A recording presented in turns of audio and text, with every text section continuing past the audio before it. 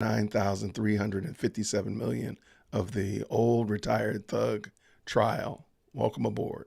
You saw the thumbnail, you saw the title, so you know what we're going to do. We are going to go through, probably sit and just react in real time to this hearing. I don't believe the jury is going to be in today, so it's going to be a continuance of what happened last Thursday and Friday, and it seems like all last year. But the prosecution was not able to control their star witness. And so in order to demonstrate what the star witness said in an interview, they had to bring in all of the interrogation videos. Well, the problem with that is those interrogation videos are now subject to redactions and such of that nature. So the prosecution and the defense are wrangling over what to keep, what to take out, why to keep it, why to take it out of Lil Woody's initial interview with the investigators.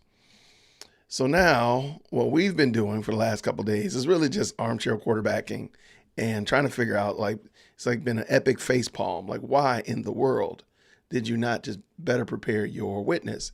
Because they wouldn't have to do this. Well, I've been looking at, and you saw a video earlier that dropped today on YSL Bean. That's the guy that came in and said he was so high that he was about to fall asleep. The day before, however, I think he did that, I think that came in on a Monday. So the Friday before, when he was testifying, he had a really explosive testimony with 88 Love, as well as Michael Steele. And something kind of jumped out to me. He mentions that he was threatened, and I'm going to probably go back and maybe do a whole nother video about this, or maybe we'll do another live stream about it. But he mentions that he was threatened.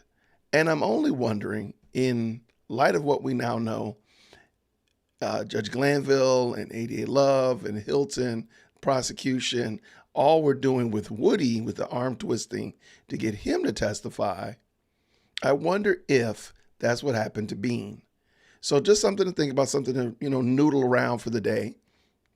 And again, we might do a video on it later on. I know that Rhodes, the gentleman I was on his show last week, talking about during the extended break, we did a little interview. So Rhodes wanted me to hop on today, so I might be able to do that as well. But I just wanted to just put that out there to thought experiment.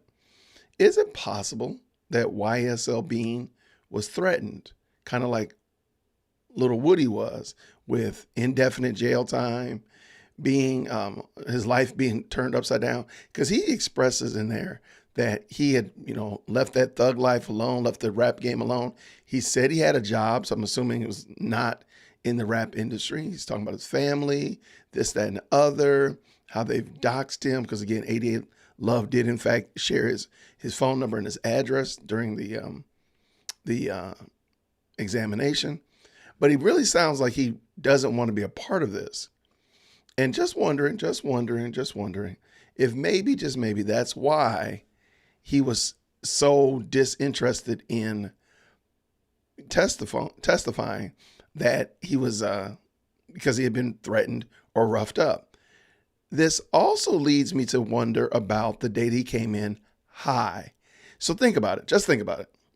If he got pulled into one of those secret ex parte, because now we know that Judge Glanville does that, so we don't know if he didn't do that with Bean. Just a thought, just something to think about.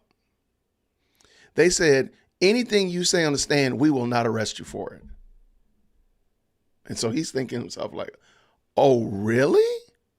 What if I get up there and say I'm high? They didn't arrest him. He just was, made a mockery of, he was made a meme and the news talked about him, but he didn't go to jail. What if he was not really high? What if he was really just trying to say, hey, I want to see if y'all are going to throw me in jail because I don't want to be here. So if you put me in contempt and throw me in jail, then at least I'll get off this stand. Just a thought. It's a crazy thought.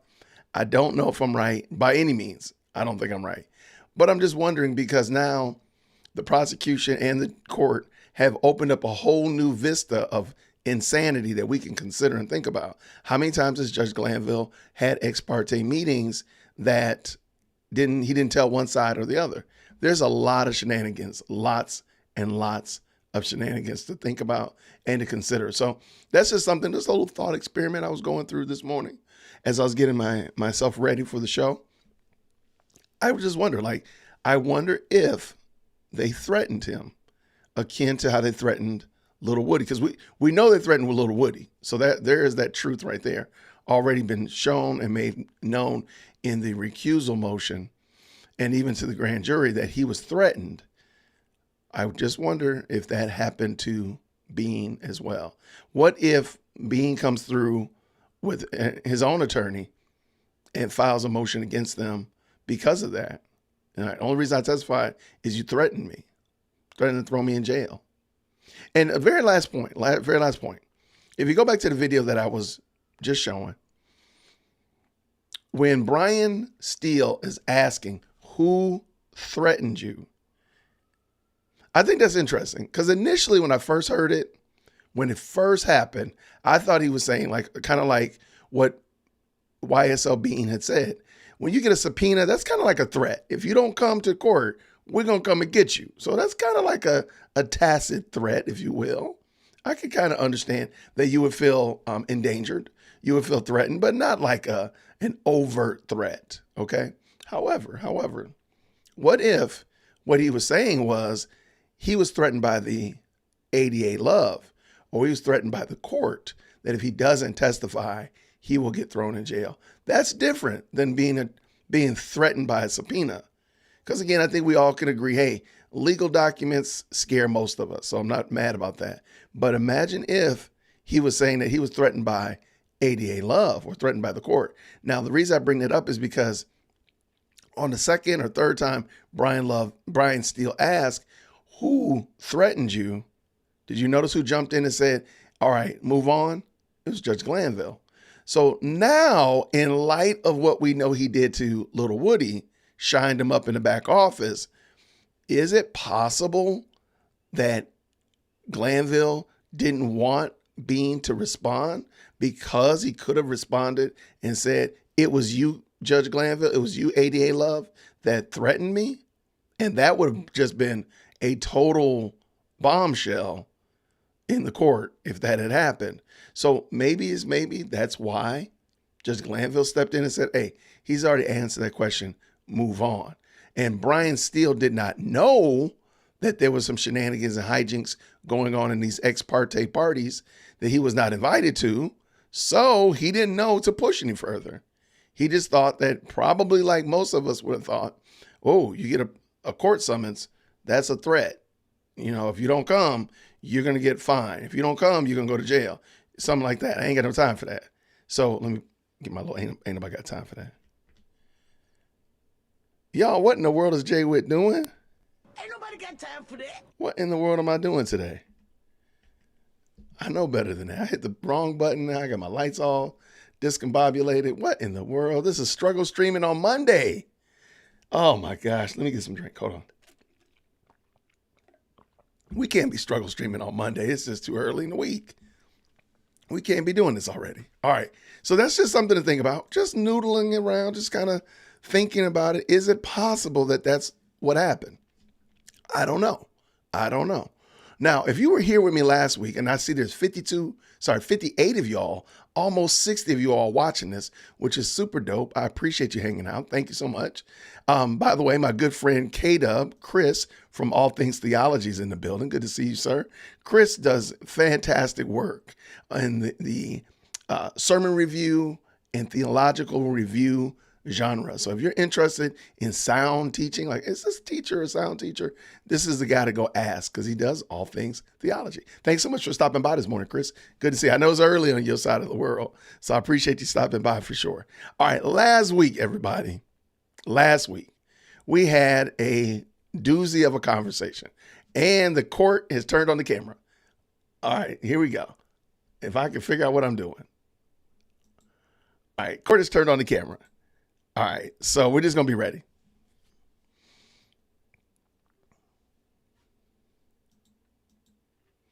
All right. Last week, we had a doozy of a conversation over, and we got head movement, the whole nine. All right, so last week, I don't know what happened and why this live chat went totally crazy about ADA Hilton's dress on Thursday. I'm going to stand by it. I thought it was nice. I had no problem with it. Like I said, Lady Dear World Christian has the blouse of that, and I think it looks fantastic. So I thought it looked nice on Hilton. Catch me outside. However, a lot of you all felt differently about that dress. There was a lot of conversation about it. So during the first comfort break today, there is a song. Shout out to We Watch YouTube has made a song about the green dress. So if you hang around and if we get to 50 likes by then, I'm sure the first comfort break is going to be like in 10 minutes anyway. But if we get to 50 likes, we will go ahead and drop that video for you all to check out. And I think you have a hoot. So we're not going to argue about fashion here. Dear World Christian is not a fashionista at all. But I am a barista because I made some good coffee this morning. But besides that, though, shout out to We Watch YouTube for the fantastic video that we're going to be watching a little bit later. Yeah, I'll leave that woman alone. Uh-oh, K-Dub just is drinking his coffee, just waking up. I love it. Let's go real quick. Shouting out to all the good folk. Good to see Susie in the building. I'm glad Susie stopped on by. Good to see you, Amethyst Angel. Thank you so much. Good morning, DWC, Susie, and the CGMA family. I don't know what CGMA is. My coffee might not have kicked in yet. Of course, I said thank you so much. Good to see you, Chris. Oh, okay. I see what you did.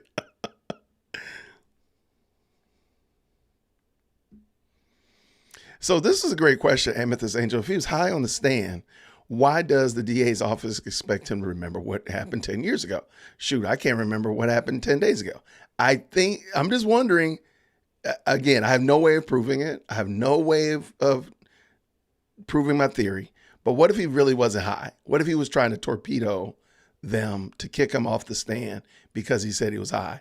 But they said he had to testify. So he comes in and says he's high and they kick him off the stand because he clearly doesn't understand the process. Because he literally asked the judge, can he just leave? Can I just be excused? Can I go home?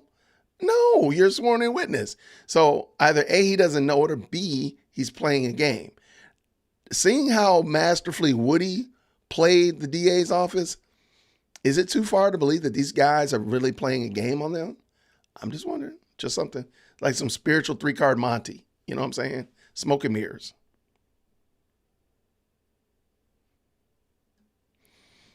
I mean, truly, they could be saying, they really don't remember. They don't have to. Look, there's some things I can remember, but I couldn't tell you verbatim what I said. And I've talked to Chris on the phone. I think I talked to you Saturday. I cannot tell you emphatically what I said to Chris on the phone. I promise you I did not tell him to buy London Fog. That I can tell you. But that's about all I know. Good to see you, Regina Lowry, in the building. Set the mood. All right. No, I don't know what I was doing. I'm literally pushing buttons on my Stream Deck and push my off button. Like, what am I doing? Yes, Chris, I need some prayer, man, for sure.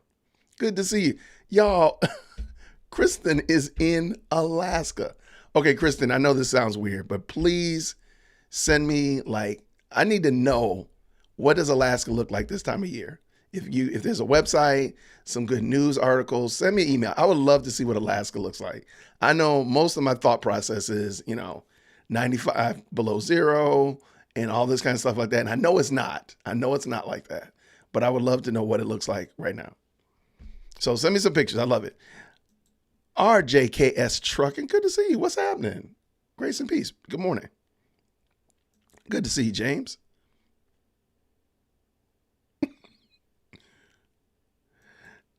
Joe said, I didn't think they were having court for 2 weeks. What are they doing? Yo, I don't even know what this is. I'm be honest with you. I don't understand. I wish Judge Glanville would say, wait, can we get your witness back in here? Let's let Lil Woody come back in here, because going through day upon day, timestamp upon timestamp has to be cruel and unusual punishment. Because you do realize, once they finally agree to all of the timestamps, once they finally agree to all of the redactions and keeps, they're still going to have to play for the jury. It's still going to play for the jury. So I can't, this has got to be a crime. I'm sorry. Somebody call Geneva, your Aunt Geneva, Illinois, somewhere. Call Geneva and see if this is not cruel and unusual punishment. Somewhere, this has got to be a crime to make people sit there and listen to this hour upon hour upon hour. That can't be right. Good to see you, Texan. Always good to see you. Thanks so much. The Young and the Restless. Oh, by the way, we got a new As the Peach Turns. I do have to do that. I got to do that now. They're still moving, man. They ain't talking about nothing. All right, here we go. Have fun. Rots. In this suspenseful fourth season, we marinate the feeder of Georgia's political elite in the tangy vinegar of accountability. In a state where the odor of mendacity toxifies the air, our perspicacious team of chatroom investigators is on a mission to peel back the layers of deceit and uncover the truth. From backroom deals to embezzlement scandals, no stone is left unturned in our pursuit of justice. But as tensions rise and alliances shift, who can be trusted in the Peach State? Join us for a season ripe with virality, where even the fruit isn't safe from corruption, because sometimes the juiciest scandals are right under your nose. Y'all know who did that. Y'all type WWYT in the chat right now. Just go ahead and spam We Watch YouTube. Thank you so very much for season 4 of As the Peach Rots. I appreciate it. Go ahead and hit them up with that WWYT. Let's see who else we got in the building. Oh, I like this one, Julie. The Young Thug and Restless Honey. That's hilarious.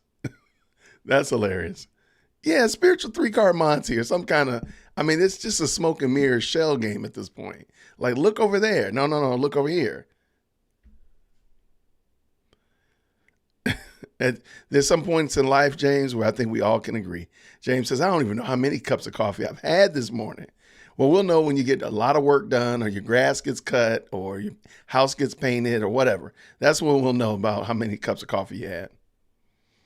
Well, thank you so much, Texan. Appreciate you. Yeah, like who is supposed to remember this stuff?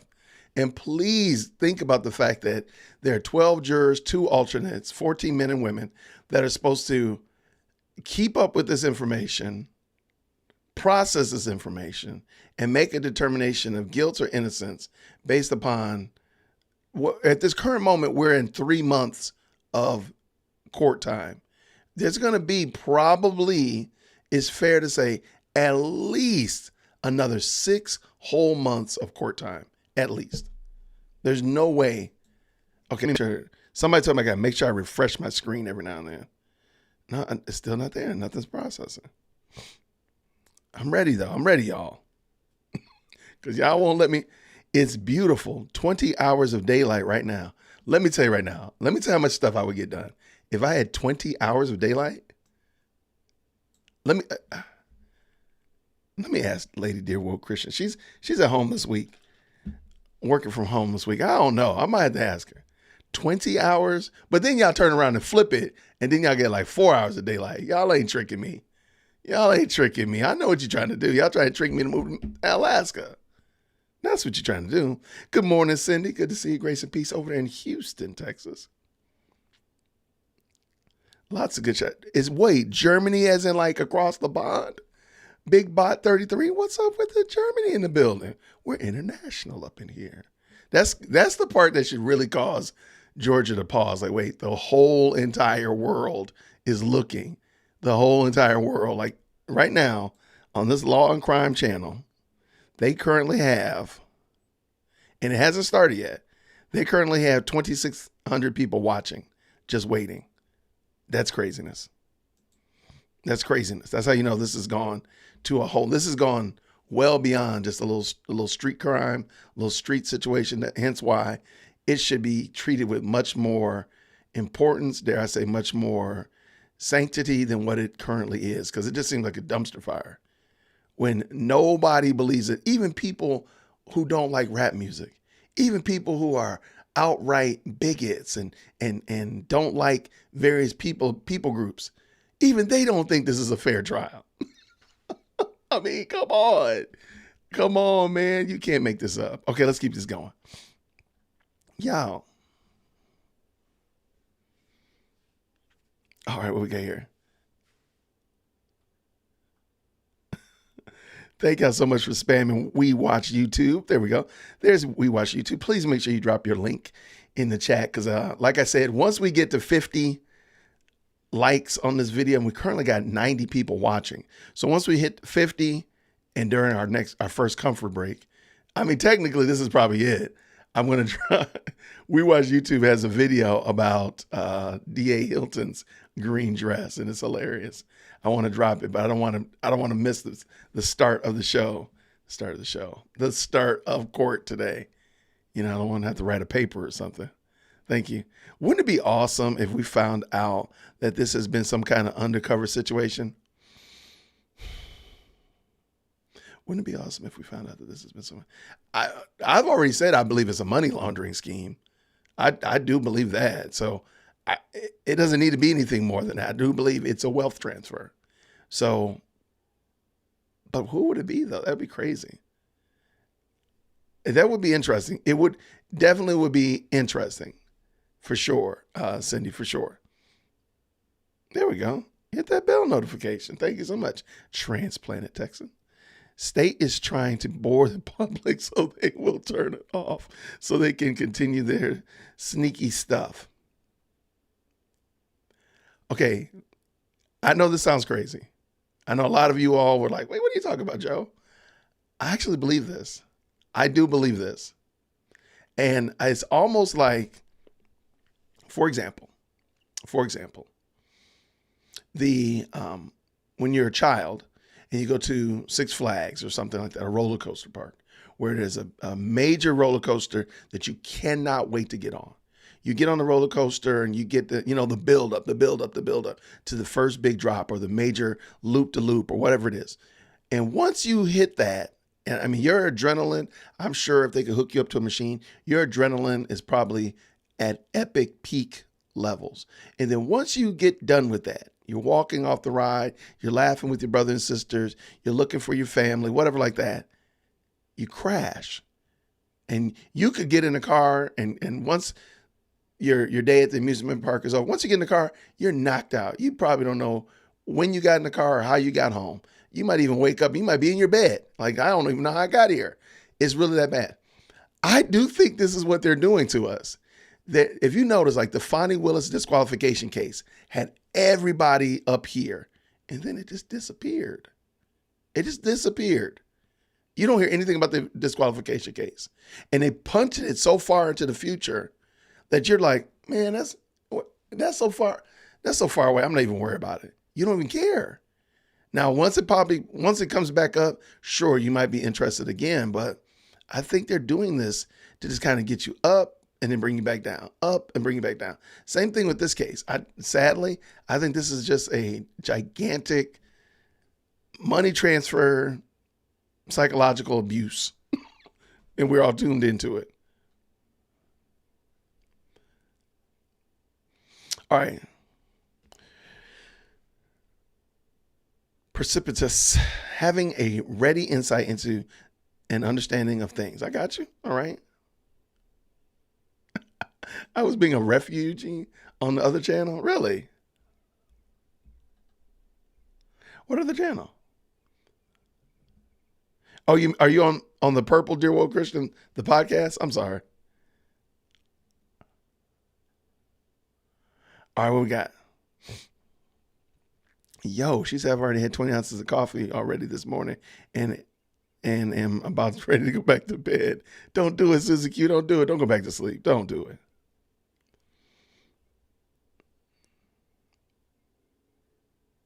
There you see, I knew it. I knew it, Kristen. See, you tried to trick me. She said wintertime's about 4 hours of daylight. Yeah, you can keep that.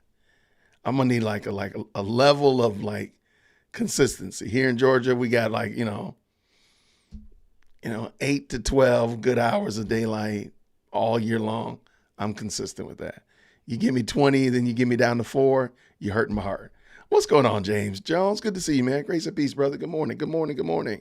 We're waiting for Judge Glanville. And did I hit 50? I'm almost at 50 likes on this video. If you do like this kind of content, please feel free to like and hit the thumbs up button. If you don't, you just hit the thumbs up button like 3 times. All right, let's go. All right. Good morning, everybody. Is that Colonel FF in the building? Good to see you there, sir. Grace and peace. Good morning. SM is in the building. Thank you. I smash that like button. There you go. Thank you so much. We do appreciate it.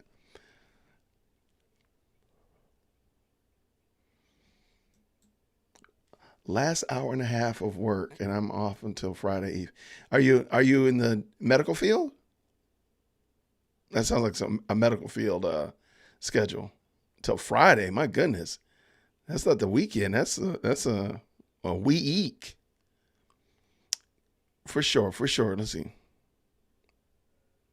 Yeah, the disqualification was a black eye for finding Willis DA office potentially career devastating, and definitely not the Trump ending trial that the left was hoping. Oh no, none of these were. That's the bad thing.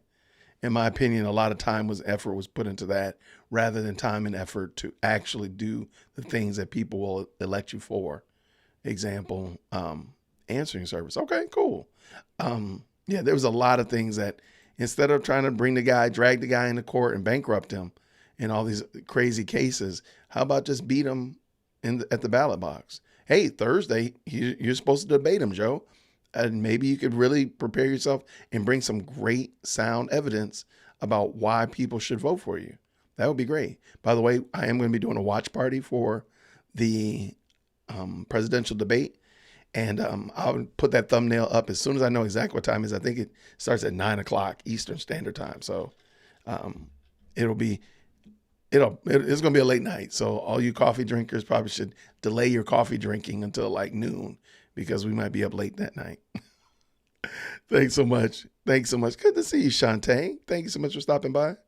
And Sarah's in the building. Good morning to you and everybody. Oh, there's yours right there. Good morning, Shantae. Good to see you. Thank you so much.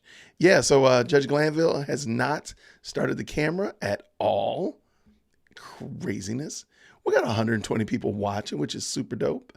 All right, y'all, we have a creative genius in our midst, and it is We Watch YouTube. If you like my As the Peach Turns or As the Peach Rots, the best live chat on the planet, I should play that video too. Best live chat on the planet video. All those were made by We Watch YouTube. Fantastic content creator, but they don't make YouTube videos. They make, primarily YouTube videos. They do a lot of these little small videoettes like this. And so since Judge Glanville is not here and we've hit the 50 likes already, we might as well just go ahead and watch the video. So with no further ado, here is We Watch YouTube and the green dress. Oh, I see some head movement. Let's go. Pop-Tarts and ice cream. Get chat snacks for Woody's team. Somebody check IG. He needs his own theme show. Oh, what you mean? He needs his own theme show. Oh, he needs his own theme. La la la la la la. Oh, wow, man. I like the dress. Yummy sounds over satin. Kelly green, a dress so loud it screams. I need my own theme music.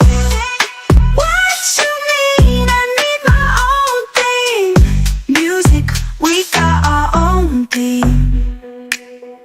La la la la la la.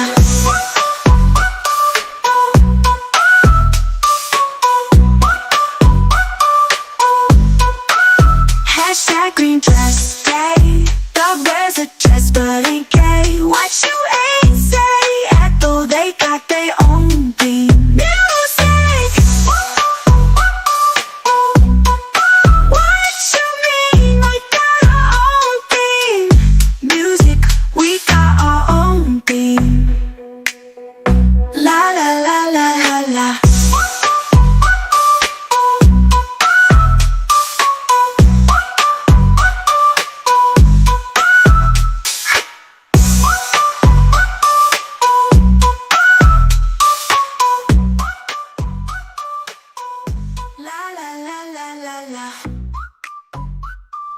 Y'all are wild. Hashtag green dress day. Dog wears a dress but ain't gay. What you ain't say after they got their own theme music. What you mean? We got our own theme music. We got our own theme.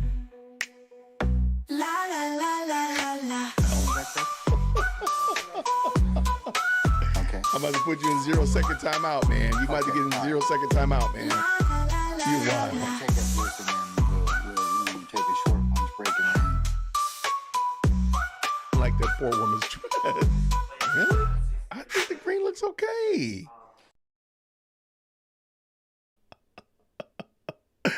Shout out to We Watch YouTube. Thank you so much for that. That was enjoyable. I forgot how funny that was. Thank you so much.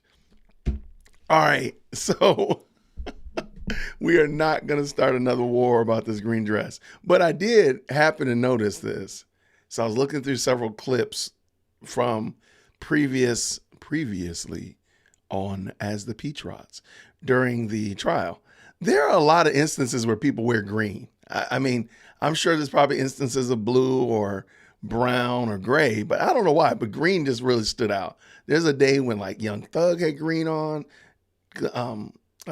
Brian Steele has a green tie another day. Of course, the infamous this green dress, but she has some other ones that are, I think, probably more acceptable to you all.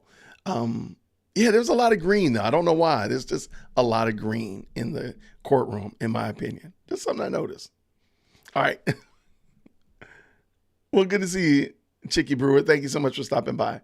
And I will play the best live chat in, by the way, We Watch YouTube.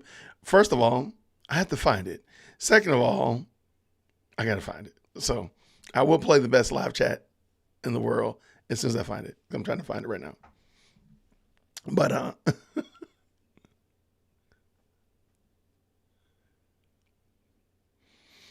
wait, what is this? Uh-oh. Oh, camera movement.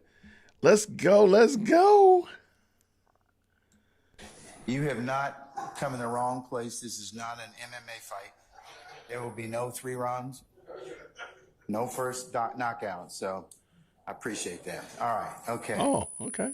All right, counsel, let me take, well, we're back on the record of the matter of the state of Georgia versus Khalif Adams et al. In 22 SC 183572.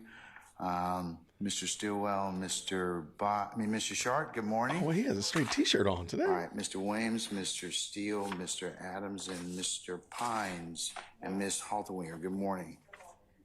All right, Mr. Kendrick and Mr. Weinstein, good morning. All right, Mr. Ewing, Mr. Matthews Jr., good morning. All right, Mr. Nichols and Mr. Harvey, good morning. All right, and good morning, Mr. Ryan and Misty Williams. All right. Okay, Mr. Smith, Mr. Uhelski, Ms. Knight, Mr. Brown, Mr. Atkins, and Ms. Hilton. Good morning. All right.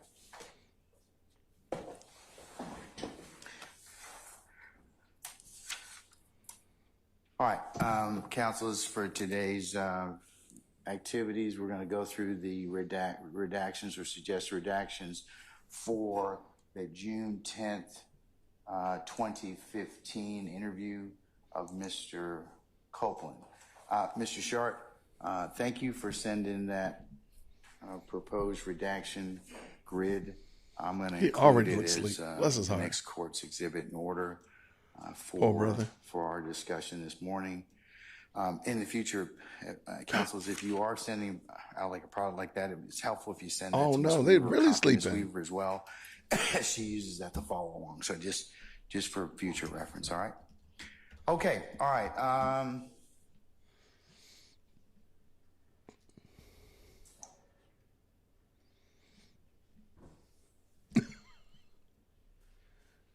Get the camera off of them, people. Leave them brothers alone. State, you all have the June 10th interview queued up? And again, similar to what happened on Thursday, last week, the state will only be focused on the redaction that the defense has. Hey, good morning, Republic Room. The portion that we don't intend to play, we will not play. And if the defense wants to play a certain portion of that, then at the right time, we'll object at that time. They can play anything you don't include in the direct of Mr. Copeland, unless it's excluded. I'm going to let the defendants use that as part of their cross-examination. Be fair game, unless it's objected to, and then I exclude it. But if not, it will just be, they'll have that right to do so. Yes. Okay. All right. Do you all have a transcript? Yes. Okay, can I see it? Please.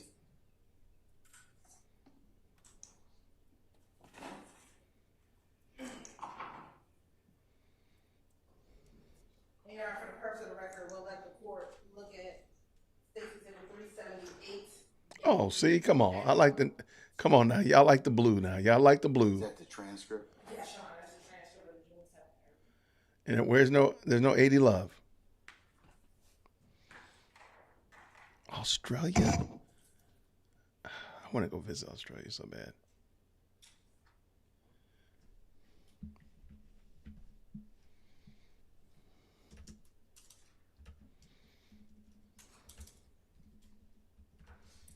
What are you marking as the interview itself? It would be 378 Yankee Echo.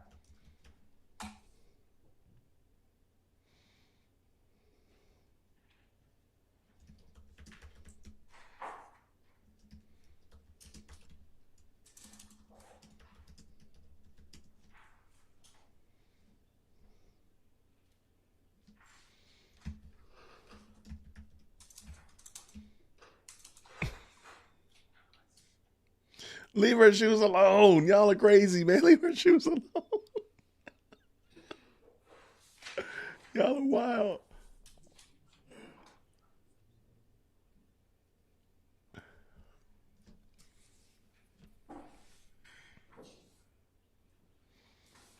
Is Kristen going to drop? What happened to Kristen? Oh, you want the court turned up some? Yes, I will turn it up. Sorry about that.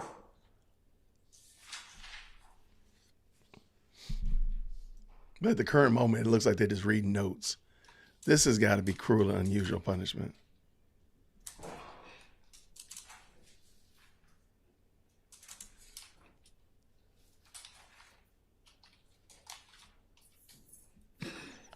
I don't think that's what happened, James. I don't think that's what happened. That would be crazy, though. That would be insane. Oh, my gosh.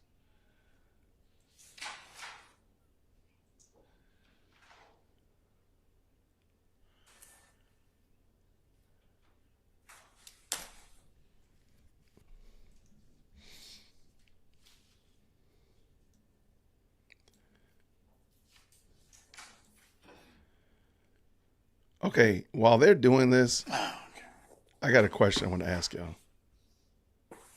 It's really, really off task. It's super off task. It's going to drive the whole... No, the jury's not there in the public room.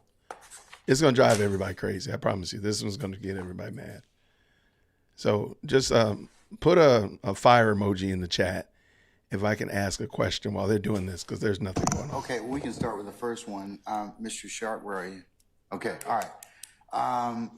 Yeah, wow. Jury's out to the 8th. Page is transcript page 42, lines 5 through 42. No, Your Honor, it's 42, line 5 to 42, line 13. And Your Honor, the state has no objection to redacting that portion. Okay, I got a question. This is going to be a barn burner conversation. It's going to start a bunch of fights, and I know y'all are going to be mad at me. So, again, y'all can catch me outside. So, drop a fire emoji if I can ask this question. It's kind of like a stream of thought. Okay, I'm going to take that as, okay. I don't know what they're talking about. They just talk about stuff. Okay, so here we go. I'm going to cause trouble this morning. This is going to be the equivalent of the green dress. Get myself ready to cause chaos. All right, so I know we're watching this, and at the current moment, that is redacting this, that, and other, whatever. Okay, I admit I have not been keeping up with the WNBA. I actually didn't know that the WNBA was actually a real thing until literally this year, when it just seemed like every time they do something, now it's newsworthy because of the Caitlin Clark and Angel Reese dynamics and such like that. Now, I could talk for 2 days about the politics of basketball and why the WNBA is unsuccessful. But this is something I've noticed every single time I open up my YouTube about page or For You page, if you will, and they show me anything on the WNBA. It's always showing me the players walking into the arena. And I guess they're doing like almost like a fashion show, it feels like. Is that normal? And I'm just wondering, is that normal to show athletes? And it just seemed like female athletes in basketball, because if you watch female athletes in like mixed martial arts, they never show them like that. They never show them dolled up. They never show them look, in heels and dresses. They usually come in there grungy because they're about to get grimy and they're about to get the swinging. So I'm just wondering, is that normal behavior, or are they doing that? It just seems weird. I know they've done it with men, but men usually, I don't know, the men's, let's leave the men out of this. Is that normal to do that for female sports? Do they do that in other female sports? Because it seems like only time I see WNBA players on my About page is when they're showing them walking into the arena. And again, it looks like a fashion show. Not saying that they're not good players, not saying they're not women that deserve to look nice, any of that nature. But is that normal behavior for them to only demonstrate and show them looking as again, fashion models? Go ahead, light me up in the chat. Let's go. 9 through 16 or through the end of the page? Through the end of the page, Your Honor, because this speaks about his conversations with Shannon. Who's Lully, though?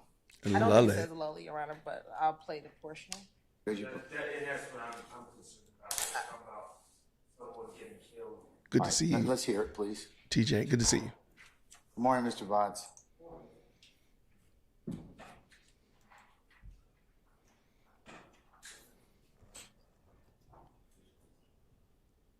Can we plug this back in? Totally.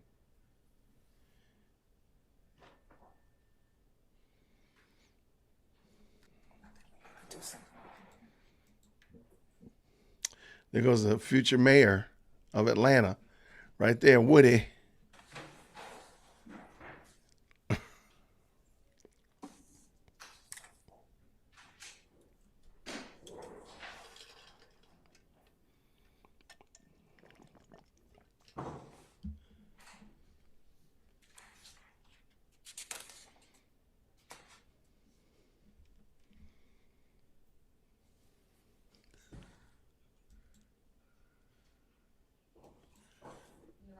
Started at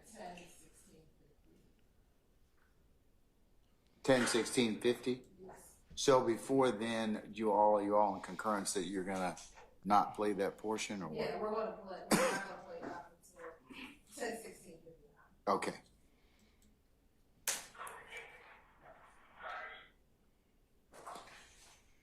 And where in the transcript is this? We are page 59. And they're not playing yet. The chord is just really low. What in the world? Okay, great.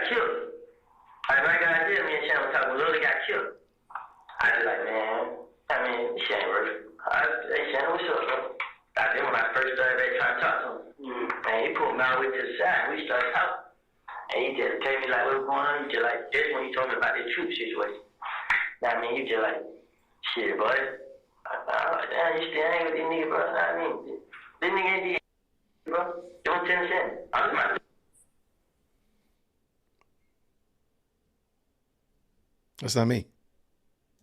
About 10:17 to the end, Your Honor. Let me just give context.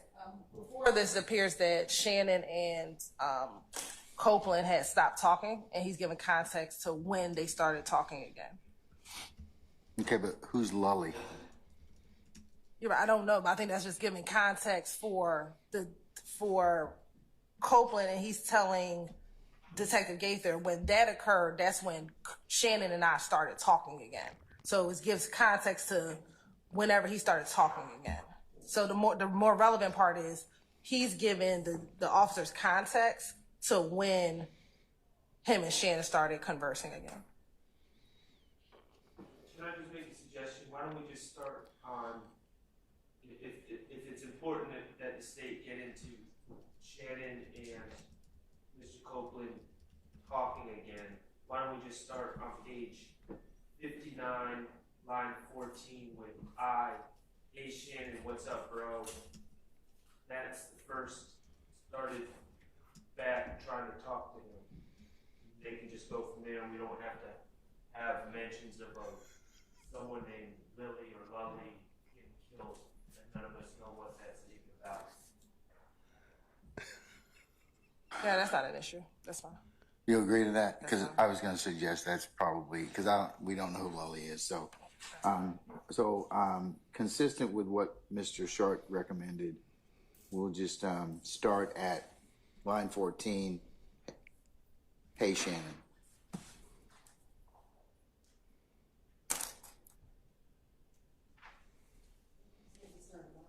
Line 14, page, yeah, I'm sorry, I didn't put it.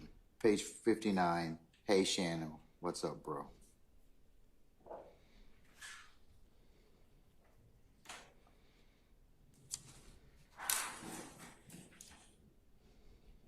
All right, number 3 is a discussion about the Lil Wayne bus tour shooting. Yeah, well, that was crazy. Sharp, you indicate that Casey lacks personal knowledge. And well, the state is in agreement that we're going to redact out Casey's comments about, or Kenneth Copeland's comments about the Lil Wayne bus shooting. Turn your mic on, Shard. So, Your Honor, 61 through 77, those pages don't just discuss the Lil Wayne bus shooting. It discusses a variety of different subjects. And so I think the best way for me to break down 61 through 77, there's some things we agree that we're not going to play, but there are other portions of this that we do want to play. Sorry, the whole screen went green, didn't it? It starts on 61, page 61, line 12 is the discussion, and they keep going back to it. So they lead that discussion about Lil Wayne bus, and then they keep going back to it throughout these pages.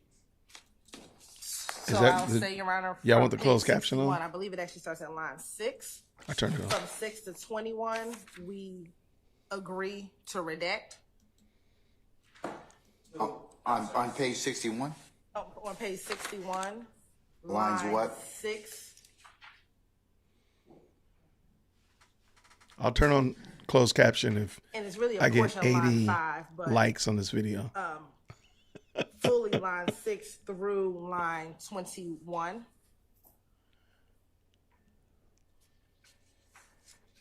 Okay. And that portion is from 1018, around 1018:42 to 1019:09.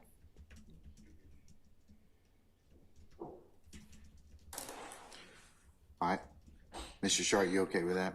I'm in agreement so far. Okay, all right. The next portion that the state wants in is page 61, line 22 through page 62, line 14.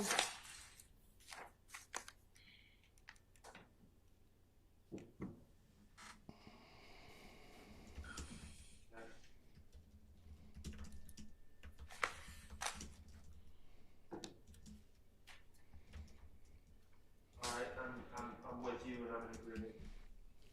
Okay. The next part that we agree that should be out is page 62, line 15 through line 22.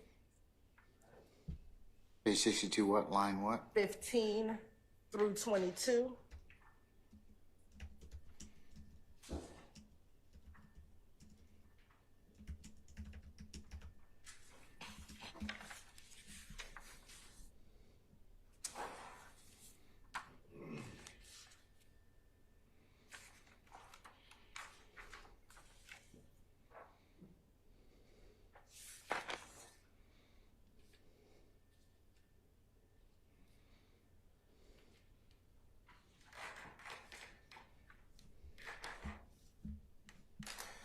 Okay. Mr. Sharp? So I agree with what they want to take out, and then on page 63, just so everyone's on the same page, 63 seems like a discussion that Kenneth Copeland is having about information he got about Jeffrey Williams wanting to hurt him or set him up. Is that correct? Yeah, so the next part that we do want in is page 62, line 23 through page 70, line 16. Through page what? I'm sorry, ma'am. Through page 70, line 16. Oh, excuse me, they went out, but we were like in. Sorry. Or, I believe they went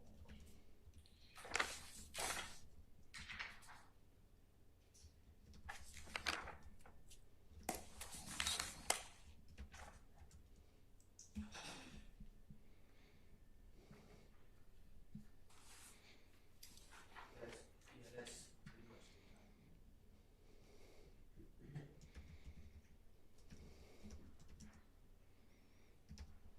And I'm sorry. They went out, page 62, line 23 through page 70, line 16. We will be objecting to that. Okay, 70s. Let me just.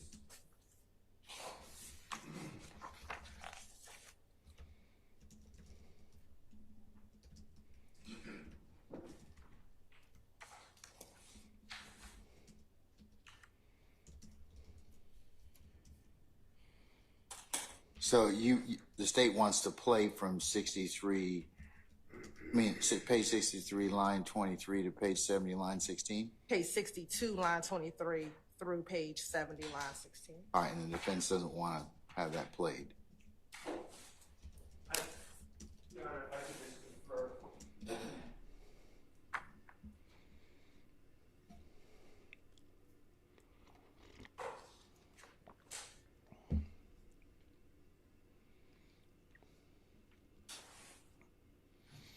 Okay, so they're saying it's day 97. Okay, that makes sense. I think it's day 97. That sounds about right. That's still crazy, man. They're going to be at 100 by the end of the week.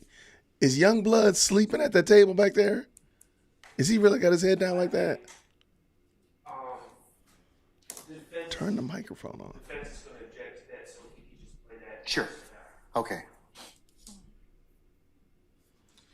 Can you, Yes. Okay. All right. What? His attorney said, my Video guy, period you got to is lift from- your head up, my That's guy. right. It's going to be from 1019, probably more around, I'm going to start it at 50, but I think it's more like 1019:58 to 1025:22. All right. Whenever you're ready.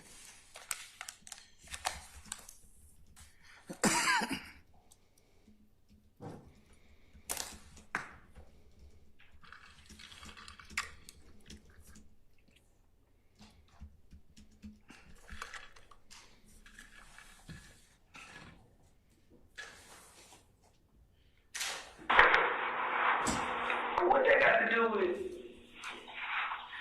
why is Thug in the mix like he's a dime around this motherfucker like and that's what first told me who told me like it was a girl. You know what I mean?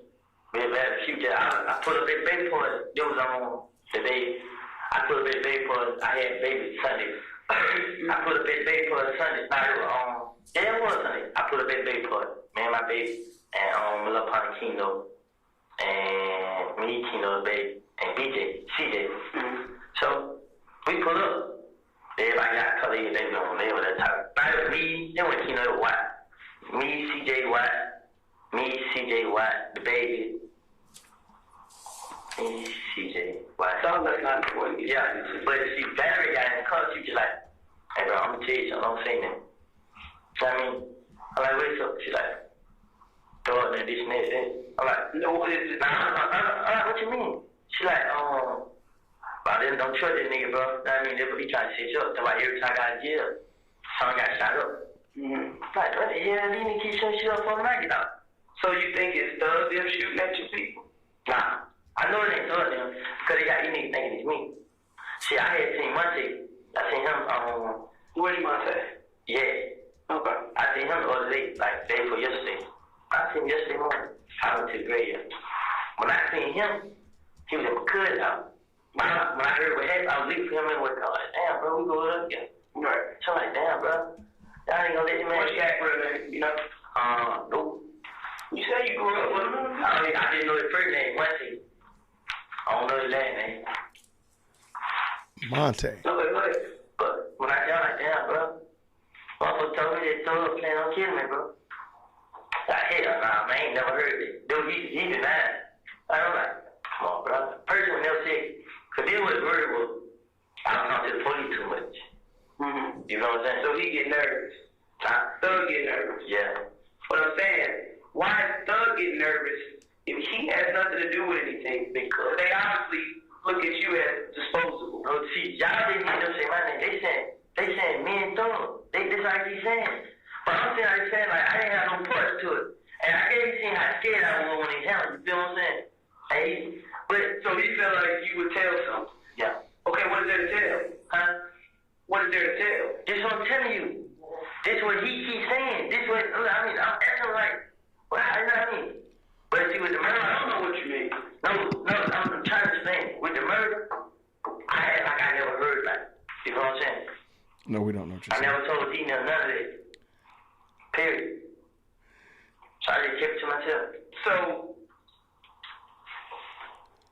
once again, why is he, if Thug has nothing to do with it, if Thug had nothing to do with it, he don't got anything to do with it. What I'm saying is, he got to have something to do with it. All this shit going on. And which means he has to have told you something if he's nervous about you speaking to us. He's not listening. I'm listening to you. He's not talking to me, period.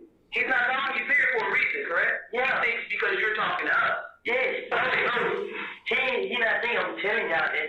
He just saying I'm talking to the police a lot because he heard the conversation me and the police had.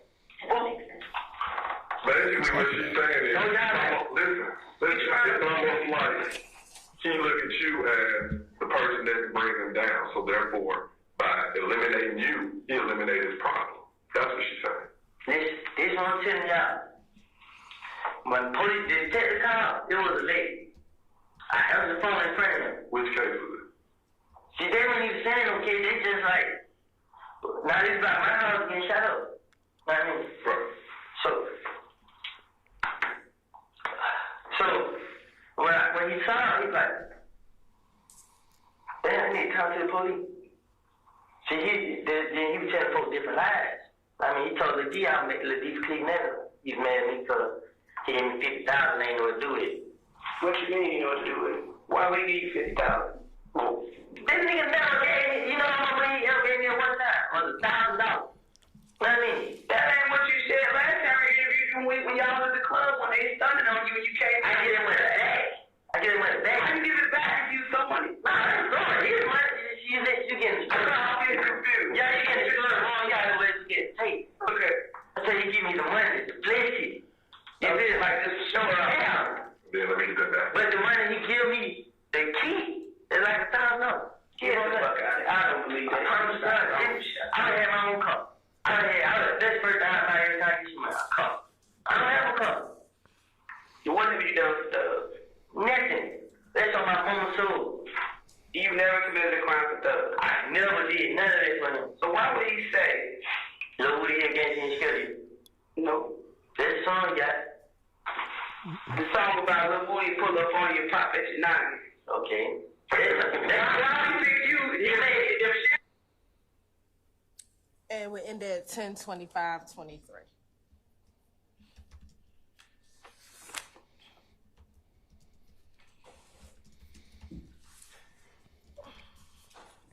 All right.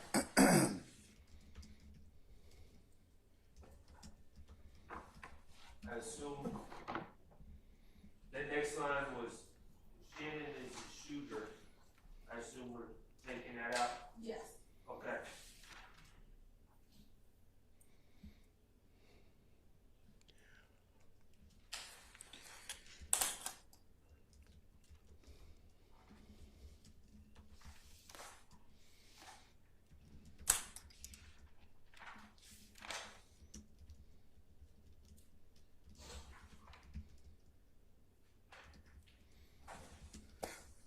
Okay.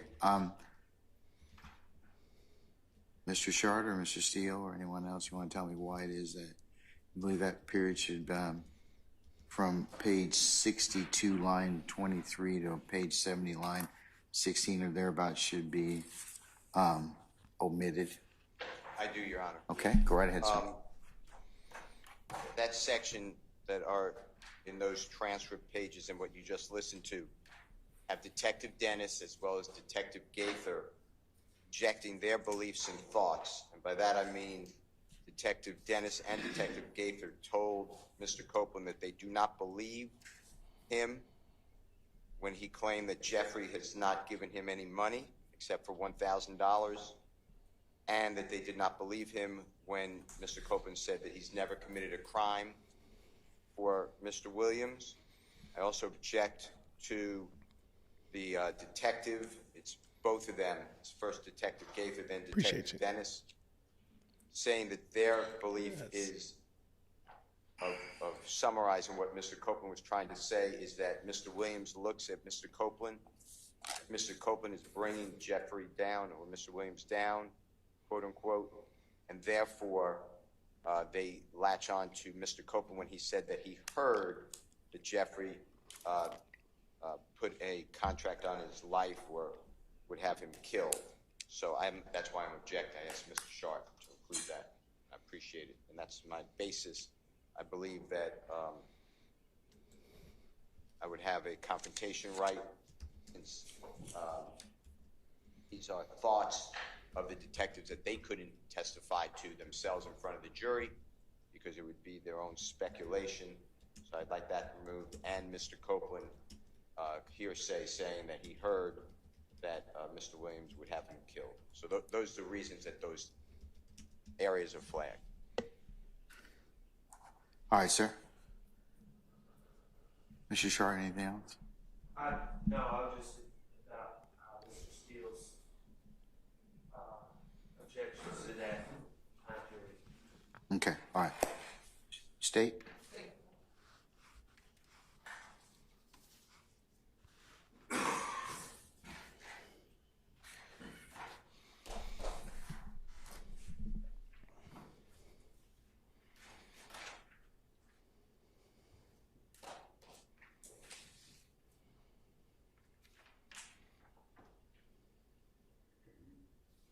Thank you, Your Honor. This portion is relevant for a number of different reasons. This portion is relevant for a number of different reasons. First, starting on page 62, they're getting into a conversation to understand why he is concerned about the fact that he's talking to the police. Where does that concern come from? And he begins to explain a number of different things. First thing he explains is how he learned of the fact that he thought Mr. Williams wanted to harm him. And it's not so much what Valerie told him, but what he did with that information. Even on page 63, he doesn't go into detail about what Valerie told him. She said, I think Valerie told him he's trying to set you up.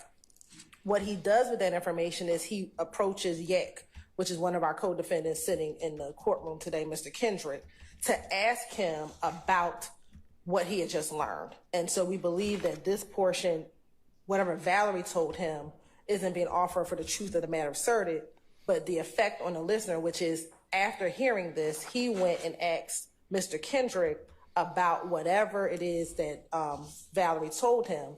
And then Mr. Kendrick then assured him that that wasn't true, that he isn't trying to harm him.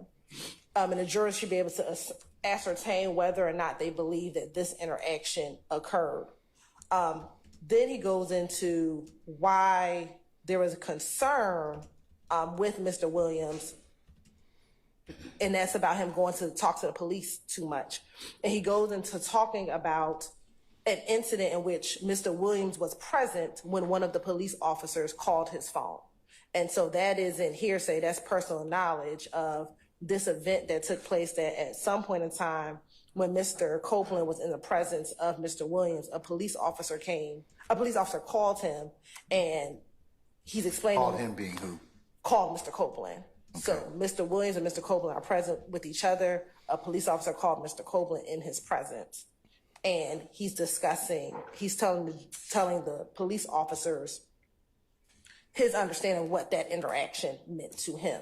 And again, that is relevant as to why he was concerned about why he thought Mr. Williams wanted to harm him. Again, because he was talking to the police too much. Let me just ask you, just to make it, see if it's clear in my mind.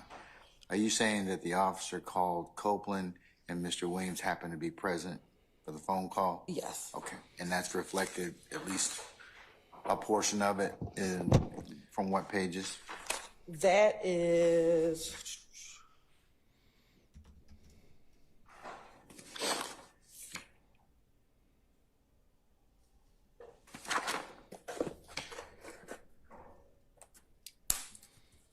starting at page 67.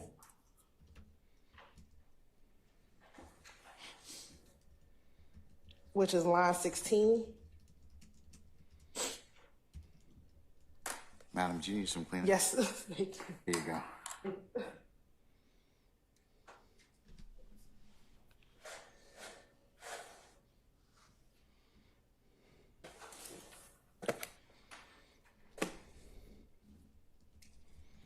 Page 16, line 60, page 67, line 16 is where he begins.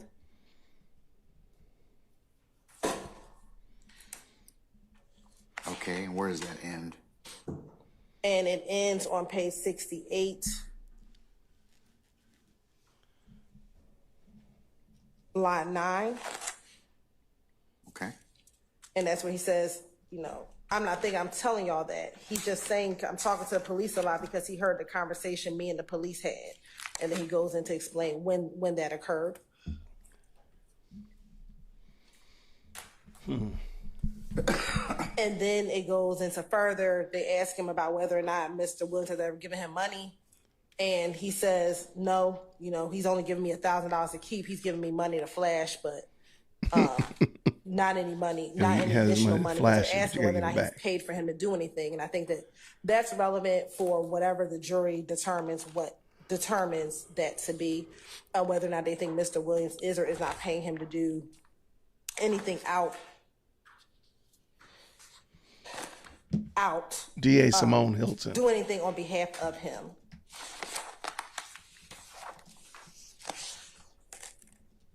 And then he goes in, they begin to ask him, why are you mentioning his songs? If you're not doing anything for him, why are you mentioning his songs? Why does he say those things? And they're trying to get an understanding from Copeland, and really trying to challenge his veracity and what he's telling them, Your Honor. And I think that is important because, again, I didn't even notice that. Mr. Steele's argument has been recently that the police just took everything that Mr. Copeland said and just ran with it without trying to verify it, without trying to test his veracity. And I think this shows that the police weren't just taking everything that Mr. Copeland was saying. They were challenging him on particular portions of the information that he was giving them. And I think that this goes to show a number of different things. The relationship between Mr. Copeland and Mr. Williams at the time of the interview that occurred. 2, to show that the investigators were not just taking what Mr. Copeland said as fact, but trying to test what he was saying, trying to clarify anything that they didn't think, that they weren't sure of. And I think that is important for the jurors to be able to see the question that they're asking him and the answers that Mr. Copeland is giving, but then to determine how the investigation actually occurred, which is something that Mr. Steele has harped on, is that this investigation was not a full investigation, not a complete investigation. And so for those reasons, I think that this particular section is important and relevant to keep in.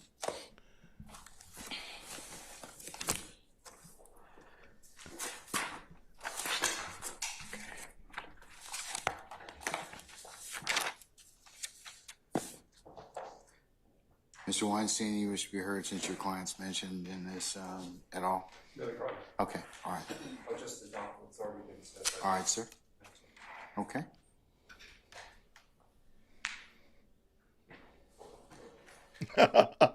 Anyone thoughts? Mr. Steele, you have something? Follow up. Yeah, go ahead, sir. I also invoke 24-4-403 on the prejudice side about Mr. Williams supposedly having someone killed. I do not object if the state were to ask Mr. Copeland. I wouldn't object. Was there a time that law enforcement officers called your cell phone or your telephone? Mr. Williams was with you. Tell us what occurred then. Did Mr. Williams react? But they didn't lay that predicate. So I don't believe, again, like I've maintained my objection, that they can just play a sequence on June 10th, 2015 and expect there to be just admissible. So I'm objecting to that first predicate. Second part is, I don't object if Mr. Copeland testifies or if there's a prior inconsistent statement, if he testifies differently, that Mr. Williams was present when the police called. I'm not objecting to that. What I'm objecting to is law enforcement saying, that's not true, I don't believe you, that Jeffrey Williams didn't give you money and that you never committed a crime for Jeffrey. And for the state to say, oh, this shows the pushback of the police. It doesn't show the pushback of the police. To me, this shows that law enforcement has their theory and they're donating their theory onto the brain of Mr. Copeland. So I'm objecting to that because it doesn't show anything. You know, if law enforcement went out and we have reports, we have video, audio interviews, we have other witness statements, and they said, hey, we corroborated with X, Y, and Z that Jeffrey Williams put a hit on this man, or that Jeffrey Williams gave Mr. Copeland money to commit a crime. That's real corroboration. But this is not corroboration. This is the police telling the man over and over. It's what he testified to.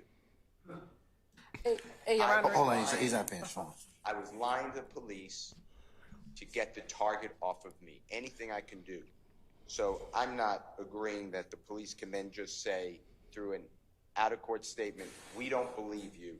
I think that the jury doesn't get to determine to hear that on what Detective Gaither and Detective Dennis say, because it is irrelevant. But let me interrupt you just for a second.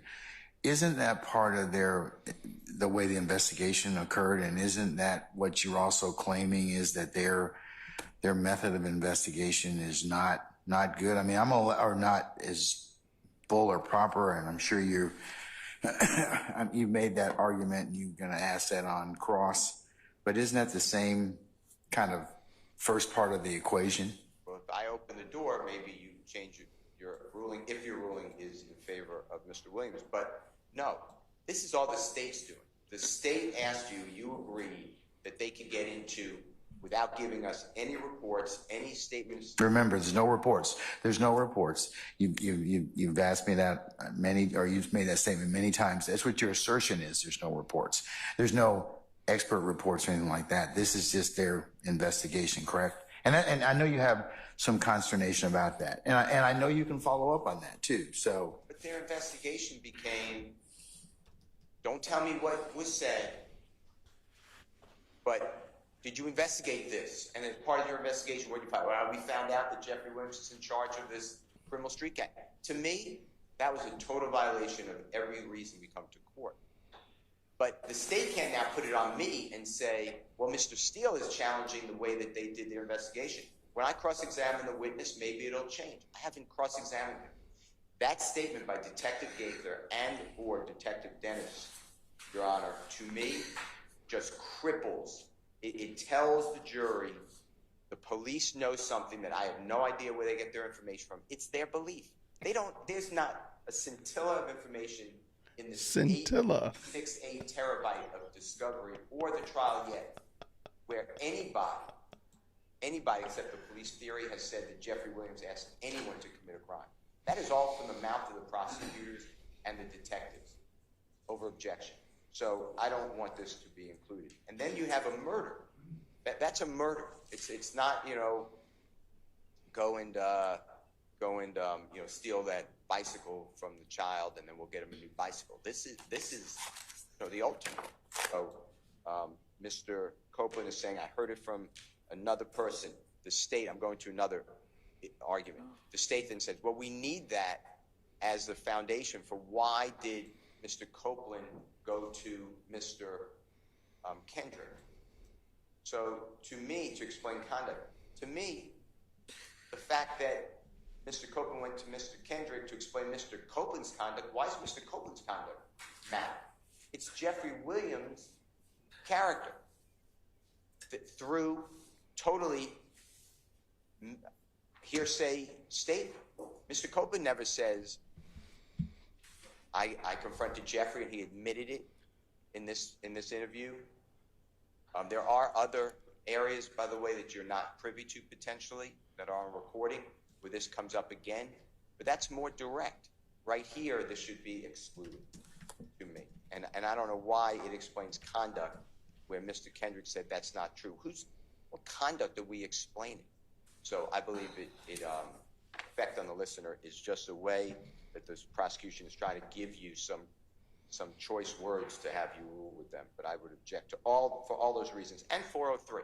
The bottom line is, I'm not saying it's admissible, but I'm saying it's totally the state's theory of the case, and under 403, that should not come in through detectives telling a witness that is a lie. He paid you to commit crime. He gave you money. I mean, to me, I don't know how that should come in on this recording. May I just address that? Okay, Mr. Steele, you done? Yes. Okay, all right. Okay, go ahead, Ms. You're right. Remember, the reason why we're here at the recording to be played again, and I should have started here, is this is all impeachment by contradiction. Again, in court, Mr. Copeland has said, everything I said there was a lie. So one, we're contradicting his in-court testimony by even being able to play the interview. So let's start with the foundation as to why we're even playing the video. I don't think he said, remember we looked for that? Everything I said was a lie. Well, he said that I made it all up. But I recall, I think I asked him on one of my questions, I believe to him, is why would you lie to the police? Why would you lie to the police? If you're trying to get out of jail, why would you lie? I think that I had a line of questioning that said that. But again, in court, he has said, I made everything in my interview up. I just said whatever it is that they wanted to hear so I can get out of jail. So now the jury gets to see his prior statement to see if they can determine, did he just make this all up? Because again, in court, he's trying to say everything I said before, I made it all up. I made it all up so that I can get out of jail. I told the police anything I wanted to tell them so that I can get out of jail. Again, this interview is in direct contradiction to what his in-court testimony is. So the premise of why this interview comes in starts there. This is impeachment by contradiction. But once we get past the impeachment by contradiction level, then we talk about the contents inside of the interview. And again, this contradicts everything that Mr. Copeland is saying, which is the police only wanted Thug. The police only wanted to force me to say something. No, they're trying to get information out of him. And when he's talking about the money here, I want to be very clear. He's not talking about Mr. Williams paying him to do a crime. They're just asking him, has Mr. Williams ever given you money, period? And he's saying, no, the only amount of money he's ever given me is $1,000. He's given me $50,000 to flash in the club, but for me to keep has only been $1,000. So this conversation about money is not about whether or not Mr. Williams has paid him to do a crime. It's about whether or not Mr. Williams has ever given him money. And he's saying, no, that. Then what's the relevance of it? Yeah, why would what's the relevance of the money portion? Yeah, I mean, if it's not being given for illicit purposes, what's the whole purpose of it? Again, to show the relationship between him and Mr. Williams. That the state's theory is when he's talking about Mr. Williams in this interview, we believe that he was being truthful in this interview. And if he had a great relationship with Mr. Williams, there'd be no reason for him to lie on him. That is what we are trying to show. So the fact that he's talking about the amount of money that Mr. Williams gave him, the fact that he used to travel with him, again, he's showing that he had a relationship with Mr. Williams such that here, there would be no reason for him to lie about his involvement in the murder of Donovan Thomas Jr. So that is relevant to show their relationship between one another. I don't know about that one. I think Woody's a liar. I agree. Right? Woody's a liar. We know that. He's not. I mean, He's finessing. He's trying to get out of going to jail. I mean, I don't understand. It seems like she's trying to say like he was telling the truth at one time, but we're trying to prove that he was telling the truth that one time. But I don't see why. I don't know why they're doing this. And I agree with you. Where was this? I'm just asking. Where was this Are you 88 trying to love point before? out the fact that 88. if they were Hilton so, before. if the relationship was so good, why do you give his money back, or is that what you're trying to impeach him on, or what? So we're impeaching him first and foremost on his in-court statement versus the interview. So we're saying everything he's saying in court is a complete contradiction to what happened during the interview in 2015. But he was so lying. that's layer one. Layer two is during this portion, because I want to keep this portion in context. He begins this portion talking about the fact that Thug wanted to have him killed because he's talking to police after the murder of Donovan Thomas.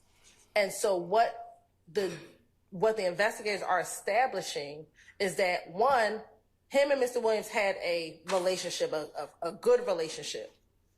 As a result of him talking to police, that relationship is no longer good anymore. He believes, one, that Mr. Williams wants to harm him because he's talking to police, and two, Mr. Williams is not even having the same relationship with him anymore because he's talking to police about the murder and everything that had happened between January and June. So again, it's showing the relevance of why this relationship is changing, given the fact that he's talking to police after the murder of Donovan Thomas. Okay. Yeah. I'm sorry. I don't think she proved it. I might be misunderstanding it, but I don't get. When you're ready, Judge, can I add one more layer, please? Oh, go ahead, Mr. Harvey. Thank you. I understand the arguments that have been made. We also made the other day the argument that this particular statement has been made after the witness had a motive to falsify. Therefore, Right. Under Tomei and the relevant authorities, it's not admissible as a prior inconsistent statement. I don't think they're using that for an inconsistent. They're saying it's impeachment by contradiction. I understand that. So, all right, so the only, different than the only basis then is impeachment by contradiction. So if that is the precise reason, then I have a question as to whether or not that is admissible as substantive evidence or admissible for impeachment only. So that, as far as I'm concerned, once again, if it is admissible as impeachment only, then I am entitled, and everybody here is entitled, to a 105 instruction under 801E1D. So that's. I think it's being admitted for impeachment only. It is not substantive evidence, and therefore I'm entitled to a instruction under that code section. Okay, all right. Thank you, Mr. Harvey. Ms. Hilton? We have a 2004 case, but we'll find a more recent one. It comes Oh my God. in the case that we had is Robinson v. State, 278 Georgia 31. I don't know where they're going.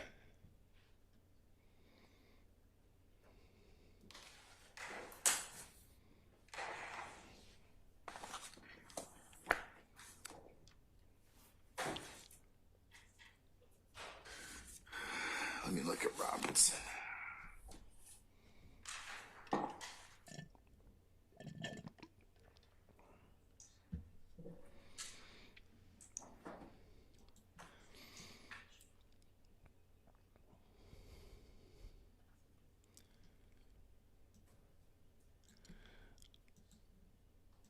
I feel and understand that Woody is corrupt. I just don't understand why it seems like the entire case is hinged upon Woody's testimony. And that seems problematic. All right, let's see. I'm missing something. Your Honor, we're going to look up a different case. I think the Robinson case was prior assistant statements, but give me 1 second.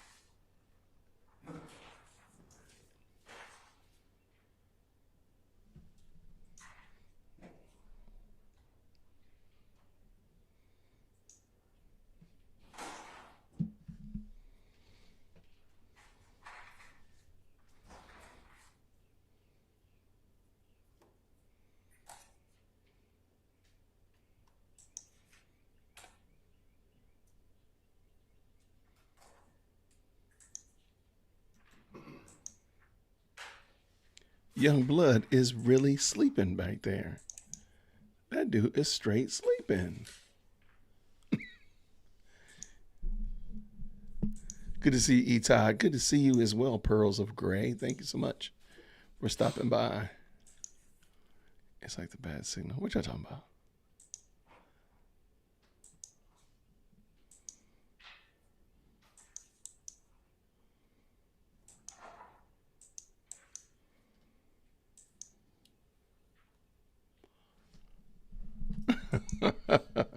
I don't think he can do it because he's a defendant, and the court shouldn't, if I'm not mistaken, shouldn't exact punishments on defendants like that.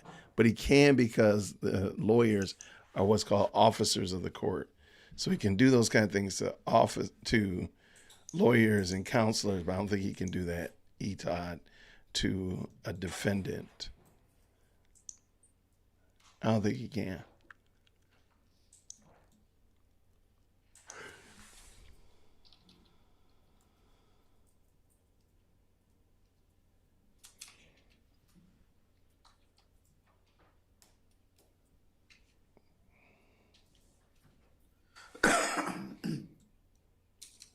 Okay, I see you, Republic Room. Good assessment of ADA Hilton.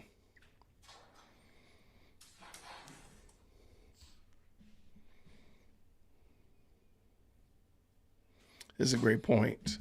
Transplant text. And how bad is the justice system when people are rooting against the prosecution? People want to see fair trials bringing convictions, not what we are seeing in this courtroom. I agree. 100%. Very good observation. Keen observation.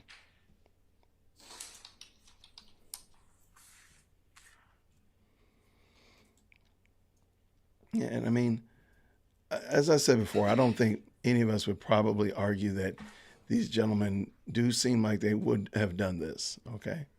That being the case, though, the prosecution still has to bring a clean case, and they're not anything near clean. So therein is the problem, in my opinion.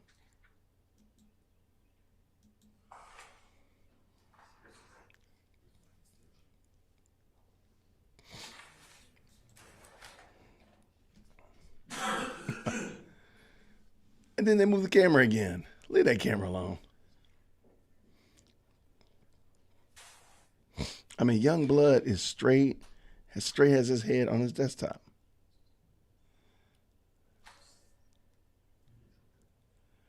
State, did you find something else that the court's found some more recent case law? But Your Honor, what we have, and I'm reading from Carlson's 8th edition. And what we have so far is just that federal jurisprudence identifies that.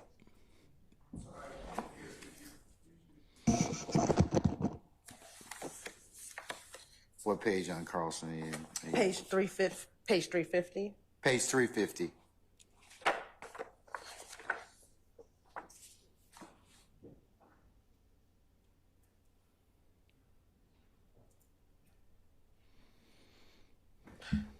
What we have is, and they're citing from United States versus Chaparro, CHAPARRO, 956 Federal 3rd 462, which was a 7th That's a great Circuit question. 2020 case. As such, impeachment by contradiction fundamentally differs from most other modes of impeachment in that it seeks to establish substantive facts. While impeachment by contradiction is not expressly mentioned in the federal rules of evidence, the concept existed as common law and has been inferred from the rules pertaining to relevance and Rule 607. So we do believe that when you impeach by contradiction, that does come in as substantive evidence.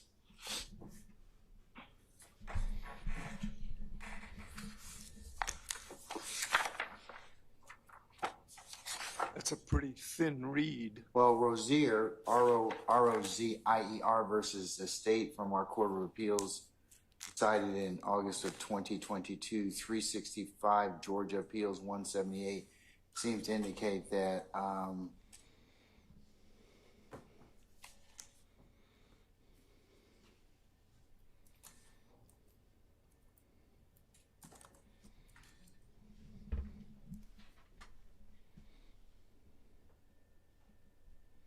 that a witness testifies. In this case, now, eyewitness testified at trial was available for cross-examination. It comes in as substantive evidence as well. So, but we can take up all that stuff. I will have to give instructions on that later as well. So, Mr. Harvey, I'm not going to give a 105 instruction at this time. And Over your objection, sir. I'll You give give instruction when the jury's back in, right? Objection, Yes, sir. please, Judge. And I note that Rozier is a prior inconsistent statement case again. So I don't think we have established that. But I've also taken a look at Chaparro as well, and Chaparro does indicate that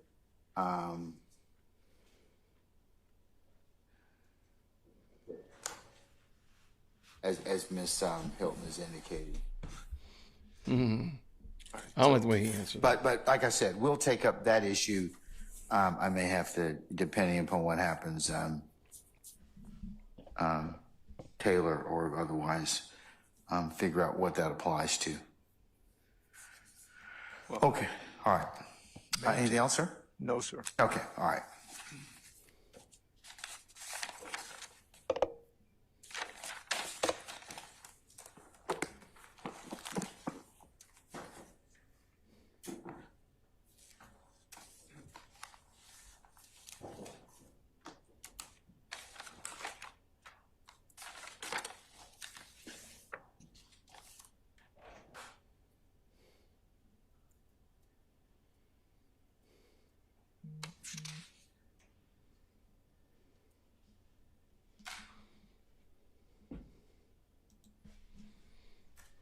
All right, what we're going to do, Judge?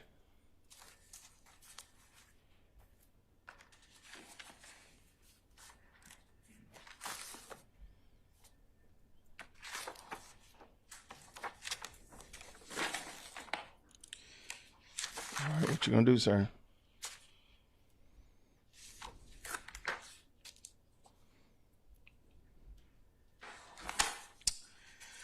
Okay, in considering the parties' request to admit or to keep out page 62, line 23 to page 70, line 16 or thereabouts, The defense contends that, and this is a compilation of Mr.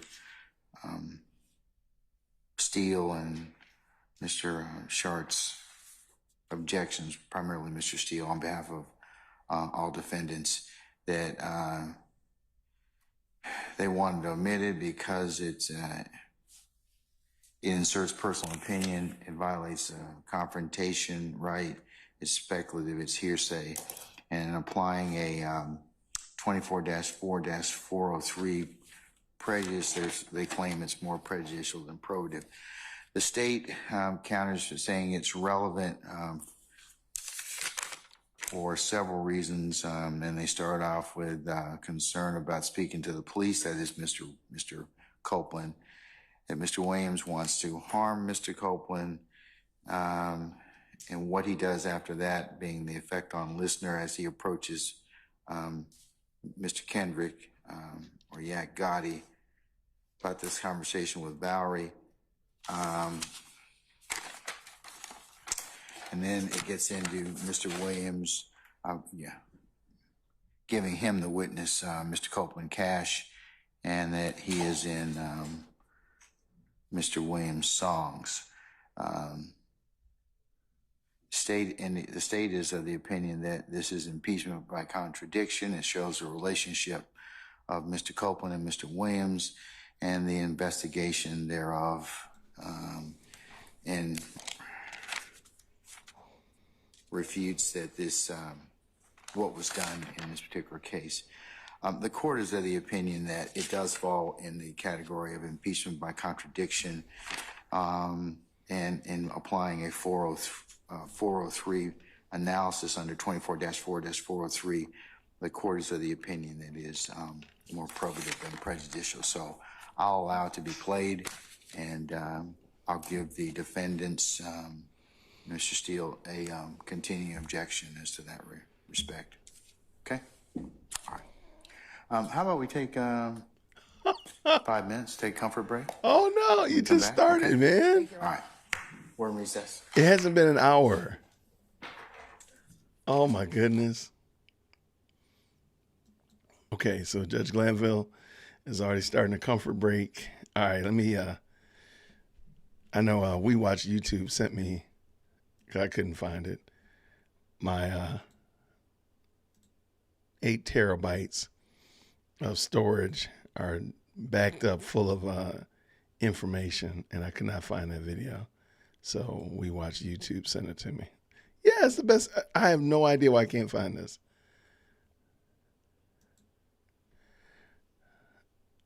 All right, so you're probably wondering, you're saying, Jason, what are you talking about? Well, our resident maven of all things great music videos, We Watch YouTube, created a video for the best live chat in the planet. At the current moment, I have 78 likes on this video, on this live stream. If I can get 80 real quick, I'm gonna drop this video in and we're gonna watch it. So can I get 2 more likes? Can a brother get 2 more likes? Do I gotta beg? Don't make me beg. Come on, help a brother out. But likes are free. Likes are free. Come on, they don't cost anything. Can I get 2 more? Can I get 2 more? 3 more likes? Something like that? Help a brother out. Help a brother out.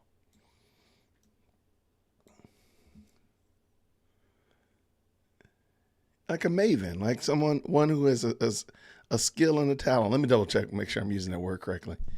I haven't used it in a while. Yeah, maven.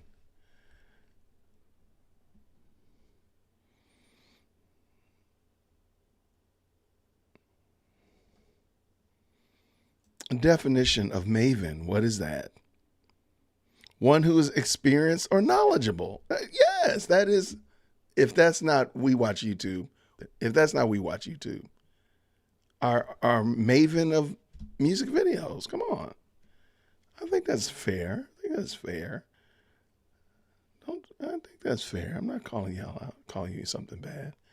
All right, so I got my 80 likes. So we got to drop this video, Jason. You said it. You said you get 80, you're going to drop it. So here we go. Ladies and gentlemen, the best live chat on the planet.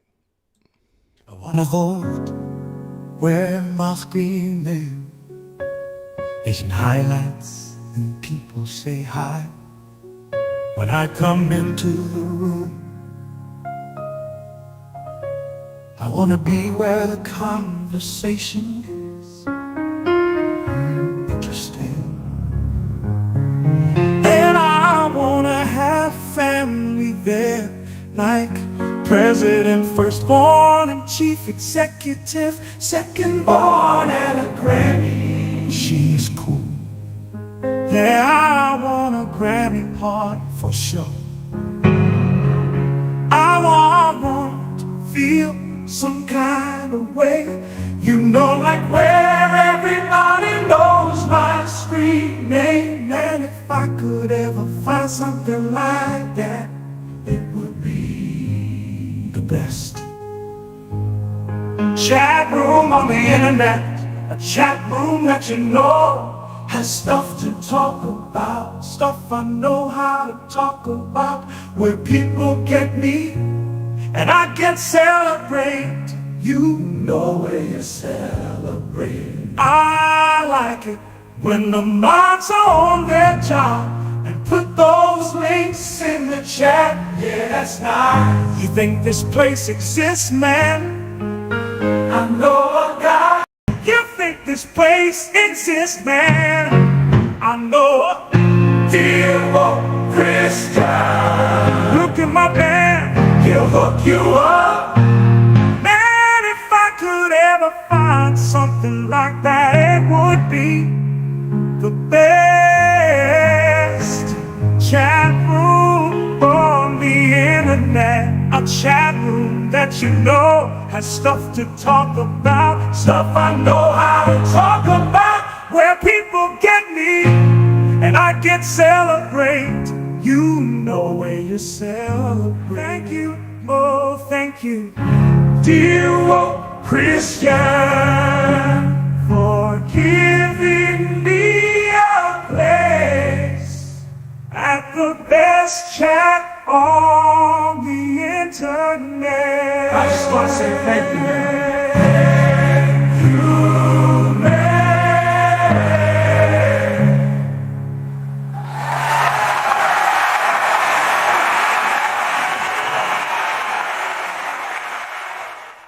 Shout out again to We Watch YouTube. And I'm going to tell you again, I'm going to say it, and I'll catch you outside if you want to. This is the best live chat on the planet. Now, I know a lot of other YouTubers are saying that their live chats are the best. Keep it where you are. It's the best live chat on your channel. Absolutely. But we on this planet is ruled by this live chat. And I think you're right. I think you're right, Etihad. We probably need to go ahead and just add all the way to Pluto. No, I'm sorry, it's Transplanted said we need to do it. We might need to do it all the way to the dwarf planet or dwarf star, whatever it's called this week, Pluto. We're the best. This is the best live chat on the planet. And you all make it happen.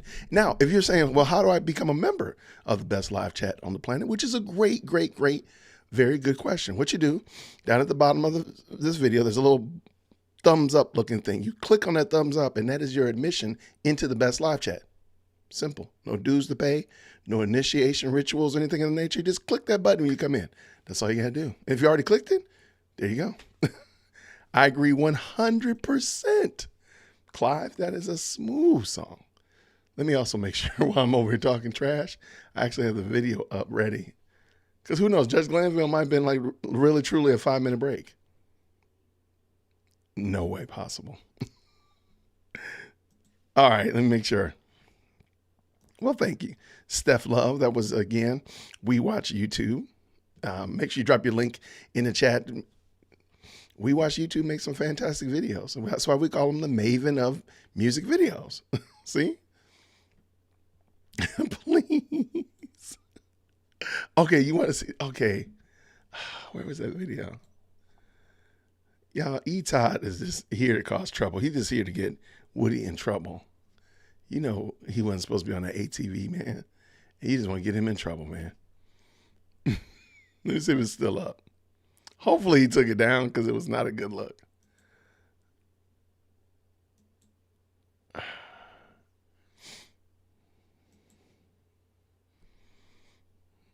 Okay, wait. He took it down.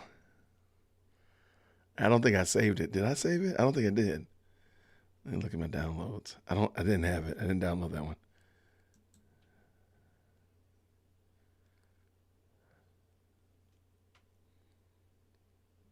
All right.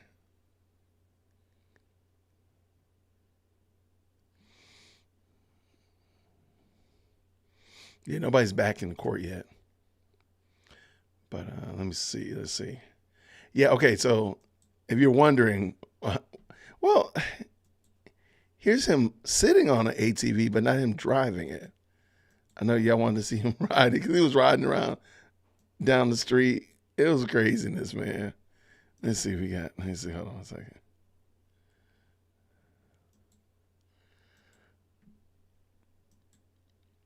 Okay, now, I don't see him.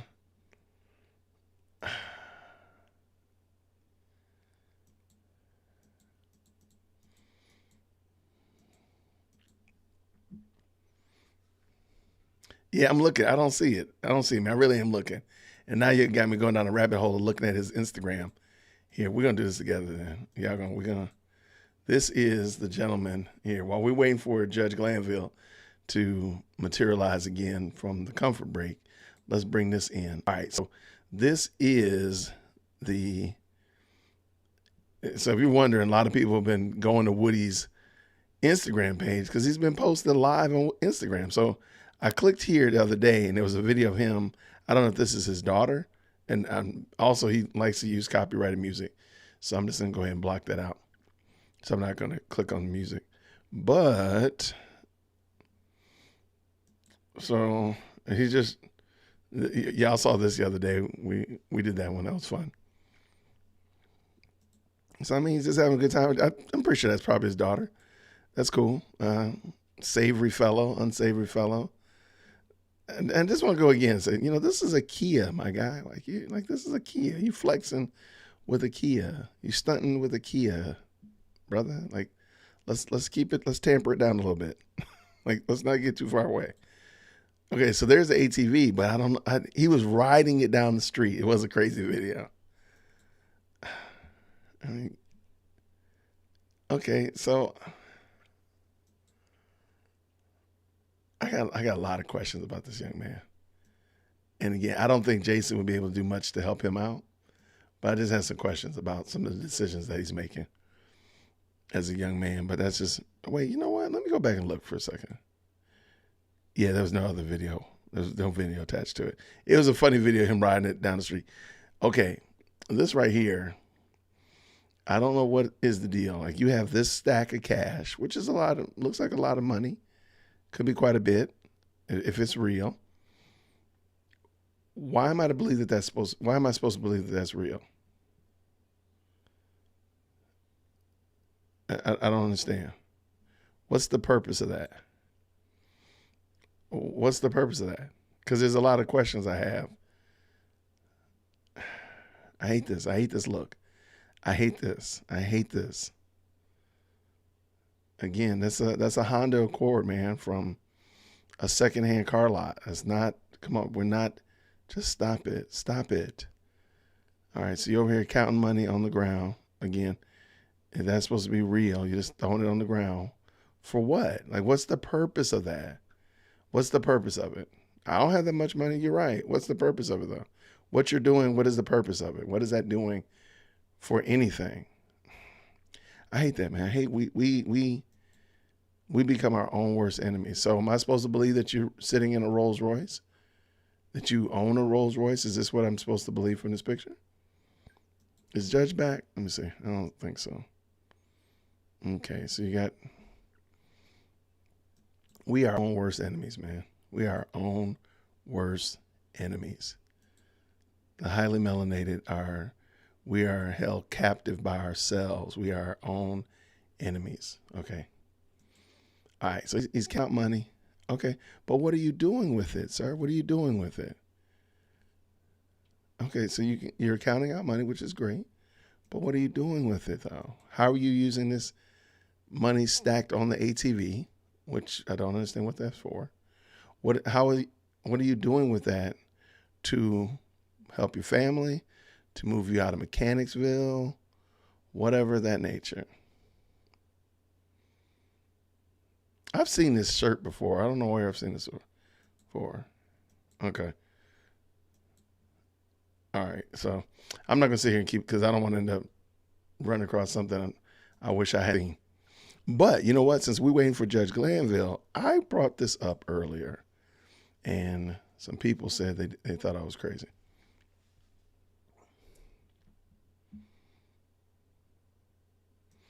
Hate is a harsh word for a holy man. Help me out. Help me out. Help me out. What am I doing?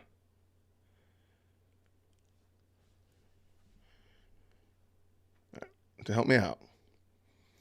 Because by no means am I saying I hate anybody, but I do hate the actions and behaviors. Absolutely.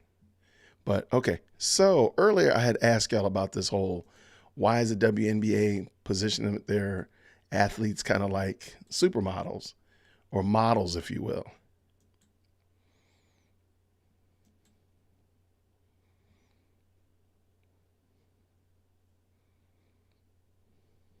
Okay, sorry. So I'm going to pull up one of these, since the judge has not popped back in yet. I want to pull up a short just to kind of show you what I'm talking about. I hope I find one.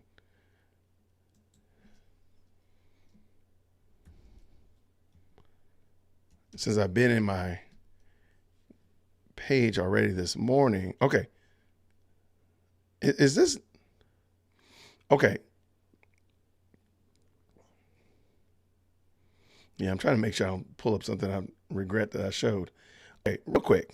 Is this common? I don't know. So I'm literally just asking. And I don't know if there's like, I mean, they are hawking Caitlin Clark. But this is what I'm talking about. Is this normal is this normal?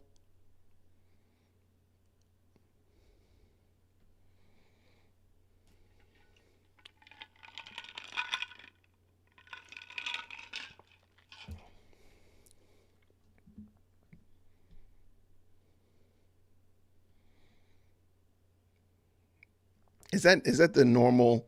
Have they been doing this ongoing? Has this been something that the WNBA has been doing for a long time? Or what? It just seems something, it seems weird. So anyway, that was that. And let me see, did you reply back? Friend, did you reply back? Good to see you. Thank you all so much for stopping by on this morning. Okay, let me see what we got. Good people, good people. Woody swag. Woody got some swag. I ain't mad at him. I ain't mad at him.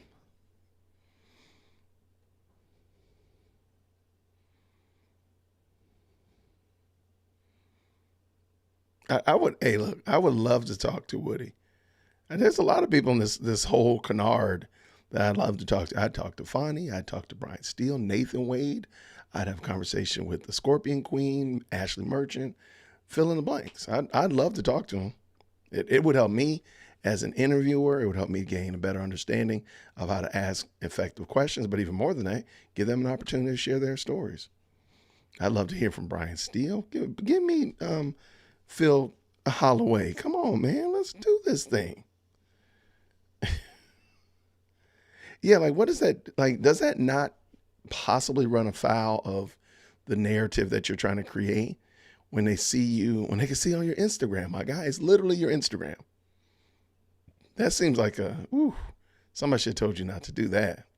I'm just saying, like, what are you doing?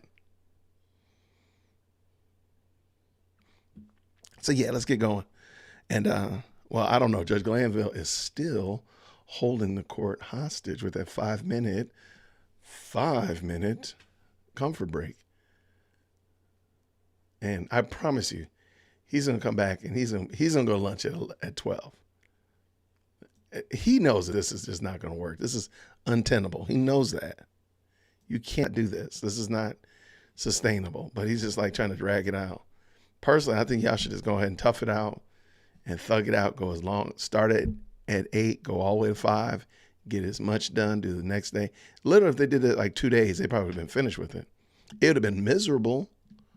Because if they did it on Monday and Tuesday, then they are off Wednesday, there you go. That would have gave you a break after that. But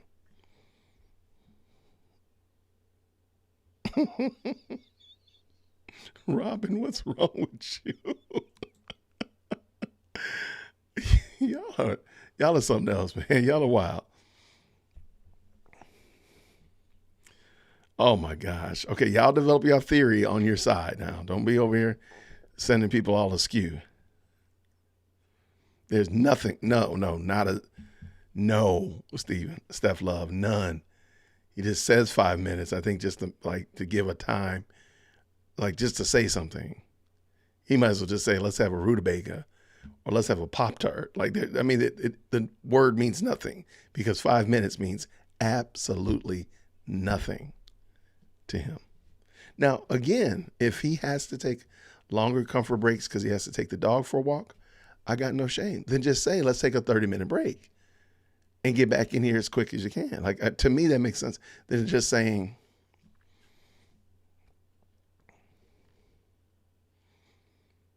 okay, I'm sorry.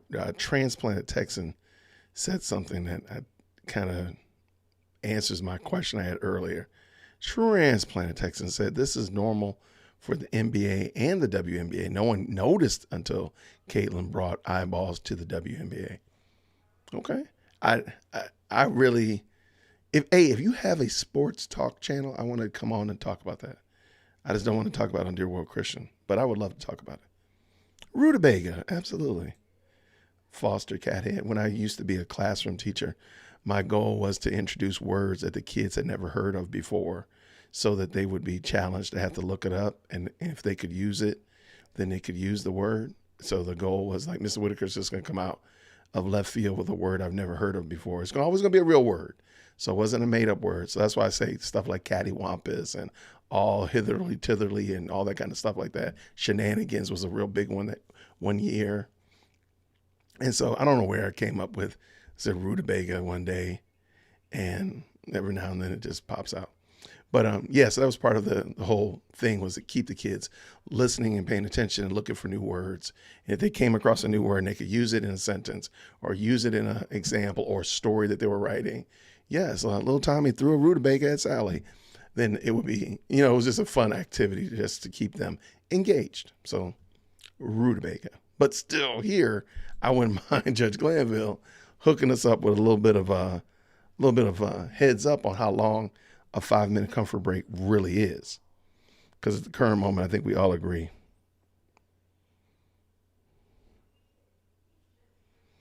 I think we all can agree that it doesn't mean anything to him.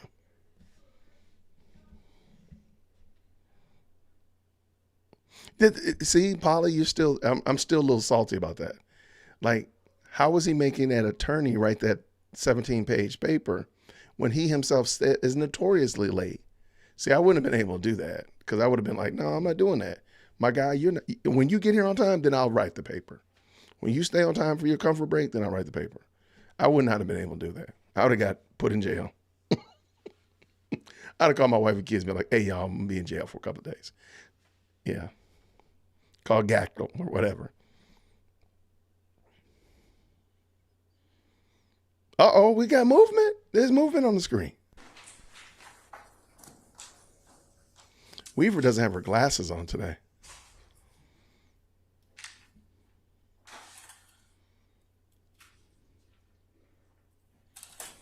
Okay, let's go ahead and continue with... Let's go ahead and go to lunch.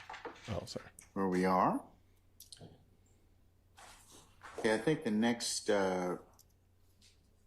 period of redaction is...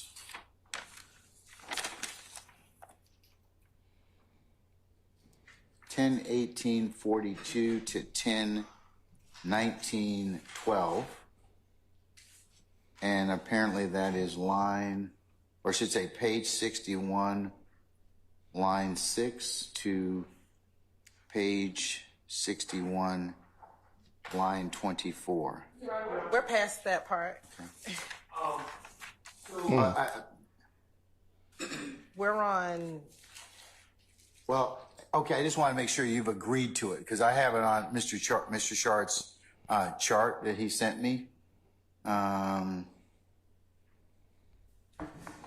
So just to make sense of the chart, Your Honor, on the left, where it says page number on the left, that's the state's proposed redactions. Yes, sir. Where it says max page number, that's mine. Okay. And so I just tried to keep them in order. However, the last one, which I don't think we're done discussing yet.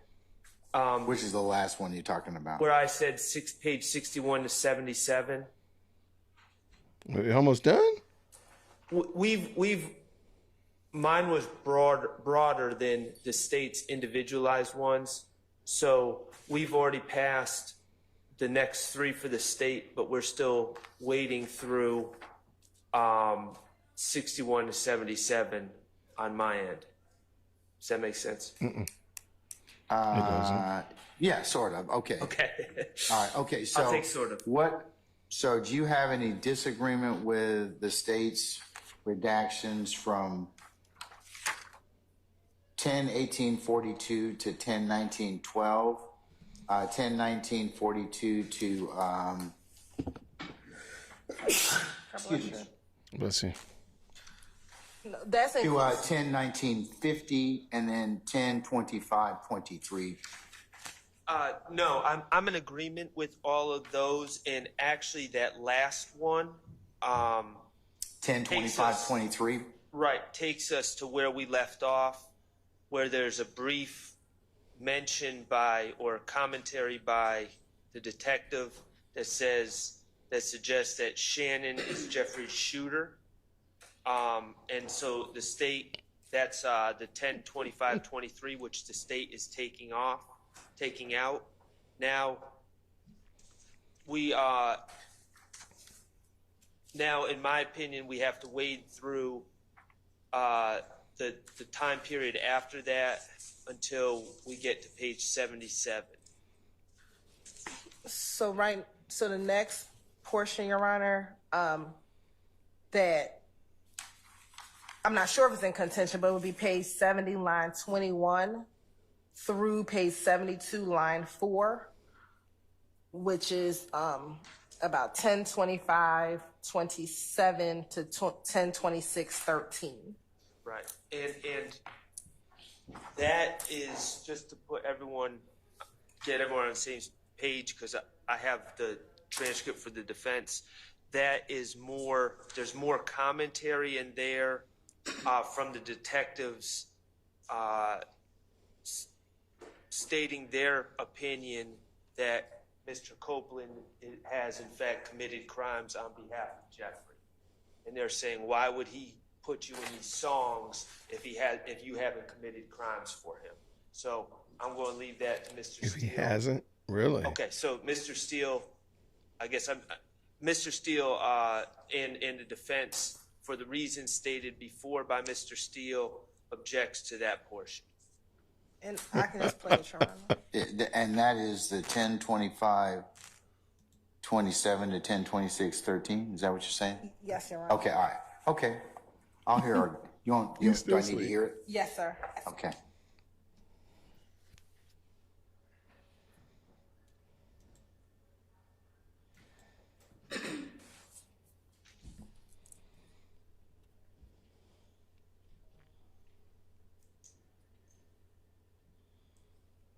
Here, I'm just going to keep playing from where we stopped, and it'll pick up that portion. He made these songs when they got killed. It don't matter. What I'm saying is, this story, you wouldn't believe me if I said, I probably told you this already. But before Thug was just saying things. We wasn't hanging with Thug, I know. You know what I mean? So this nigga did. He just had it, no one. I promise you this. Why though? Let's put it this way. This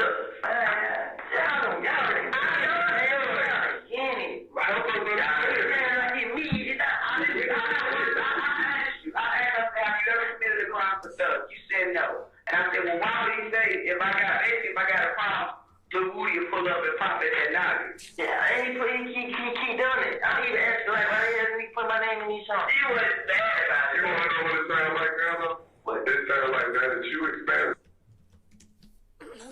we stopped it at 10:26:17, but that is, we played a little more because this portion will actually redact after this, but the period between 10:25:26 and 10:26:13, he's talking about Hit the like button. Thanks so much.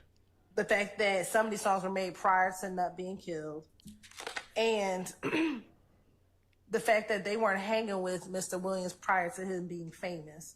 And so they're talking about just when their relationship began, Your Honor. I think it's going to be relevant for the jury. And the portion that they're talking about with the detective, she's clarifying what she had already asked him. She said, I asked you, have you ever committed for a crime for Thug? You said no. And I said, well, why would he say, if I got a problem, Lil Woody will pull up and pop at your noggin? And then Mr. Copeland responds, he keep doing that. I don't even ask, but like, why the hell this nigga put me in his songs? And so, again, that's Mr. Copeland. It's Mr. Copeland saying he doesn't know why Mr. Williams puts him in the songs. Really? I don't know. He Did you just put give me in a testimony song. about that already on direct? Not specifically because, again, once he said everything he said in here, he made it all up. We, based on the case, I have not gone line by line because he's basically said at this point, everything he said, he's making it up.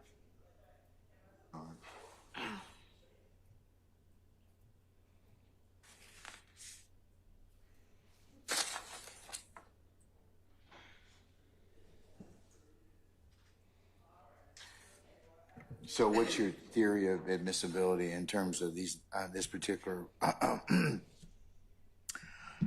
line of inquiry from line 70, from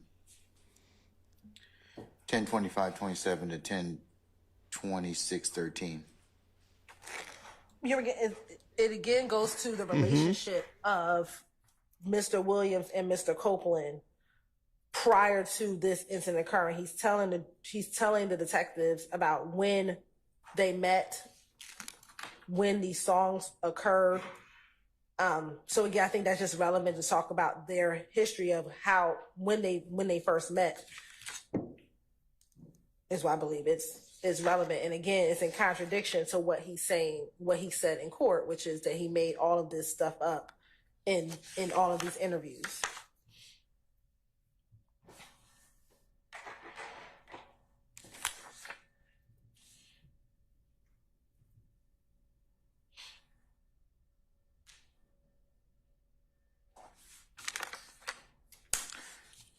Mr. Charter, Mr. Steele.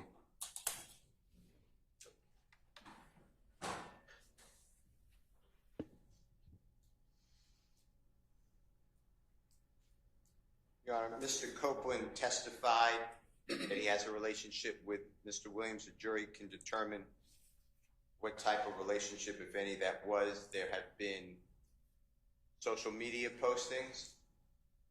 There have been pictures together.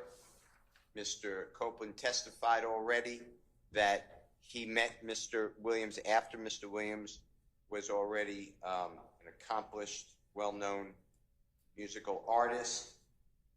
This adds nothing. But if the state wants to put in a consistent statement, I don't know how it's admissible that they met that one line that they met after that Mr. Copeland met Mr. Williams after he was an accomplished artist. I don't oppose that. What I do oppose is the detective's statements again, and the fact that this is getting to, if you didn't commit a crime for Mr. Williams, why would Mr. Williams put you into a song? It's impossible for Mr. Copeland to pontificate why Mr. Williams does anything in a song without a foundation saying, I discussed that with Mr. Williams, which is not his response. And that's the part I'm objecting to, because it's, again, the detectives giving their theory that you do commit crimes for Mr. Williams, otherwise you would not be in a song. And Mr. Copeland denied that, and then they followed it up with the, well, then why would he put you in a song, which clearly Mr. Copeland could not get in the intent of Mr. Williams. Those are my issues. Also, the state keeps saying that Mr. Copeland gave this blanket assertion, I lied, and I heard what you said today, and I know you looked at that's not what he said. What he said was, I probably said all of these things you're asking, but I said them because I wanted to remove, basically, this is my impression, the target from me onto someone else. That's how I'm not saying that's a direct quote, but that's how I understood what he testified to in your court. So those are my reasons. And under 403, I don't know why the detective's words get to be displayed to the jury on, oh, well, you had to have committed crime for Mr. Williams. That's Mr. Williams' character under 408, and it's also a 403 analysis again, I'd ask. As well as Houston, from those detectives, and confrontation.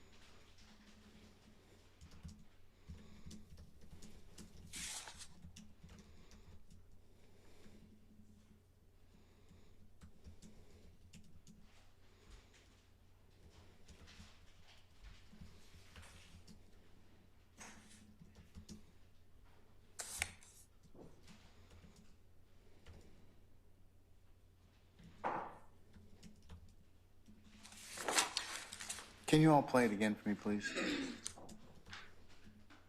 That 10:25:27 to 10:26:13 or thereabouts, please.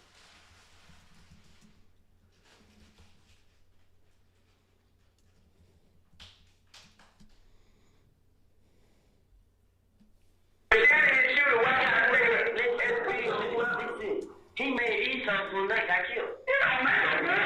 What I'm saying is, this story, you wouldn't believe me if I said, I probably told you this already. But before Thug was just saying things. I was hanging with Thug, I know, you know what I mean? So this nigga said, he said, yeah, no one. I promise you this. Why though? Let's put it this way. This Thug,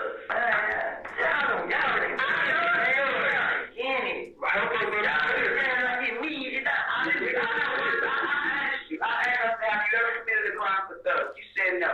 And I said, well, why would he say, if I got a problem, Lil Woody will pull up and pop it at night? Yeah, and he keep doing it. I even asked, like, why didn't he put my name in these songs? He wasn't bad about it. You want to know what it sounds like now, though?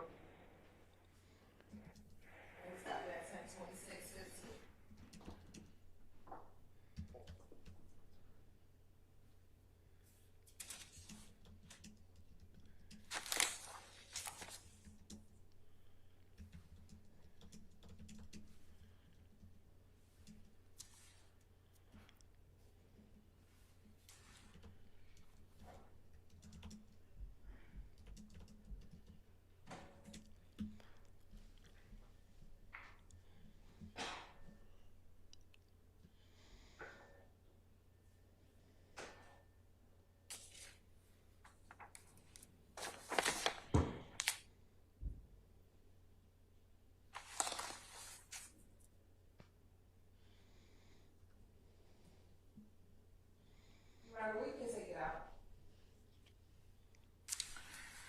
Okay. Okay. Why'd she take it out, I wonder? She gave up too quick. All right, She gave up that too will be quick. omitted. That being 10:25:27 to 10:26:13. Okay. The next portion is 10:26:14 to 10:26:24, which is Hold on. page 72, line 5 through 13, and we don't have an objection to that.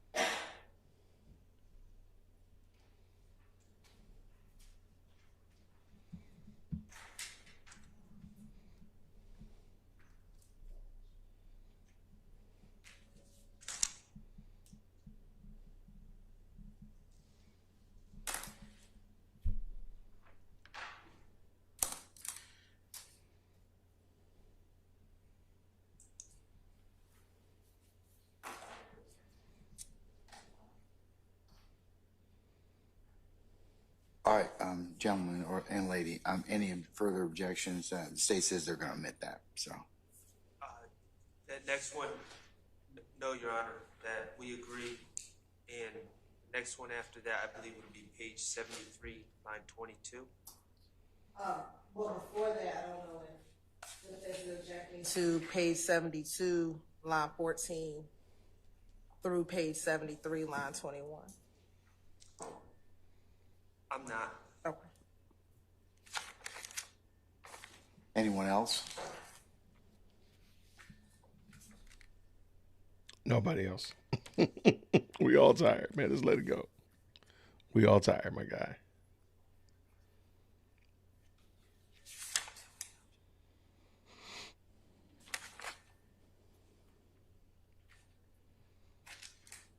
We are all tired. Let us go. Yeah, I think we're all in agreement until we reach page 73, line 22. Yeah, and so the state does not object to page 73, line 22, I think through page 76, line 12.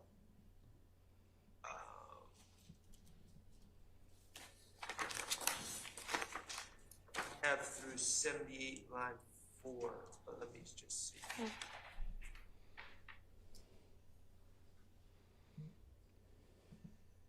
Oh, Yeah. okay, yeah. I'm sorry. Really, I have up until page 78, line 16. Man, y'all just going. Grace and peace. What's going on? Bree and Babes, good to see you. Thank you so much. We're stopping by. Happy Monday to you. Yes, that's good.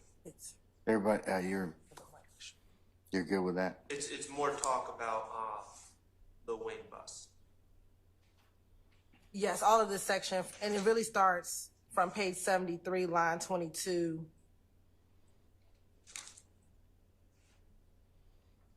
Through 78, line 14, or line 16? Yeah, let me just confirm. Okay.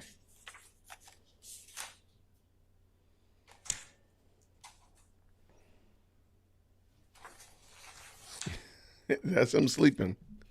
It's nappy nap time.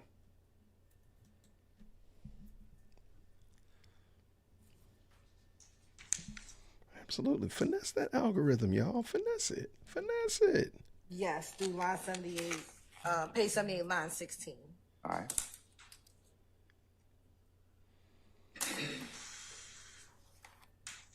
What's the next area that you'd like to discuss? So the next area that I believe is on Mr. Shar's chart is page 89, line 3 through 6. 3 through 25. This is wild. Okay, well, we did have objection to 3 through 6. Now there's another portion we would need to look at that.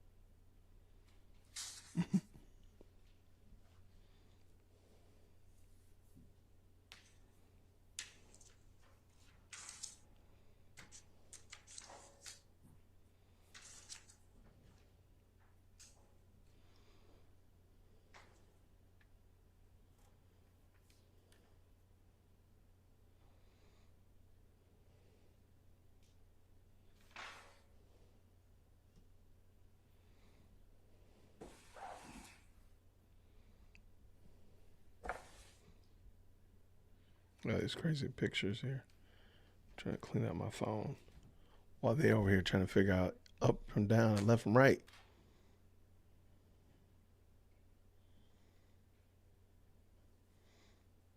What about the guy next to the clock? He's sleeping too. That dude has been laid out the whole time. I truly expect him to start snoring.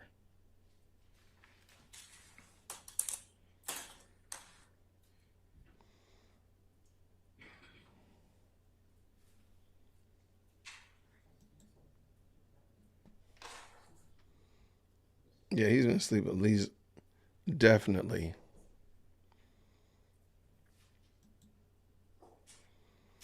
That's a great question, Mickey.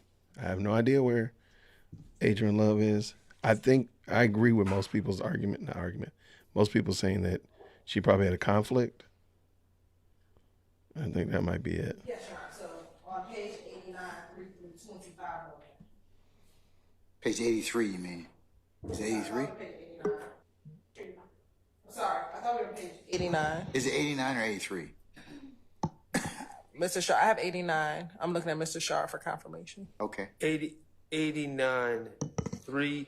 I think it's 89, 3 to 93. Oh, well then we have some object. It expanded. First I thought it was just 3 through 24. Yeah, I'm trying to. It's tough because he keeps going, kind of shifts topics.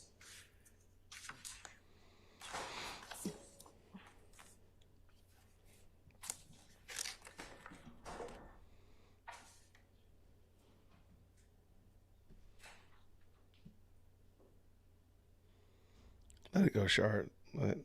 What will get us there? What will get us done quicker?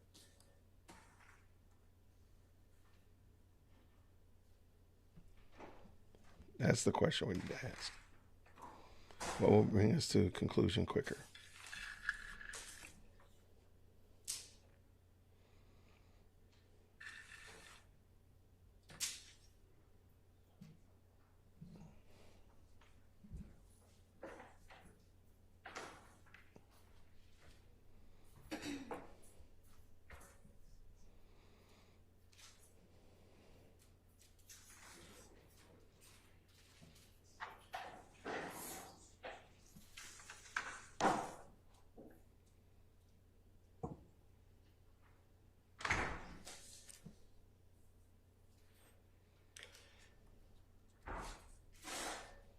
Your Honor. So is it page 89, lines 3 through 25?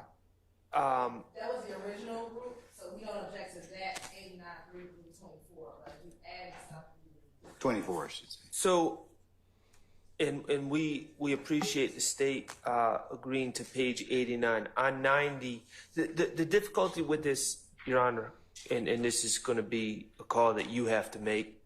Mr. Copeland, when he's telling some of these stories, he begins with, this is what they said, and there's not a clear delineation from when he is speaking on what other people said to where he's speaking out of some sort of personal knowledge to where he's speculating. 90, on page 90, I'd ask Your Honor to take a look at that. He continues to, this begins on page 89 where it says, I'll tell you, they come in too because they saying Birdman wanted to sign Bloody J. So it begins with. That's line 3. Yes. So it begins with they saying. At some point, he's talking about, continues to talk about business relationships of who he calls Thug and Birdman, and then he's asked about gang membership and rankings of different individuals in the gang, including Shannon, Mr. Kendrick, and Jeffrey. So where is that particular? On page 90, as you go further down, and I am expanding it, so I will apologize to Ms. Hilton. But before we go further, is the state in concurrence that you're gonna, that at page 89, lines 3 through 24 should be omitted? Yes, we don't. Okay, all right, so unless somebody has an objection to the contrary. Anyone? Okay, let's start on page 90 then. And you can further your argument. So which lines or which pages, starting at page 90, are you saying that should be excluded? Well, 1 to 3 seems to be a continuation of the redacted conversation. Right, she already said that. But then after that, they talk about gang membership. They say, what's Thug's ranking? But Thug ranking, Thug ain't blood. They say he won't answer the phone for him. That starts around line 11. 11. Okay. And so it's they say. So that seems to be based on hearsay, and then they ask about what rank he's claiming, and he says, "SHIT." Last I heard, like, cause Shannon's supposed to be G-Shine, and Yak's supposed to be some other blood set, some bounty. I listened. I heard bounty type.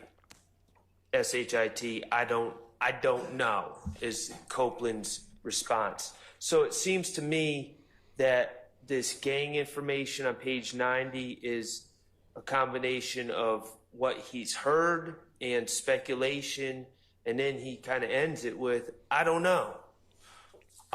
So I don't think it would be appropriate to play such flimsy evidence with a source that cannot be determined for the jury. I think it's probably best that we play this section because I don't think the transcript He gonna let him gives play it. the context of what the section Okay. is. All right. Let me hear it, please. He gonna let him play it. And what part of the transcript, just for purpose of record, is it? Yes, Your Honor. We're going to start page 90, line 1, and it'll be approximately around 10:38:20. And Ms. Hilton, I'm just going to make a suggestion that you continue it on to page 92 because the conversation continues Oh, on I get it. I get the joke. I'm sorry. beyond page 90. Okay. Thank you. So you're going to play it from 10:38:20 to approximately 1 minute. 10:40:36. Okay. Okay, whenever you're ready.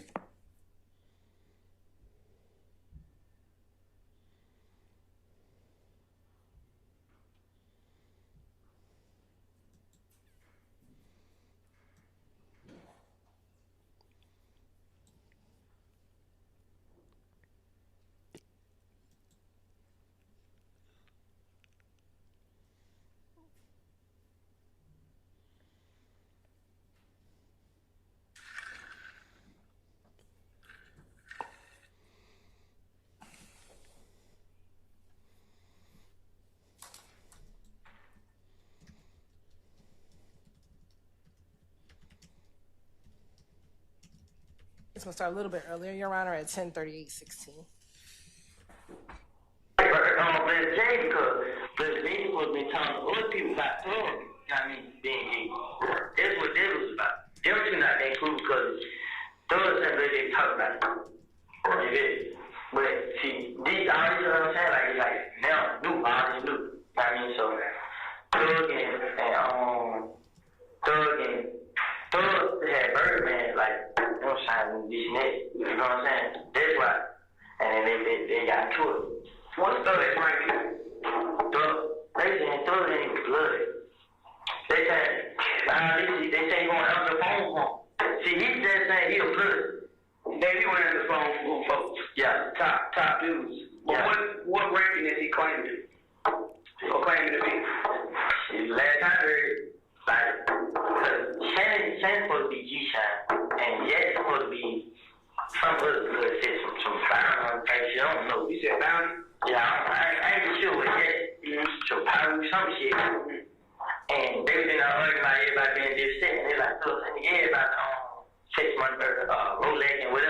shit. You hear me? Ain't nobody getting in bed. So what is, once again, what rank did you hear, or what rank is Thug claiming to be? The last time I heard he was sustained, it was like he was over all the people there. What is the name of the stain? I don't know how they, like, they got different stuff for different blood games. Okay, he's supposed to be slurred, SMM, whatever.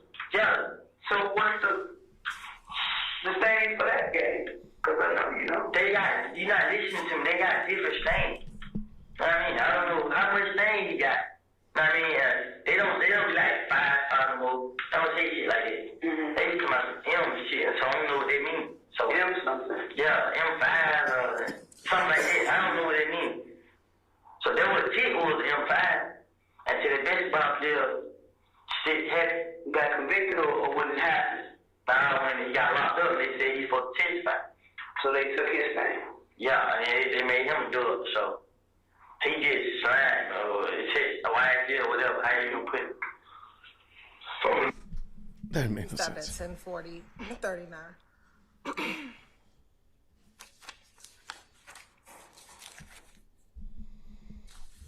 Uh-oh, my guy got up.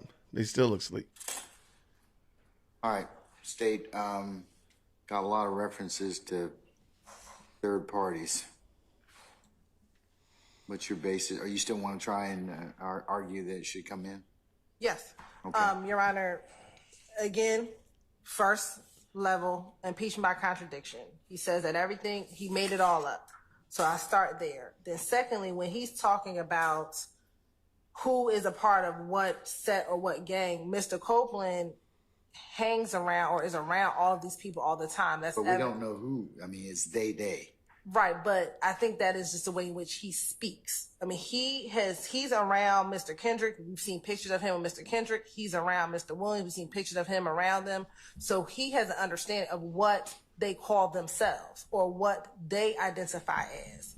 And so he is telling them that is what they say. They claim that they are this. They claim that they are this, but this is not a third party telling him these things. He is friends, or at least at this time or prior to this, friends with each and every last one of these individuals, from Mr. Stillwell, Mr. Kendrick, and Mr. Williams. So he is telling the officers what he understands them to claim. And so we don't believe that they is a third party telling him something that he's unaware of. We believe that he has knowledge, personal knowledge himself, being that he hangs around or that he is with these individuals, as evidenced by the pictures that we've already introduced into evidence showing his relationship with all of these individuals. All right. Is that it? Okay. Mr. Sharp or Mr. Steele? Well, it's completely unclear what they refers to, who they refers to. The state is making their own determination that favors their theory of admissibility, but that doesn't shine through in the transcript or in the recording. What does seem clear from the recording is Mr. Copeland is getting information from somewhere else, and he also really doesn't know what he's talking about, or at least he claims to not know what he's talking about. He says whatever it is, I don't know about that. So he's just, and we all know people like this that say a lot, and then at the end of that long statement about everything say, but I really don't know that to be a fact, or I don't really know about that. And it just seems to me that if he doesn't know about what he's talking about, and we also don't know where he got his information from, Right. That is not something that should pass 401 and 403 balancing tests, and not something that should be exposed to the jury. I do want to point the court to one specific line, which I think is actually the crux of this. On page 91, lines 5 through 8. What Mr. Copeland says, and I think that puts the other portions before it in context, he says, and they were in there arguing about everybody being dipshit. And they was like, Thug saying everybody sex, money, murder, Rolex, and whatever, however you say it. So one, that portion, Thug saying everybody sex, money, murder, Rolex, and whatever, however you say it, would be a statement against a party opponent. Prior to that, I think what Mr. Copeland is saying is that they were claiming these other sets. G-Shine, Yak was supposed to be some other set, but whenever they were arguing, Thug said to all of them, everybody sex, money, murder, Rolex, or whatever, however you say it. So that portion is statement against a party opponent. The portions before that is him trying to say all these people are claiming these other blood sets, and then he in turn, Mr. William in turn says everybody sex, money, murder, or whatever you may call it. Well, again, or however you say it, excuse me. Again, we run into the same problem in that line that Ms. Hilton just read. And they was in there arguing about everybody being, it says dipshit. I'm pretty sure that it's not dipshit that he said. And they was like Thug saying everybody sex, money, murder. So again, we don't know who they is. We don't know about what they were arguing everyone being. And then he says, and they was like Thug saying everybody. So the they is in apparently telling, the unknown they is now telling Copeland what Thug supposedly said. So it's still hearsay. It's an unknown declarant.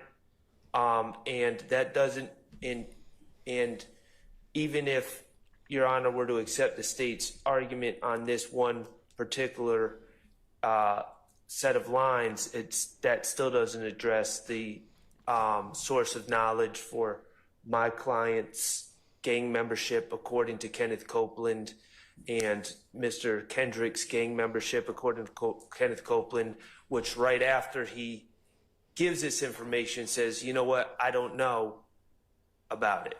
So it's just a lot there, and I don't believe that this is the type of evidence that is of the quality that should reach the jury. Mm-hmm. You said we don't think this is quality.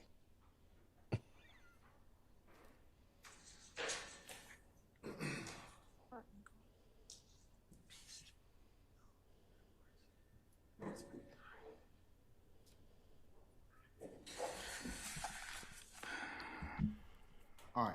In considering transcript, He gonna let it go. Watch him. 10:38:20 to 10:40:36 or thereabouts. The defense claims that they don't know what they, I should say, refers to, and he's getting him being Mr. Copeland, his info from somewhere else, and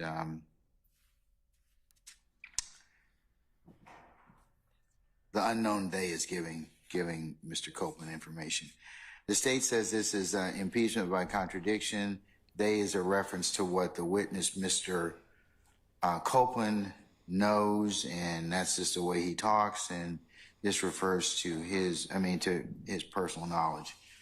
The court is of the opinion I have to take a look at the most plain reading of the transcript and listening to the audio, and I'm inclined to agree with the defendants that we don't know who they is, and for that reason, Really? I'm going to exclude that particular part of the that to be played. Wow. 10:38:20 to 10:40:36. And thank you, Ryan, but can I go to a specific portion that I understand the court's ruling? On page 91, line 20 through 22, which is a small portion of that section, Your Honor. When the detective asked Mr. Copeland, okay, he's supposed to be slime, SMM, whatever, he says, yes, yeah. That particular line, we believe, is based on personal knowledge. So we understand the court's ruling as to everything above and everything after, but we would ask for those two lines, because that's not a they, that is, they ask him a question, okay, he's supposed to be slime, SMM, whatever. His response is, yeah. I still don't get how they're coming up with that.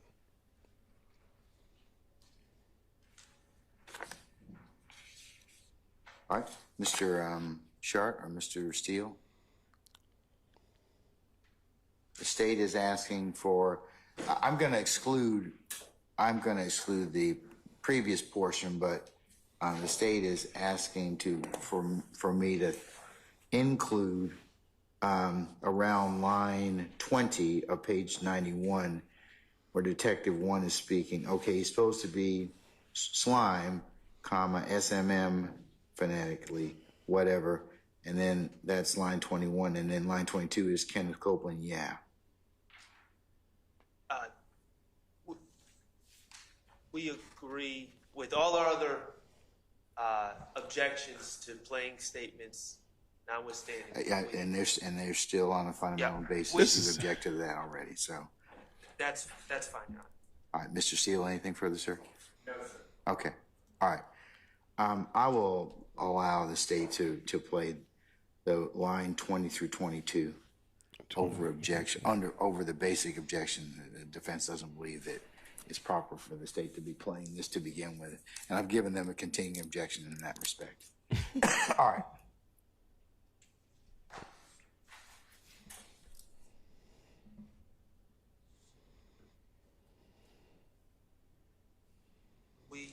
Hold on 1 sec, sir.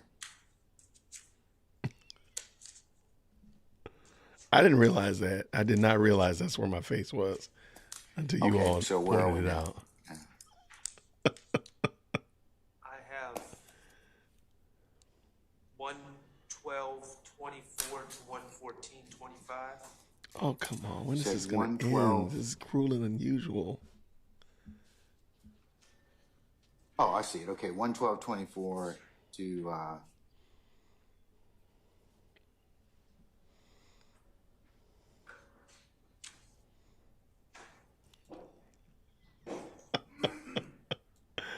Wait, somebody is that said page 112, sir? Yes. Okay, hold on. Page 112, line 24 to 114, line 25. where's the pick and choose comment?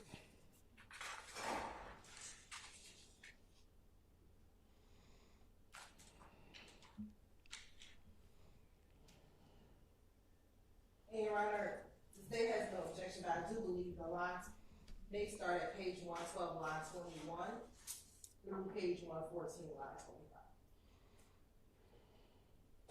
So it's you think it begins at page 121? No, 112, but just Page line- 112, 112. but just line 21. Oh, here it is right here. I agree with that. 112, line 21. Yeah, it's like after a period, but it starts like I got out of jail. I got you. Okay, all right. Through where? 114, line 25.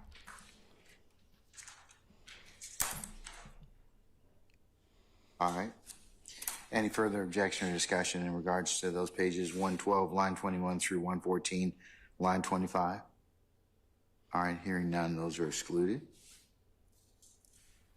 Okay. Okay. And that redaction covers the state's next redaction,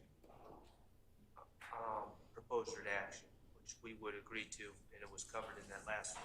Yes. So we I would. think the next is page 122, line 19, 124, line 10.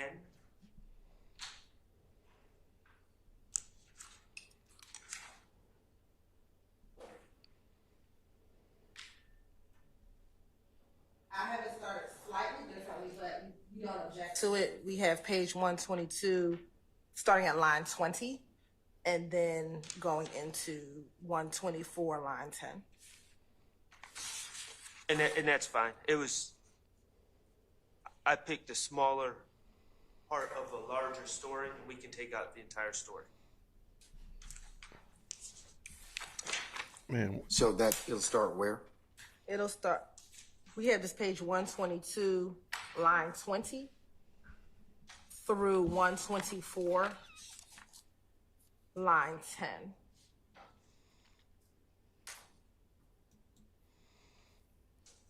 hands down, this trial needs some All Woody. right, any further discussion in respect to the page 122, line 20 through page 124, line 10?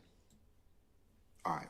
And Your Honor, the time is 11:02:31 through 11:04:01. 11:02. Yes, Brian. 31 Yes, Brian. through We're gonna have to relive this with the jury. You're right. 11:04:01. Okay. All right, that'll be excluded. And Your Honor, for the previous portion that we just discussed, the page 112, I'll give the court the time as well. Go ahead. That's 10:55:49 through 10:57:18. All right, thank you.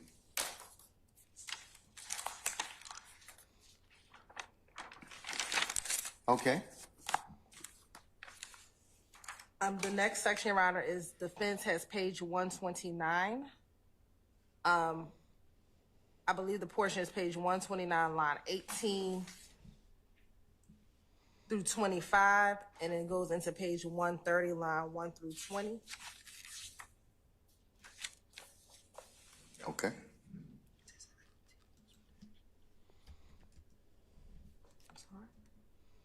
What y'all whisper about? No, page 129. And we don't. You agree that should be taken out? Yes. Now, there's, and I'm in complete agreement. After that, after 130, line 20, there's a discussion that the detective has about, this is just context, Your Honor. It's the shooting of Mr. Bennett's mother's house, and then the detective talks about a gun that Quindarius Zachary had been locked up with, matches the ballistics coming back to the shooting of Mr. Bennett, who we've called Lucci before, his mother's house. Now, speaking for myself, I don't have a problem with that discussion on the assumption that the state, what I think is inappropriate is if this discussion enters evidence and the state is not going to produce any witnesses that make the ballistic match between a gun and the shooting at Mr. Bennett's mother's house. We do intend to introduce ballistic No. evidence showing that that gun matched. That's not even part of the ballistics case.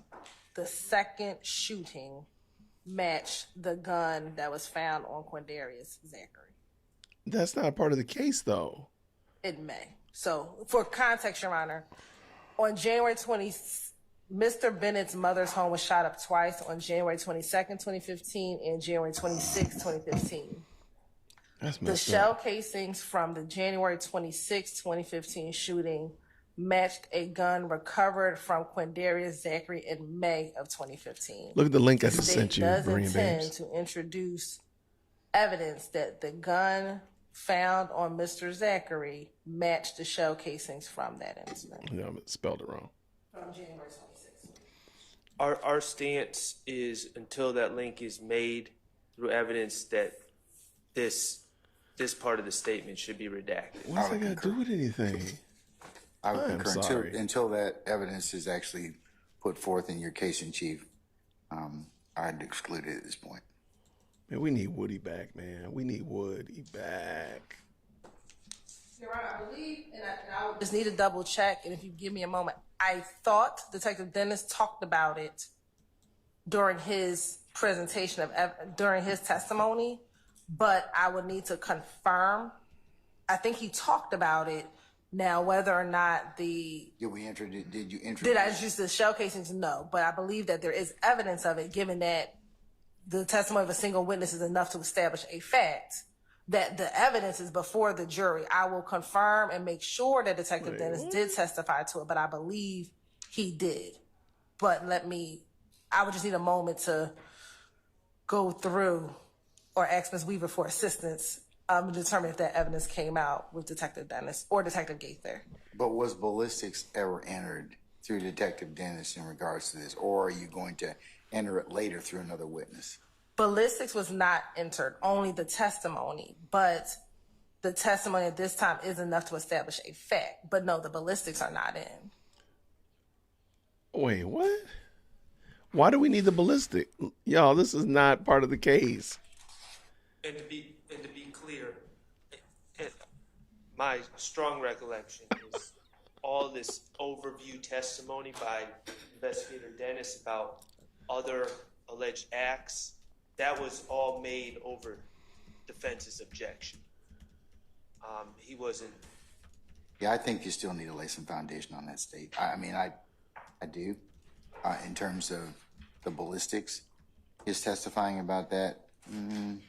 If it. I understand, of course, I understand the court's position, the state's brief argument, even if it came over objection, that testimony is still before the jury. That testimony is still evidence. But I do understand the court's. The defense has made another objection, and the court is of the agreement that it's still foundation. You still would. You still need to lay some more foundation in regards to the ballistics for that to be then testified to. I understand what you're saying. You're saying, okay, we can testify about this because of the fact that Dennis may have already testified about the ballistics, but there's nothing underpinning that yet. So. Thank you, Your Honor. And we just want to confirm that the portion that we will keep out is the portion specifically talking about the fact that the ballistics came back. So that would be for now. I mean, page 131, line 21 through 24. Page what? 131. I mean, no, page 130, line 21 through 24.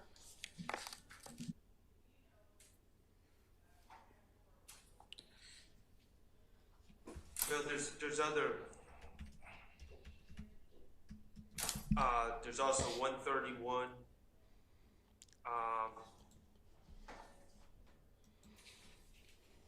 5 through 15. Oh, I'm sorry. 131, 5 through 25, pretty much. I'm sorry, Mr. Sharp. 131, 5 to 25. They keep making reference to the ballistic match.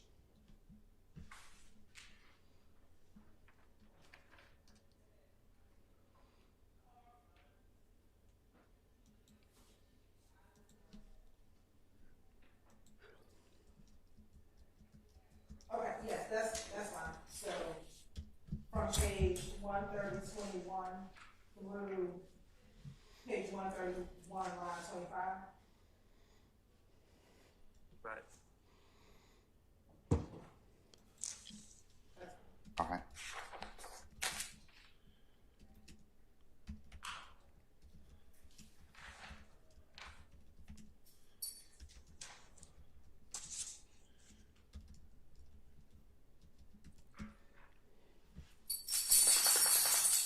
Yeah, that was a I dog. want to stop here, given the fact it's right at lunch, and ignore the bell. That's of no consequence. That was a dog. Do you want to stop now, and then we can pick up at 1 o'clock? 1 o'clock. Oh my goodness. All right. Where are we going to pick up at 1 o'clock? Your Honor, we should be picking up at the fence, page 140. Oh my goodness. Which would be line 11 through page 143, line 6. 143 what? I'm sorry. Page 140, line 11 through Oh, page excuse me. I'm 143. just like him. He yawning too. Okay. All right. 1 o'clock. Allegedly. Also, for purposes of our continued discussion after we exhaust this from Mr. Sharp, I am now in possession of Mr. Adams' proposed redactions that pick up from there. Oh my gosh. And I will include that email and its references to Ms. Weaver as the next court's exhibit in order, and we'll we'll begin to exhaust that once we finish with Mr. Sharts. Okay? You did, sir. You did, sir. All right. Okay. So we're in recess. We'll see everybody back at 1 o'clock. Okay? All right. There's no way I believe that that's going to be back at 1 o'clock. Oh, no. Y'all are wild, man. Y'all are wild. Y'all have no hope in this guy. I have no trust in him at all. Okay, so real quick, let's see. Let's see what some of our other friends are. Let's check the traps. Let's see what's going on in the YouTube world. I know I'll leave this one up so I can check out. Let's see what Lead is doing. Is Lead over here? He's discussing. Let's see what they're talking about. Oh, it's only AV today. It's only AV. Hey, where's Lead?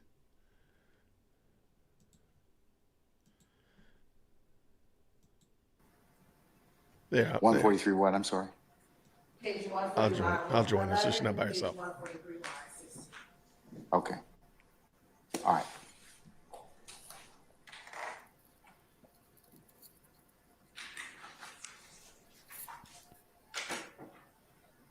Also, for purposes of our continued discussion after we exhaust this from Mr. Shart, I am now in possession of Mr. Adams' proposed redactions that pick up from there. Etai, where do you be getting these theories from, my guy? That email. Where do you be getting these theories from?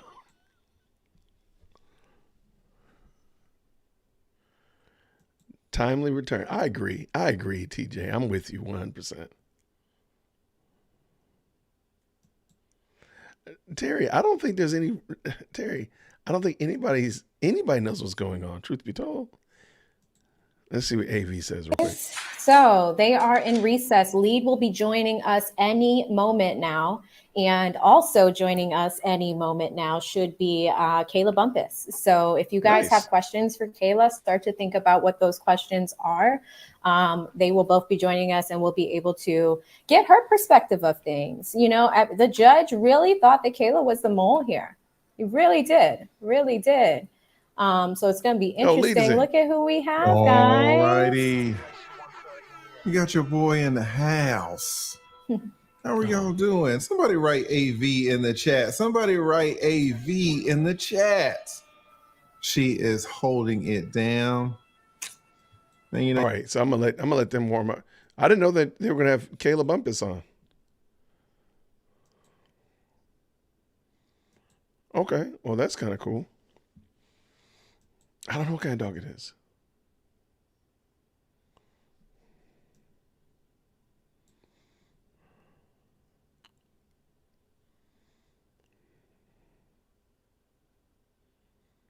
Mm-hmm. Okay.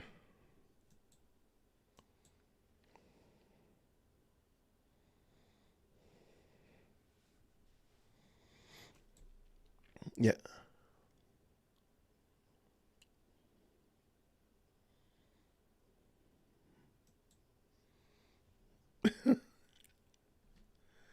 So how about this one, Ken?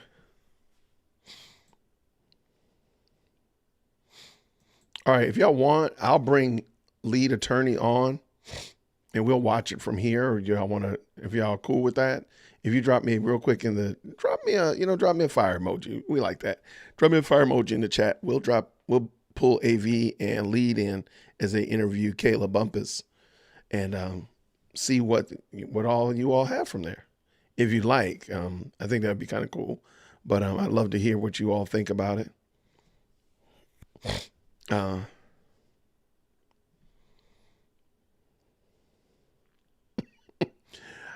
don't know what kind of dog he has, but what do y'all think? Do y'all want to go over this? I mean, they're currently just kind of going over the motion to quash that she issued. So that would be y'all want it. Y'all want us to bring in the lead. Let's see. My guy and my girl AV.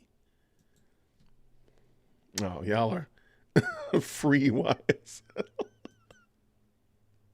All right, so we'll watch it over here if y'all want to.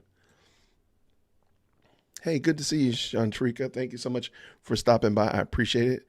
Nikki, thank you so much as well. I appreciate y'all. Thank you very much. Hey, I'm glad that you all are liking this content. Looks like we're cruising at about 80 people currently watching. So, hey, if you do like this and you want to be a part of the best live chat on the planet, please just go ahead and get your do your due diligence, accept your invitation. And what is that? That's hitting the like button. You hit the like button, you're now a member of the best live chat on the planet, bar none. All right. So thank you so much for hanging out. I don't know. This is a great question. Should Bumpus be speaking? I don't think that ex parte meeting is going to happen.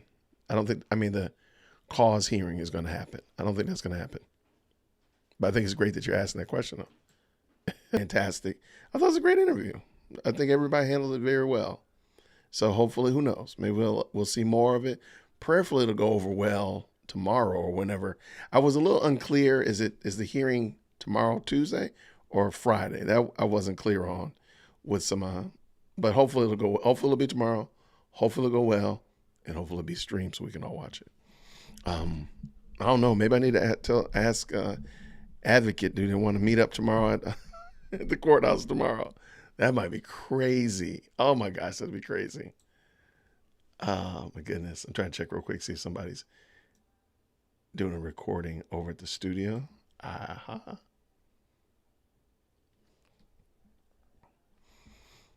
Thank you so much, Transplanted Texan.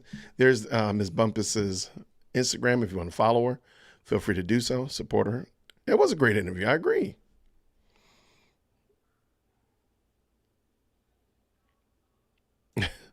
I'm with you. I think most of us would agree with that.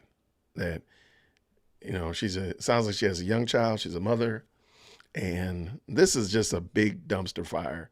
But it's only a dumpster fire on top of a dumpster fire because all of this whole entire court case really just has the odor of mendacity. So, thank you, retired. Hers is tomorrow. Fridays is the meeting contents with defense. Oh my gosh. This week is going to be crazy. And I appreciate y'all riding with us. Thank you so much. We will try to make ourselves as available, make it as interesting as possible.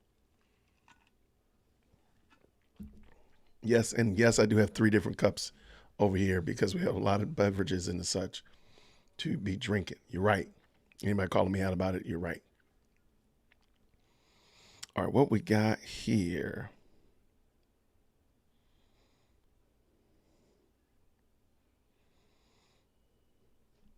Okay, good conversation back and forth. I love the family reunion discussions you all are having. Thank you so much. And by the way, thank you to everybody that's popped through. Ice maker. Looks like we got about 100 people watching, which is super dope. Glad to have y'all so much. What is Queen V? Thank you so much for the very kind super sticker. Thank you so much. Thank you. Thank you so much. I appreciate it. Queen V, it means a lot. Thank you. And I just want to say, you all support of this channel, just coming and hanging out, having a place where you all can chop it up and such like that. It means a lot. And I'm glad that you all choose to come here. So I don't want to overlook it. I don't want to minimize it or make it light of it or anything like that. So Queen V, thank you so much. Can y'all just drop Queen V in the chat? You know where I got that from. So let's go ahead and just spam Queen V in the chat. Thank you so much.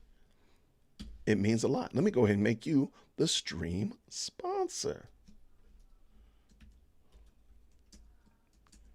And we're going to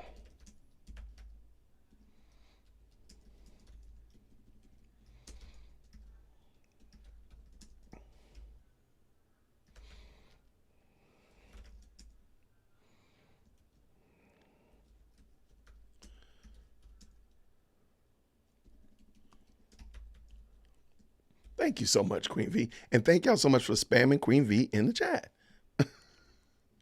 Wait, what did you say here? You said you have enjoyed Dear Woke's commentary. Let's go ahead and slow that down just a little bit. Slow that down just a taste. And what does she say here? I've enjoyed your coverage. I've been on vacation, return back to work tomorrow. My leave is over. Oh no. Well, get on back to work and please, please Now, hopefully, now Queen V, did you put anybody, like any substitutes on your job and they went and fumbled the ball? So when you come back, it's going to be a dumpster fire like Melnick? Because that's what that's what Melnick did. But hopefully you had a great vacation. It was very restful. And thank you again for the super sticker. I appreciate it. All right, what do we got here? Absolutely. They're doing a great job. Shout out to the mods. Thank you very much for that. Thank you very much. All right, now I know Rhodes, the gentleman that we had the interview with last week. Let me see if he's still on at the moment.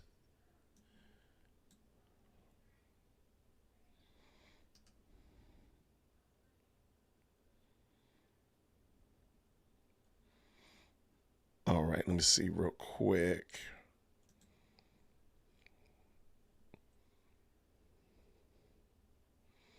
I have no idea why YouTube won't let super stickers show up like they do on the chat.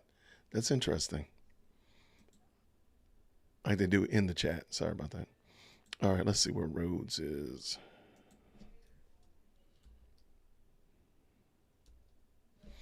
All right.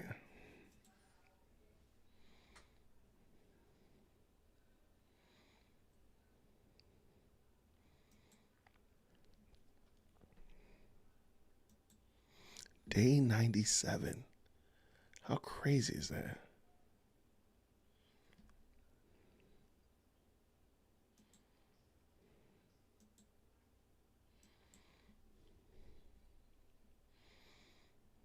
All right. But yeah, man, that was dope. I'm glad that Kayla was able to meet with TLA. Hopefully one day maybe we can have her come on and hang out with us. That'd be fun.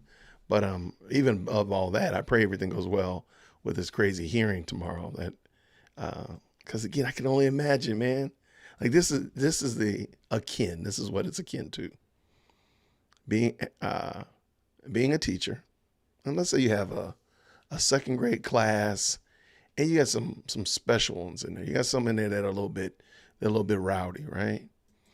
Let's say you got 3 rowdy kids, but you have a whole class of 22, 23. For the most part, the other 20 are pretty good, but you got 3 that are, you got them on separate sides of the classroom. You try to keep them away from each other. They don't line up near each other, that kind of stuff like that, because you're trying to mitigate any possibles. But you have to be gone. So you're going to be gone for a couple days. And so you get a good sub. You know you got a sub that has excellent top tier classroom management. You know she's got it going on. And so you say, okay, I got my good sub. I got all of my good work. My work, there's no slack. I got 9 days worth of class work ready. So I'm only going to be gone for a week. But if I had to be gone for a week and a half, there's enough work here. Nobody's ever going to be bored. Nobody's going to be bored. I got homework. I got math assignments. I got extra work. I got the extra work when I'm done. I used to have a folder called the Ooh, I'm done folder. If anybody raised their hand and said, ooh, I'm done with this, you just reach in that folder, you got something else. They will not be done. I used to have names of certain children that would be in the ooh, I'm done folder. So little Johnny, he always going to be the one done. So I had a special folder, special packet inside of there. In the event that you ever ran out of work, little Johnny got something to do. Oh, I'm done. Nope, there's no way you're done. No, there's no way. He gave you 37 things to do right there, and there's no way you got all 37 done. No way. But if you did get done, he's got 52 other ones in this packet. What you got?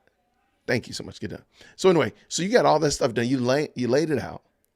And you got your sub. You're going on your vacation. You're going to do whatever. You're going to be gone for a week. And lo and behold, the fan gets hit by bovine scatology. The wheels on the bus fall off. The kids that were not supposed to be near each other, they not only got near each other, they got into a fight in the lunchroom. Okay. And not only did they get a fight in the lunchroom, but they stirred up the other kids in the other classes. So there's a whole big old brawl that happened in the lunchroom. And then not only did the good sub that you intended to come in, she didn't come in that day. She didn't come in. It was actually a person who probably should never have been a sub, but they just got some ne'er-do-well sub, just came in, just collecting a check. She came in with her newspaper, was sitting back at the desk with her feet up, reading the newspaper. which I've seen that happen. And the kids went to lunch. They had a big old fight and everything like that. And it was bonkers. And everybody said, well, what happened? How did this start? And they all pointing at your students. Your 3 little Lucky Charms was tearing it up. Can you imagine how crazy you would feel when you come back in Monday and you realize that these kids done tore up like that? And you thought everything was going to be sunshine and rainbows. Everything was going in the right direction. But no, they tore it up. And you got to try to figure it out, because now you got to have a meeting with the principal, because it wasn't. They're not going to blame the sub who had poor classroom management, even though you picked a sub who had great classroom management. She couldn't make it. She couldn't come in. She was late, whatever. And they sent somebody else, or they swapped it out. I've had that happen too, where you picked a good sub, but then when she came in the building, they said, oh yeah, we need you to go to Miss Bumblebee's class. Well, I was tasked to go to Mr. Whitaker's class. Don't worry about that. You can go to Miss Bumblebee's class. And they sent somebody else to your room. I've had that happen too. So these are some things that have happened. Is the court back in? Court is not back in session yet. All right, just refreshing. No, it's not in. So I can only imagine Bumpus probably came in there thinking, oh, this is easy. Like, she gave the picture, like, oh, I'm supposed to just sign 3 documents. And once Woody purges himself of contempt, I'm in the win. She probably was like, look, I left the car running. It's going to be easy. And lo and behold, this thing, the wheels of the bus came off on this thing. Man, that's crazy. I can only imagine. So,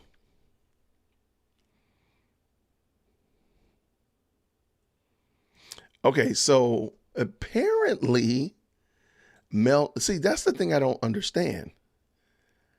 I don't understand because Melnick, Judge Glanville knew that Melnick wasn't going to be in office. He knew that was going to happen. So he also knew that Kayla Bumpus should have been there just to purge Woody's contempt, AKA once Woody started testifying, she had done everything she was supposed to do. I don't understand why he was acting brand new, because he was acting like he had never heard of it before. Like, no, you need to be here for what? And the man said she fired, which, by the way, I don't think he should have said it like that, because it did seem like it was some specious thing that he was coming up with, if I can make that make sense. It didn't sound like, it was something like a spur of the moment. There we go. It was a spur of the moment, like, oh, you fired.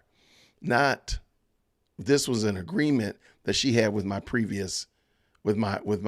attorney that she would be able to go. So instead of saying she fired, he could have said, like, I think if he had said it a little bit more like, oh, she's done with, she's finished, she's done what she's supposed to do, I think it would have made it a little bit clearer. But I think Judge Glanville would have made her stay anyway.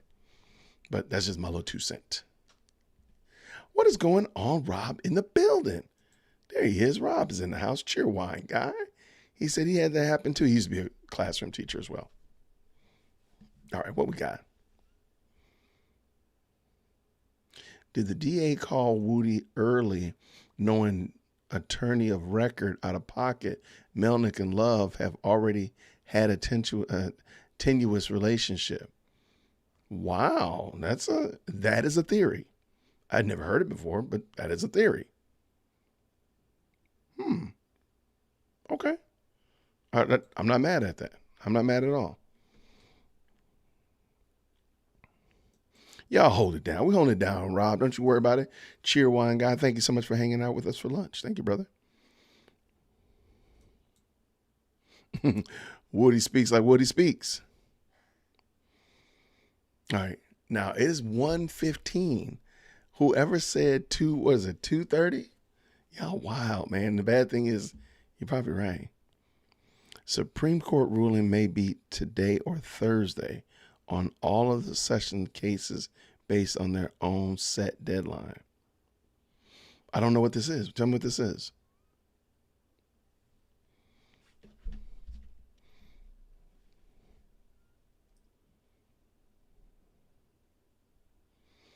I don't know. Tell me what that is.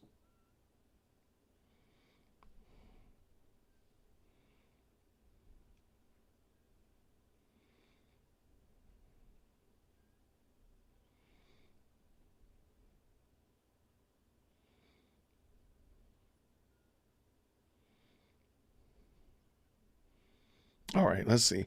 I don't know what that is, my friend. State didn't have a strong case, or this trial would not have lasted this long, grasping at straws. I mean, if they're going to be talking about ballistics, about some random person shooting at another random person's house, I do agree with you at this point, DC Wallace. This is probably, again, like super not, it just needs to end, because they're already going to be talking about ballistics. What does that have to do with this case? Oh my gosh. So yeah, I have no idea, but I'm with you though. Oh, the J6 ruling and immunity. Interesting. Okay. Well, keep me posted, please. Shoot me an email if I miss it.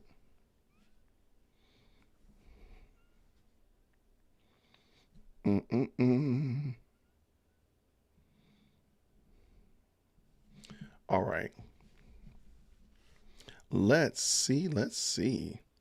Yeah, I don't know where where the court is. I'm going to go on a limb and say that probably is 1:15 now. I'm going to go with 1:30. I know some people were talking about 2:00. Not 2:00, man. That would be disrespectful at that point. Like, dude, you doing the most. If it's 2:00 and you ain't back in place, man, that's just out of pocket. All right, what do we have? I'm checking my email real quick.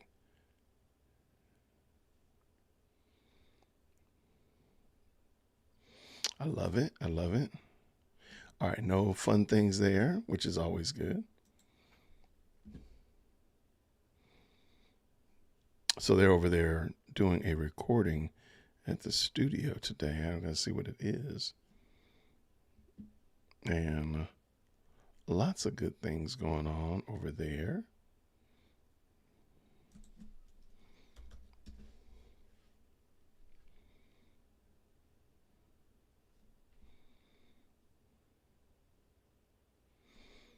All right, so what am I doing now? I am looking over.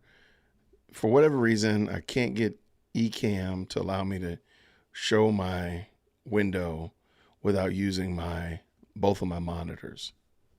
So what I'm doing real quick is just checking, make sure there's no surprises over on these YouTube streets while we are waiting for Judge Glanville and them to get back in place, because I can't do it when we're watching that screen. So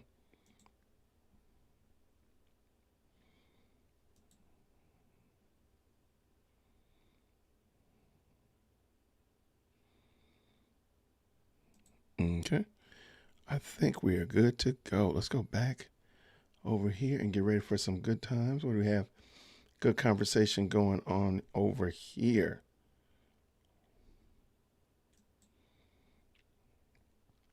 What are you saying? What are you saying, my friend? Okay. Could it possibly be they are embarrassed about Trump case and they don't want to lose another high profile case in their court of public opinion? Oh, I think that's definitely the case. No, I don't know why you're saying could it. I think that's exactly what's happening. Sadly, a lot of this, I think, is just lawfare. It's just, I'm going to prosecute, I'm going to denigrate my ideological enemy and drag him or her into court and use that as a means to bankrupt them, to shame them, and such like that.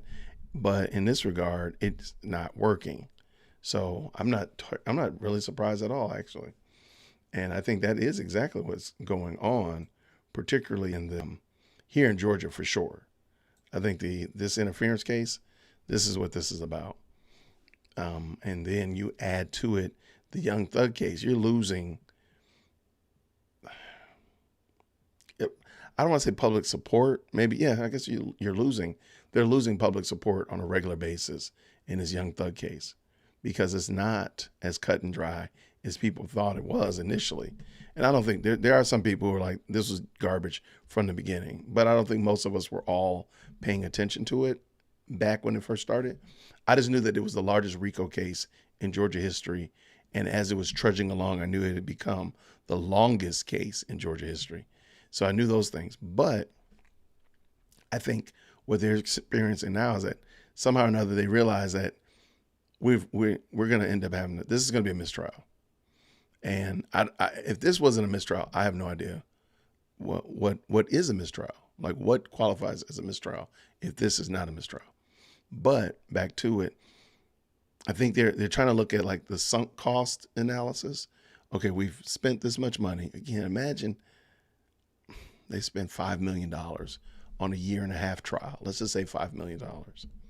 They know if they cut it off and say, nope, retrial, and without prejudice, so that means they got to retry it, then that's going to be another $5 million at least, because you're going to have to go back and so you have to get a new judge, get new jurors, prosecution probably. You're probably going to get different defense. I mean, the whole thing.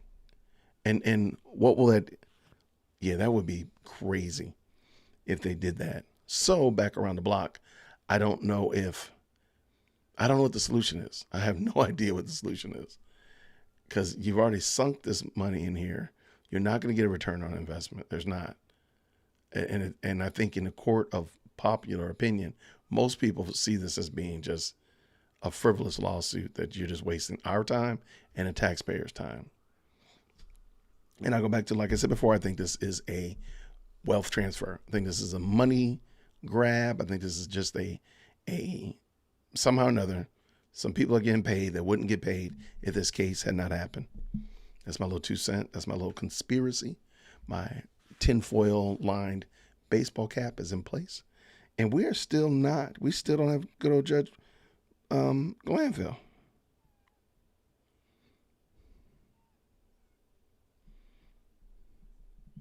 That's crazy.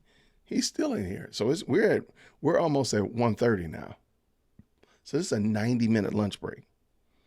Dude, Judge G is a mess.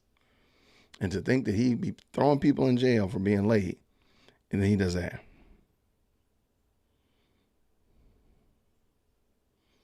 That is amazing. All right, let's see. What other commentaries we got here? When egos involve, mistakes are revealed. Amen. I like that. That's a good approach to it.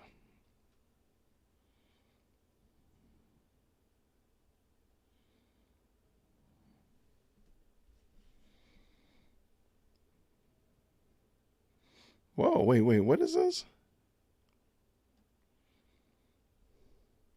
On June 6th, DA's office had not contacted Melnick since June 2023. Although they knew Melnick was Woody's attorney of record. Where is this from, Transplant Texan? Could you send me this? I'd love to look at this. It looks like you're adding it from something. Where did this come from? I probably could look it up. I can be diligent. Here, let's be a little soldier here.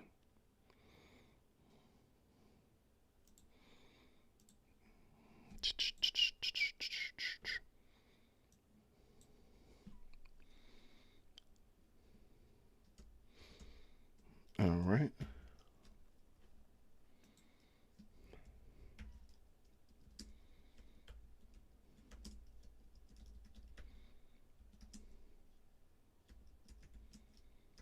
All right, I'm looking for this because I would like to look at it.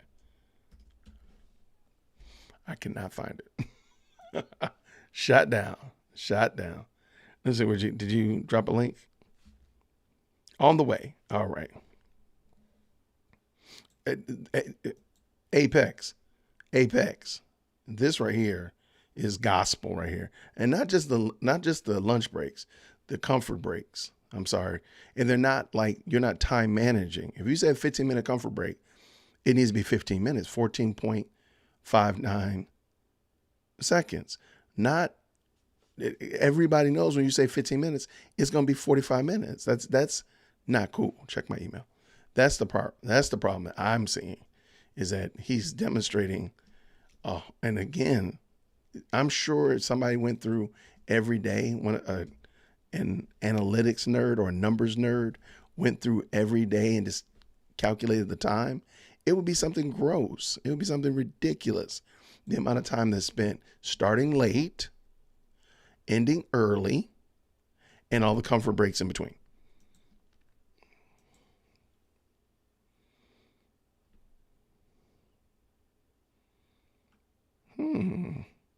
Oh, this is not super long.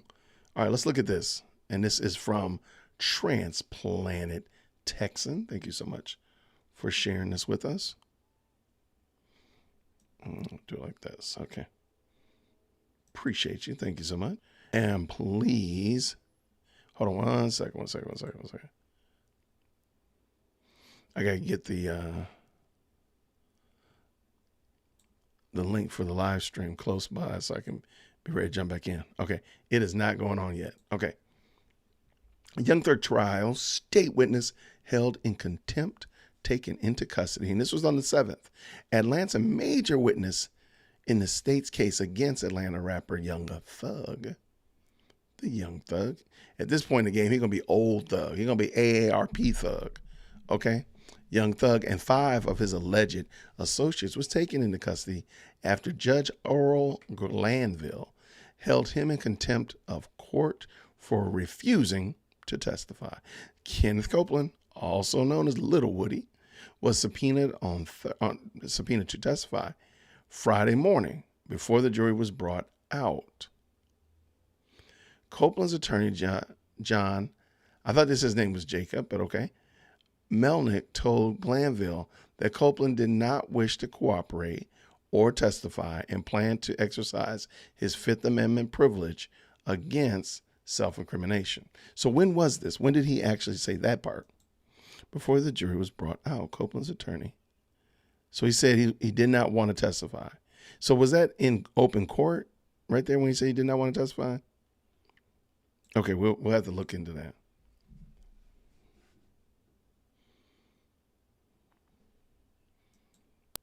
Okay, it's not going on. All right.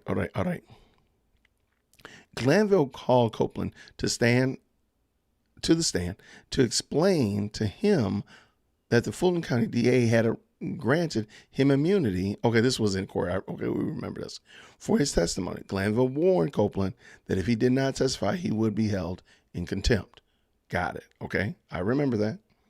The immunity has been signed, so you are required to testify. If you don't testify, the state is probably going to ask to jail you. It's going to ask me to jail you, and I'll probably going to do that. Glanville told Copeland, okay? Real quick check. Nope. Copeland told Glanville that he was going to testify, and he was excused from the stand. When was this? Attorneys continued to argue about evidence before Glanville took a lunch break until 1:30. Okay.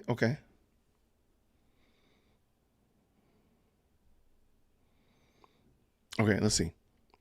Once they returned, the jury was brought out and Copeland took the stand. ADA Simone Hilton began to question Copeland at that time. Hilton, do you want to be here? I'm here. Hilton, let me ask you some questions. How old are you? Grown? What does grown mean? I'm an adult. When you say you're an adult, what number of years are you? I plead the 5th. Glanville dismissed the jury and ordered deputies to take Copeland into custody. Okay, we all remember that. Saw that. All right, so, and Melnick was there when that happened, because this is like the Friday before the infamous Monday. Okay, cool. All right, Copeland, Mr. Copeland, given the fact that, let me double check real quick. Still not back. Copeland, given the fact you have invoked your Fifth Amendment privilege, but the state has already given you immunity, this court holds you in willful contempt, and we'll see you on Monday, Glanville said before deputies took Copeland into custody. Okay, so if he testified on Monday, he would no longer be in contempt. He'd be out of jail. Got it. You plead the 5th on your age as well. I don't think you have to do that. But I like your thought process. I see what you're doing there. I see you thinking. Okay, let's finish this up. And I don't think the court is back in session yet. Wow. I wonder if I can leave it over here. This looks crazy if I do it over here. Okay. Okay.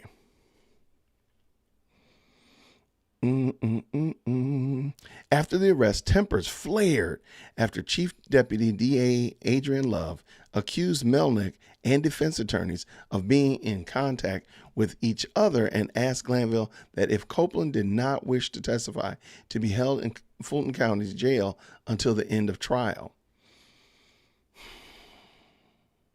Okay, I do remember that. I remember something. Well, I can't say emphatically I remember that, but I do remember some shenanigans and hijinks from Adrian Love toward the end. I do remember that. Put it right here. Because I realize I can't see the chat now. Okay, so till the end of trial. After Love was done talking, Melnick took the podium and told Glanville that nobody from the DA's office had contacted him since June 2023, even though they knew he was Copeland's attorney of record. Okay. I don't remember them saying that, but I think we all were shocked with the whole I plead the fifth. And then the question about how old were you? No attorney at the state's table has attempted to contact me about Mr. Copeland and about his willingness or desire to testify at this trial. So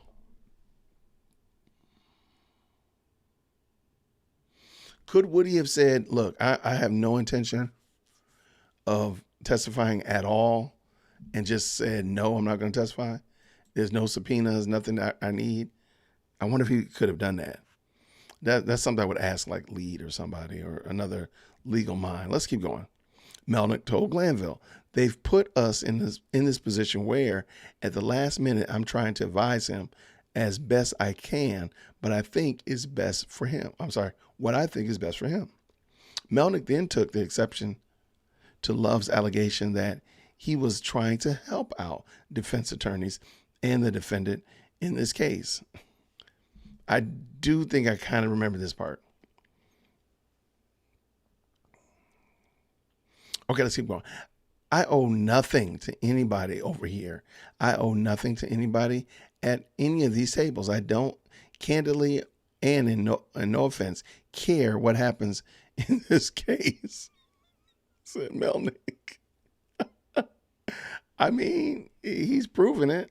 Melnick said, the only thing I care about is what happens to Kenneth Copeland for an assertion to be made that I or Mr. Copeland are somehow being influenced by someone over here is absurdly ridiculous.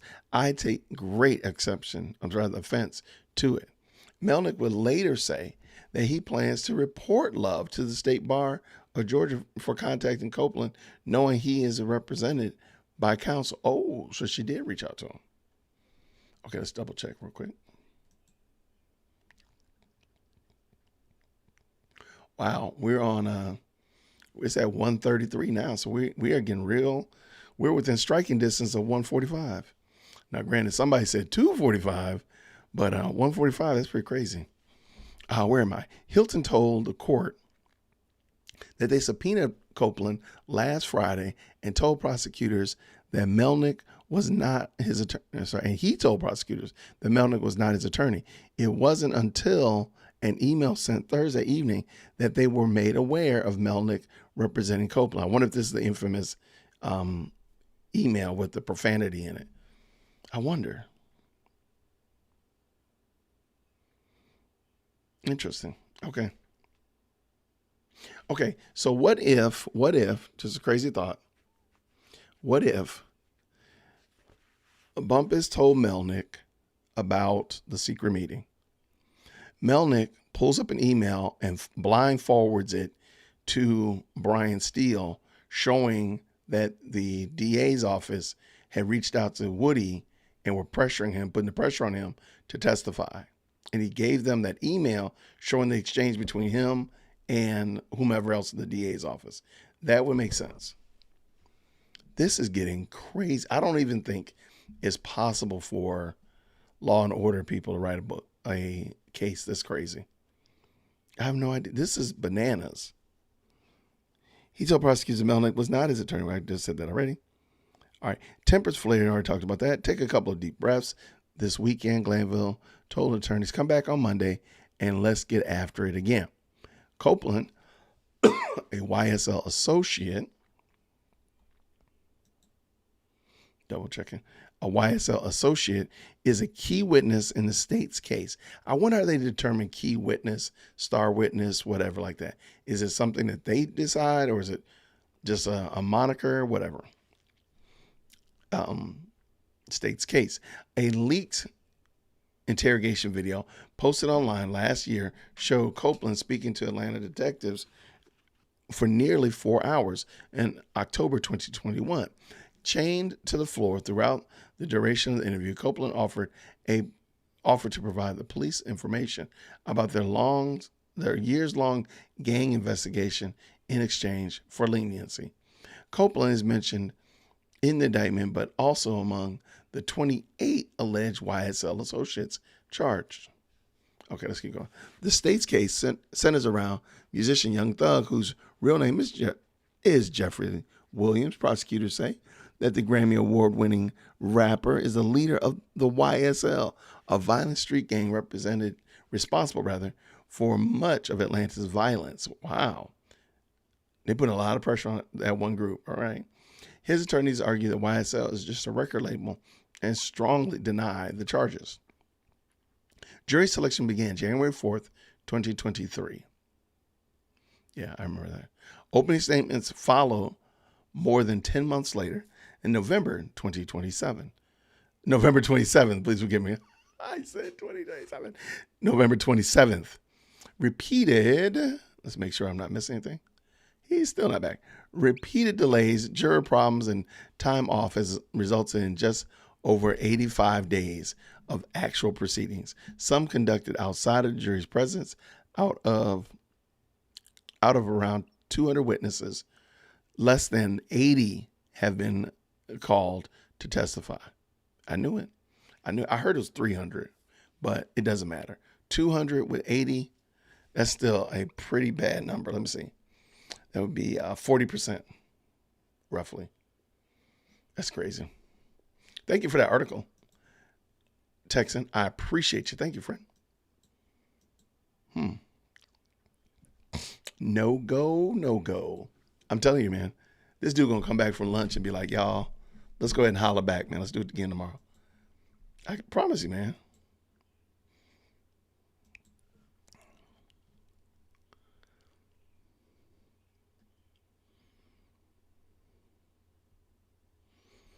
Okay, I'm sorry. I got a great email. I'm just kind of reading through it.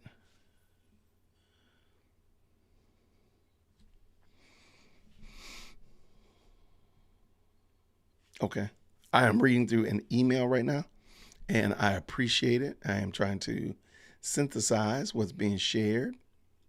And it looks like some good stuff. I am not going to be able to bring it in right now, but it's going to help me out a little bit later. So thank you so much, Texan. I got it. Thank you. Yo, Glanville is wild, y'all. This is such a wild story, man. This is craziness. This is craziness, man. Because this is still going on, man.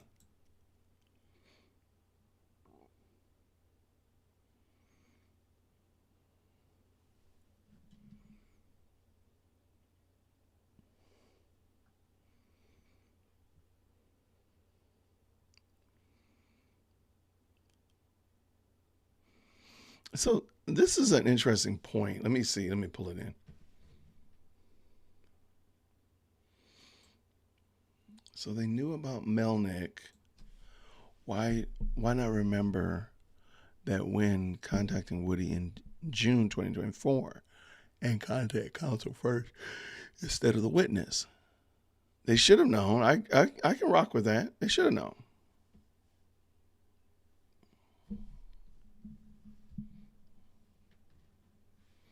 Yeah, these smarmy shenanigans happen all the time.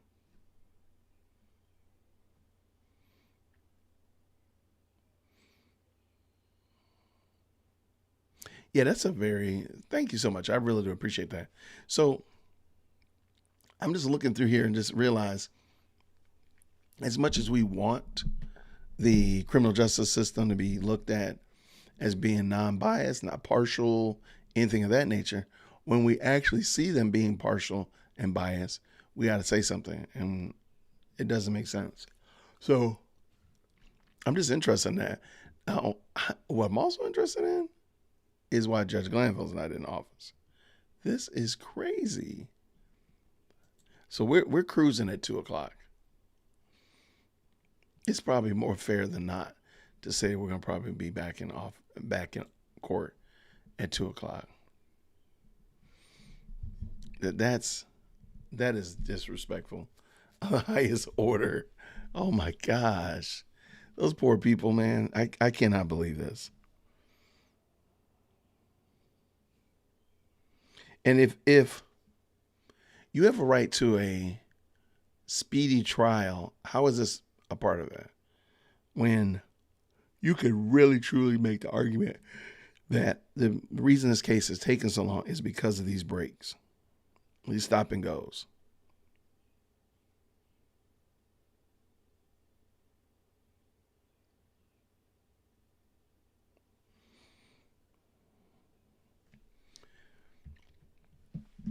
I think so. As far as I know, as much as I know, the Georgia Supreme Court could do something. That's why it was a big deal that they put in a motion to the Georgia Supreme Court for immediate review and immediate appeal. So they could look at this and say, why is dear Will Christian yawning? That's what they could say. They could look at this and say, something's wrong. We need to look at this. And they could declare an appeal or mistrial immediately. So it's not just, I mean, there is some recourse. So hopefully they'll make some decision. Hey, thank you so much. We watch YouTube. Thank you very much. We always appreciate you. Stop on back by, whenever.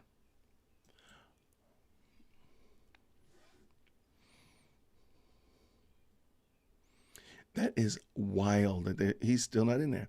I think the judge has checked out this case and is just going through the motions. He needs these breaks just to be able to cope with the stress of it all. Or just going to call it a game. Just say, look, this is ridiculous. And just call it a game.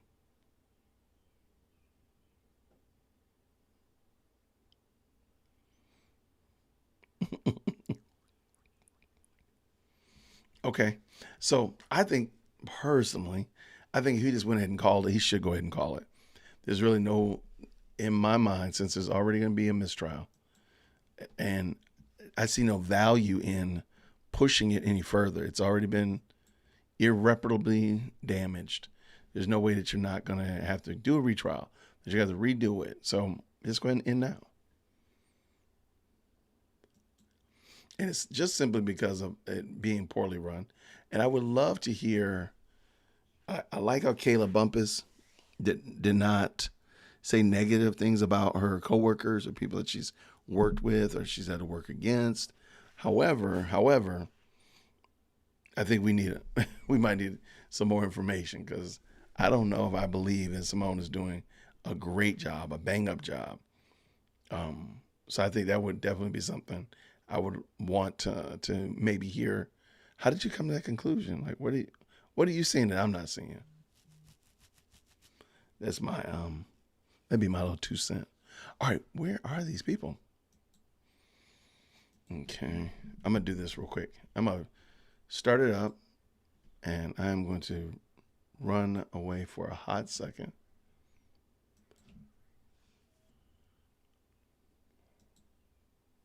Be right back.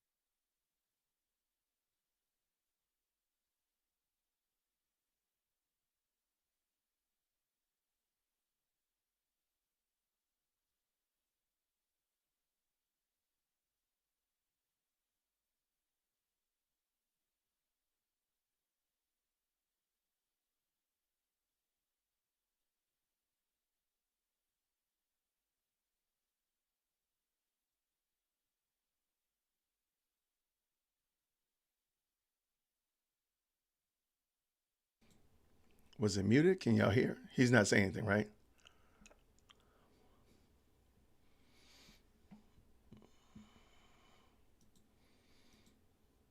All right, so I don't see him saying anything. I mean, I see him talking, but it seems like he didn't turn his microphone on.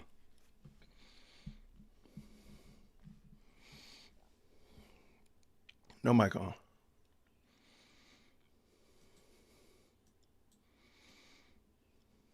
He asking, do y'all want to go home for the night? Can we all agree this is a waste of time? That's probably what he's saying.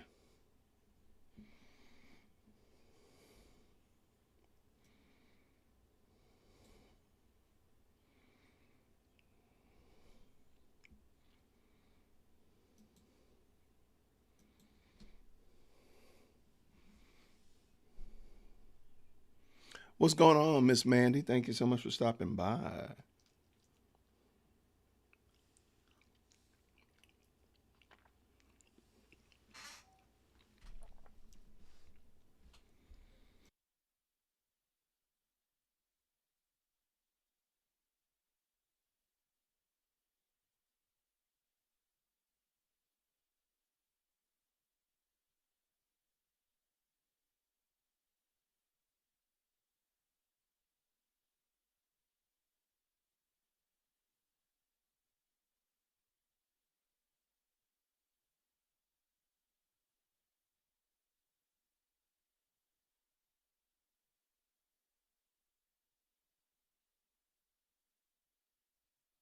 Here. Okay, we're back on the record. Councils, thank you for your patience. I had to take up some business. It took a little bit longer than I expected. So I think we left off with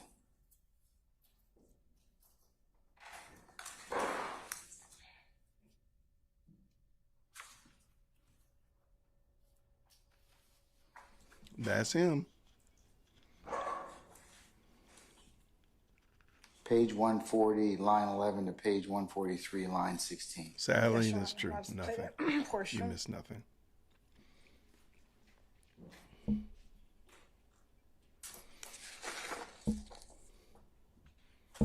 Oh, my guy's awake. And it should begin at approximately 11:16:19 through 11. My numbers might be off. Hold on one second. 11. Something's wrong. 11:16. Oh, he's I'm actually sorry, speaks. what This is part my of first the time hearing that, video guys. playing from? It should be 11:16:19 to 11:18:17. Are we?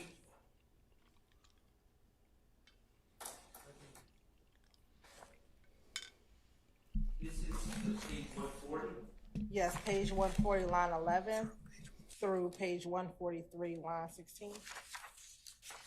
Oh, okay. All right.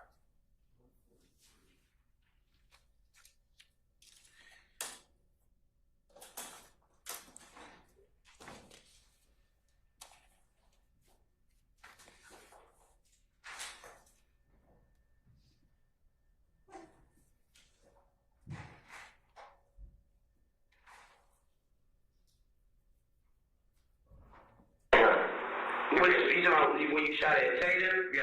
This one I didn't get a chance to get out the gun, but you ain't give me the gun, baby.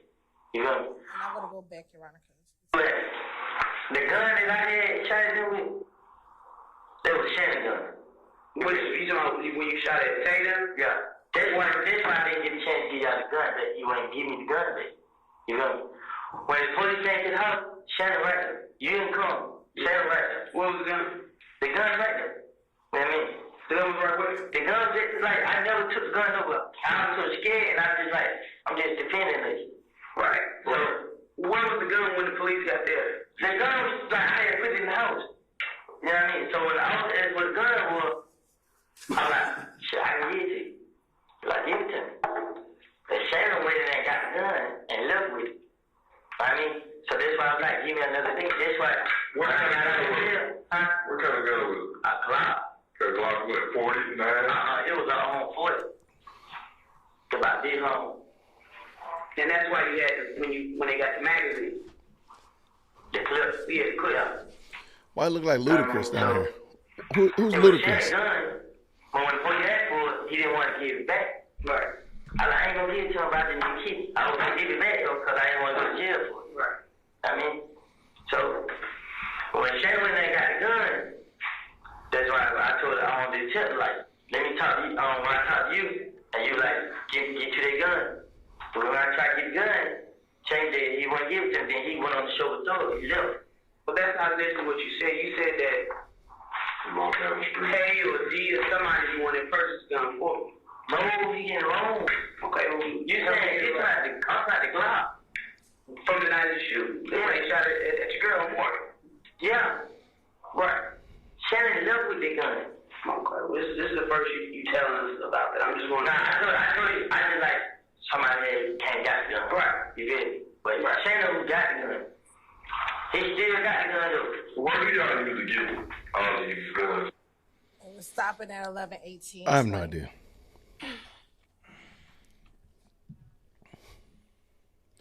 I don't think he's being honest, Queen V, either. I agree. All right, Mr. Sharp, sir. So a couple things that I object to with this. Obviously, it's character evidence about my client owning and possessing a gun based on my client's status as a convicted felon at that time. That would be an illegal act. We have not been given any 404B notice about this previously. So that's my first objection. It's not charged conduct either. And finally, a foundation hasn't been laid to play this portion of the tape. The state did not confront Mr. Copeland and say, in the interview on June 10th, 2015, did you Thank you so much, man. tell Investigator Gaither that after being shot out, that outside your house, Shannon, that was Shannon's gun, Shannon took the gun, Shannon wouldn't return the gun, etc. He's never been confronted with those prior statements, so I don't think the foundation has been laid for either. As to Mr. Copeland. Right. I don't think he's right. the foundation has been laid for either prior inconsistent statement or impeachment by contradiction. Is there a requirement that the declarant be confronted as to that? Yes. In this particular circumstance? I would, yes. That's definitely for prior inconsistent Defense statement. and the But can read. again, Oh, I really? don't know how a contradiction can be established without first getting the side of the story that you claim is being contradicted. There you go. This is terrible, man. Come on. Just let it in. Let it go.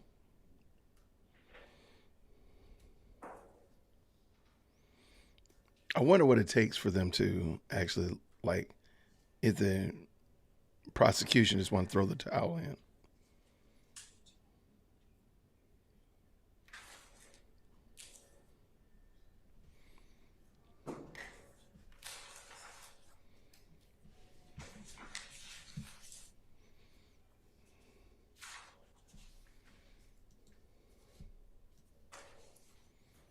I have no idea.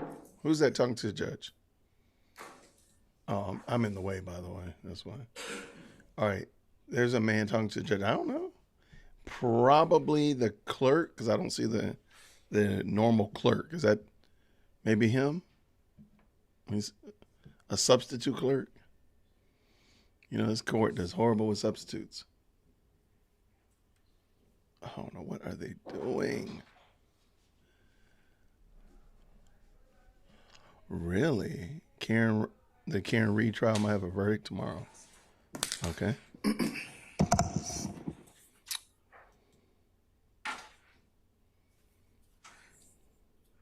All right. Mr. Shard, anything else, sir? I know. Okay. Mr. Steele? Anything, sir? Yeah, like, we want to go home. Just adopt. same. We're being held You hostage. can't just play the recording. Okay. No foundation for it. Thank you. All right. Anybody else? He gonna let it. Mr. Weinstein? No, Your Honor. Mr. Matthews? All right. Misty Williams? Mr. Harvey? Okay. All right. Okay. State, why do you believe it should, I want to hear it, but why do you believe it's admissible? Okay. So, Your Honor, first to address that the foundation has not been laid. Yes, the foundation has been laid about the gun. In any of his statements in these, How has the foundation been laid? because when he says, I don't remember anything that I told the police, coupled with everything that he is saying, he made it all up. That is the foundation to which we get to play his prior statement. Does he have to be confronted No. with it, as Mr. Sharp mentioned? He does not. The I moment think, he says, I I think don't everybody's remember anything, been here a while, we but can confront him if you're with new here, go ahead and all type of his in statements, my first especially live, when he says, I don't remember MFL. anything I told the police. Monday Night and Football. everything I said to the police, I was just making it up. We don't have to confront him with every single line in his statement, and I'll find the specific case law that states that. Yeah, do you have any case law which would indicate that this is one of the exceptions where he does not have to be confronted as to his statement? Yes, we'll pull that. So while we're waiting for that specific case law, All right. further, And what else? when what he says else? that the fact that Mr. Stillwell possessed a gun is not bad character in and of itself. So, Your Honor, I would like to direct you to 3 cases. The most recent is going to be Hill v. State, which is 2024, Georgia Lexus 140, which was decided on June 11, 2024. And specifically, that case talks about the fact that someone has a knife. Is not bad character, but they cite the Adams v. State case, which is the next case I want to provide to the court, which is Adams v. State 318, Georgia 105. 318 Georgia 105? Yes, which is also a 2024 case. All right. And what it says is specifically that given that gun ownership and the custom of carrying a gun do not by themselves impute bad character. So solely for the fact that Mr. Copeland is saying that Shannon had the gun, that in and of itself is not bad character evidence. It would not impugn Mr. Stillwell's character. But even if the court thought it was an impugn on his character, Your Honor, this is intrinsic evidence in which Welcome to the party. would be admissible because this is inextricably intertwined with the evidence regarding the offenses in this case and is necessary to complete the story of this overall crime. If you can recall, Your Honor, Did we have a hearing about this earlier? it doesn't have to have a hearing. So intrinsic evidence does not have to have a hearing. And specifically, I'm citing from Johnson v. State, which is 312 Georgia 481. Said 312 Georgia. 481. Okay. Evidence pertaining to the chain of events explain the context, motive, and setup of the crime is setup of the crime is properly admitted if it is linked in time and circumstances with the charged crime. So, Your Honor, here the charged crime is the murder of Donovan Thomas. As we've been discussing, after Mr. Thomas was murdered, there were a series of events that occurred. One is the shooting of Mr. Copeland with his child and his child's mother, which the court has heard testimony about. Yes, we've heard this. In his February 21st statement, Mr. Copeland talks about this gun, the gun that he used to shoot back at Tay, or shoot back at those who were shooting at him. And if you can recall that they kept asking in both the February 20th interview and the February 21st interview, where's the gun? Where's the gun? We need the gun. We need the gun. We need the gun. And what he's finally explaining in June is that the gun that they were asking for was Shannon's gun, and that Shannon had took it to Miami. That is why he could not give the gun back to the police. So That's the same gun he said he was gonna go get. And he never did? Yes, Your Honor. They came and arrested him again? Yes, Your Honor. And the reason why he could not give them the gun is because Shannon had took the gun with him to Miami. And now... I don't think that's accurate based on what was said. I think he said... Come on, this is... I would be so sad if I was I believe he does say that juror. Shannon...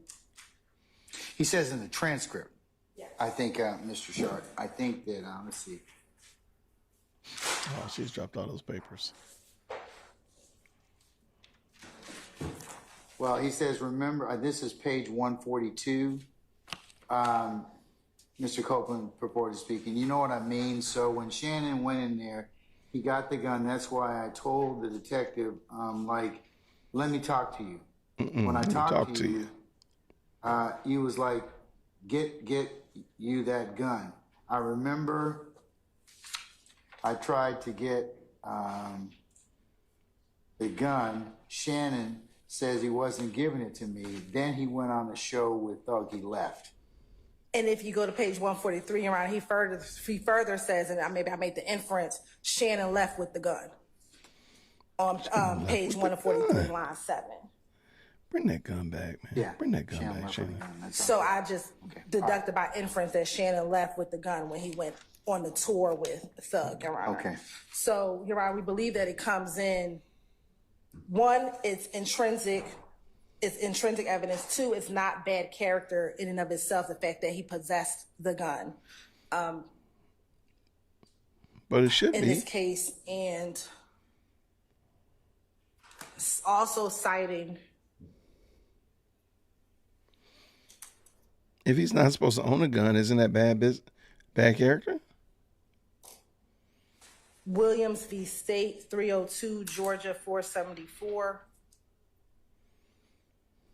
And I'm just going to read this last line.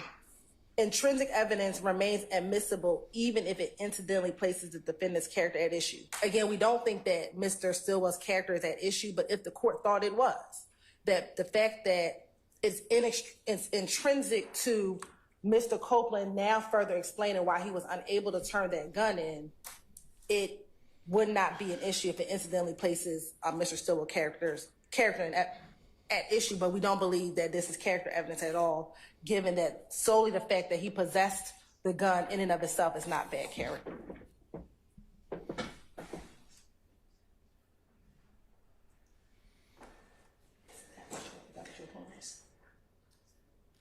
They're passing, they ain't passing stickies, they passing laptops.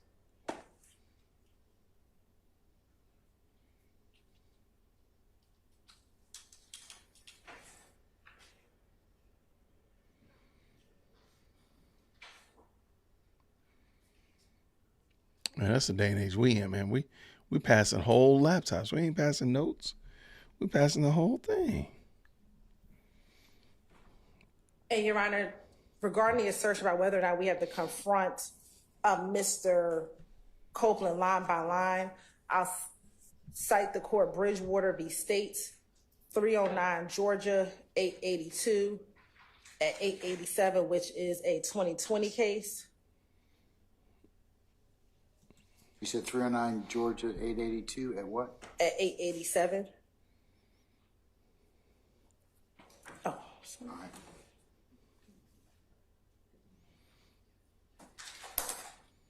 Should pass that back fast.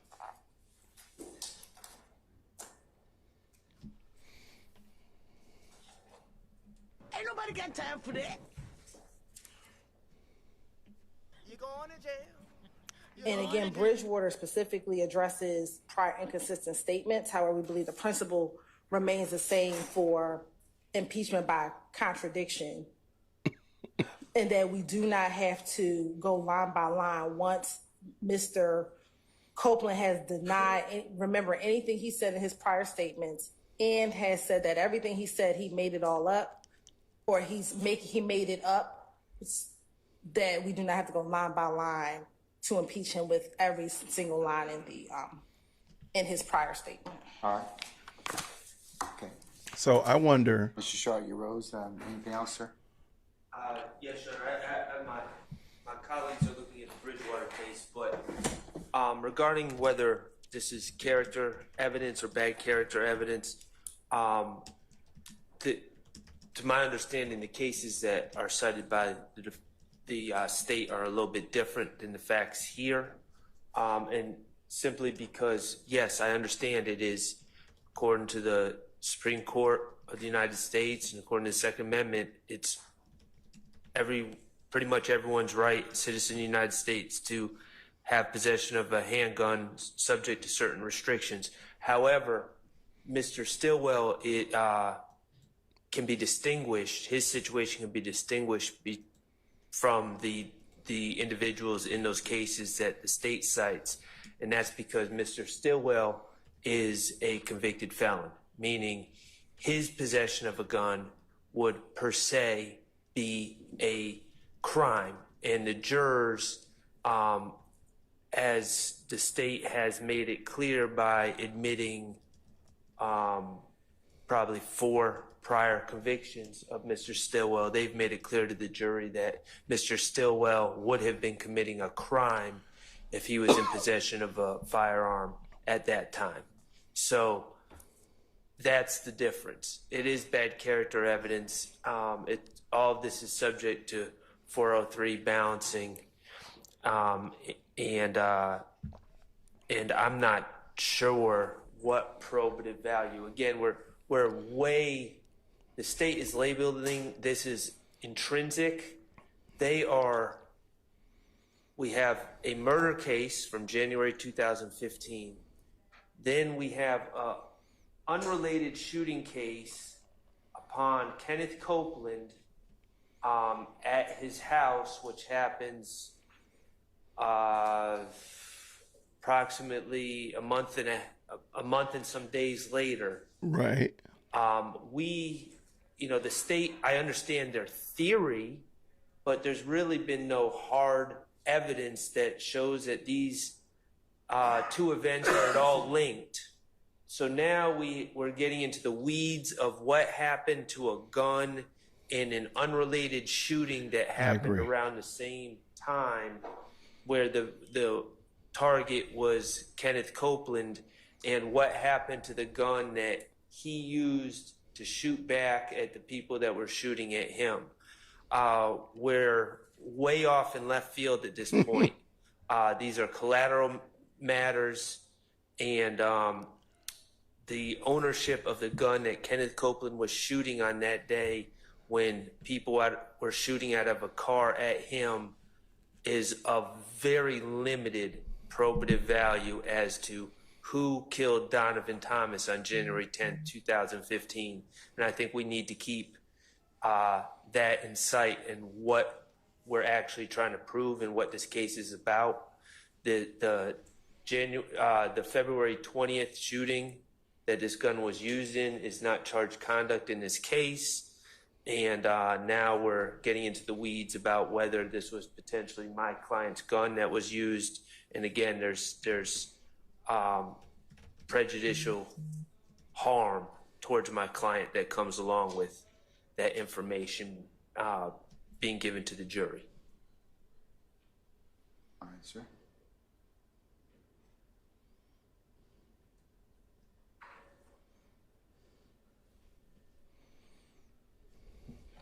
Mr. Steele, go right ahead, sir.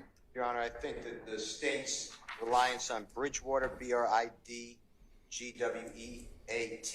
versus State 309 Georgia, 822, it's in Division 2, 2020 case is off the legal mark. This case in the 4th paragraph, our highest court specifically wrote, Bridgewater further challenges Davis's out-of-court statements to Thornton as recounted by Thornton, arguing that the state failed to ask Davis any specific questions about those alleged statements and did not identify the substance of those statements. As a result, Bridgewater argues Davis was never, and this is from the statute, which is 24-6-613, afforded an opportunity to explain or deny prior inconsistent statement to Thornton, and the defense was unable to interrogate Davis about them. We disagree, and here it is, Your Honor. On direct examination, Davis expressly denied knowing Thornton and denied ever speaking to him. Although Davis appeared to contradict himself by saying that Rashawn, which is R-A-S-H-A-W-N, gave him a ride to Short's mother's house, the prosecution later asked whether Davis recalled any conversation with Rashawn Thornton et al., and Davis replied no. And this is what the holding is. Davis's unambiguous denial that he had ever spoken with Thornton, as well as his assertion that he did not recall ever speaking with him, obviated the need for the prosecutor to ask That dude playing his Davis fingers looks real about bored. specific statements made to Thornton and to provide specific foundation for the state to present extrinsic evidence of such statements. And Your Honor, here what we have is Mr.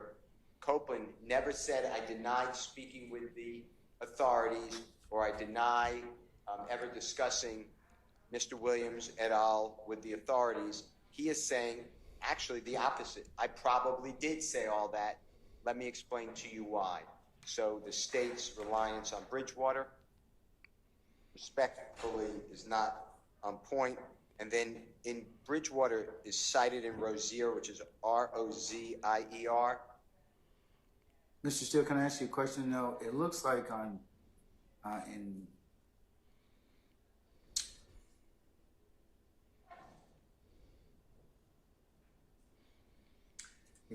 I think it's going to be page 886.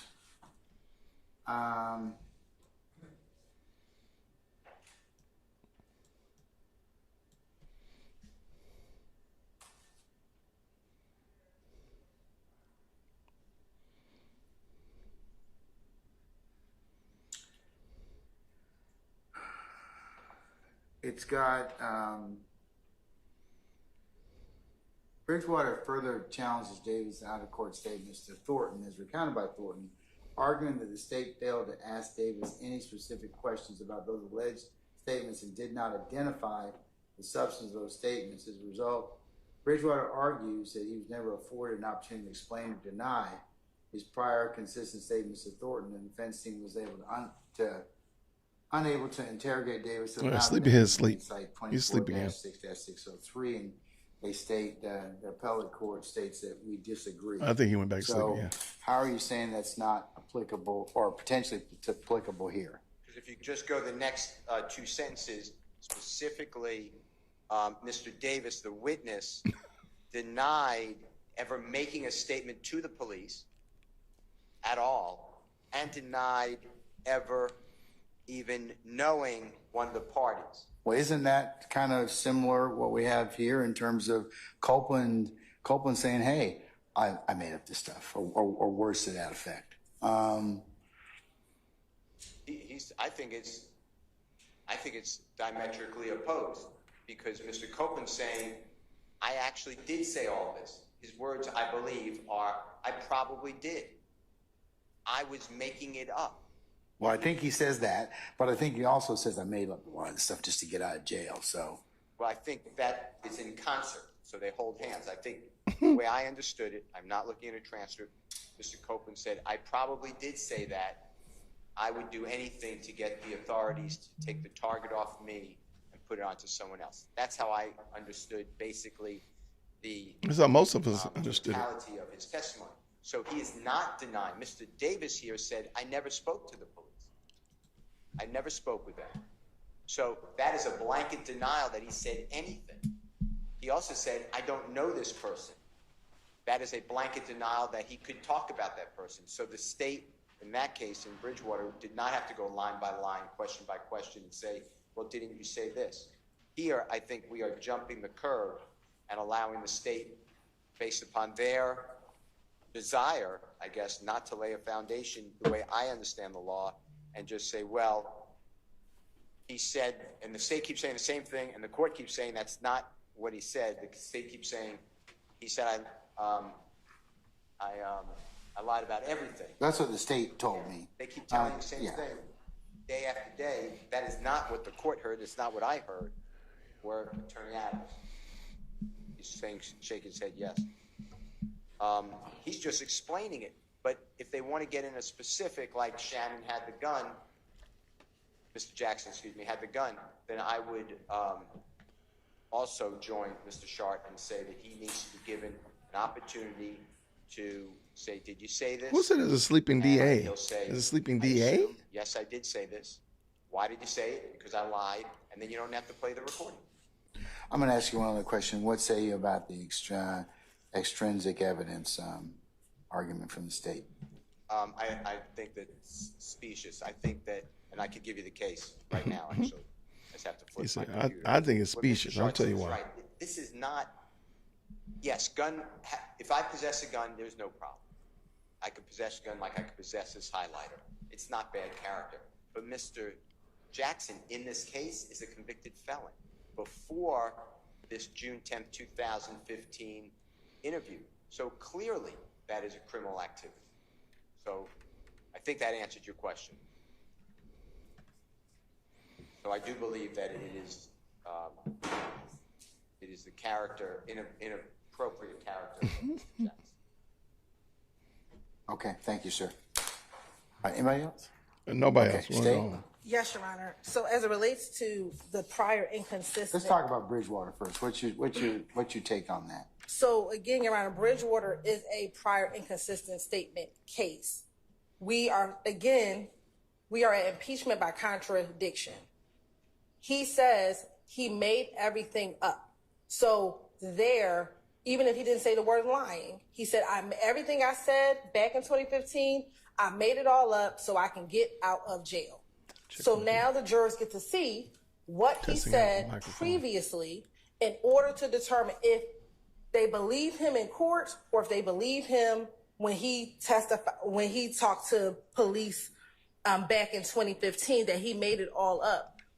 Second, so that's first and foremost as it relates to my response to Bridgewater. We use it as an example of whether or not we have to go line by line, but for the same principle, if we're impeaching him by contradiction, we are saying what he told this jury in 2024 is contradicted by what he was doing in 2015. So that answers the first question as it relates to the Bridgewater analysis. And I think, and I would need Ms. Weaver to check, I believe when prior to the February 20th interview, before we started playing that interview, I thought I asked Mr. Copeland about what happened with the gun, but I would need to double check that. I don't want to say it, but I thought I asked him what did he do with the gun, and he denied giving it to Shannon, or he denied what his response was. But I would need to check the transcript for that. What about the issue asserted by the defendants about Mr. Stilwell being a convicted felon? And because you cited a couple of cases for that particular proposition, Adams versus the state, Hill versus he gonna the let state, him keep it. and Williams Watch. versus the state. He gonna side with the I'm state. sorry, Johnson versus the state. You're right. Is that different because Mr. Stilwell is a convicted felon? I mean, No, I don't believe so. And I was looking at another case, Hollis v. State. Hollis, Hollis v. Yes, State? Hollis v. State, to look at What's Hollis' 359 Georgia App 249. Is Georgia Appeals or Georgia? Georgia Appeals 249. 249 in the To see appeals. if in the facts of that case, if the defendant Hollis, I believe in that case, defendant Hollis may have been on probation for a crime and he had a gun and the same proposition was the same, but I need to look back at the facts of those cases.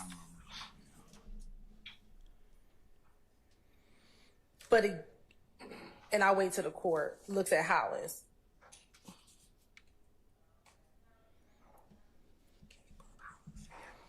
All right. So they're still arguing. If you're just dropping in, we are just going through Woody's initial interrogation video, and the state and the prosecutors are arguing about what should be kept, what should be redacted and removed.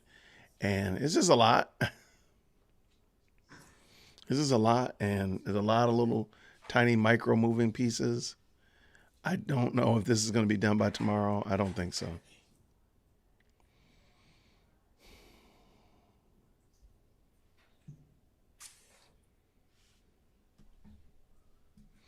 I don't think this will be done by next week. But truth be told, I have no idea.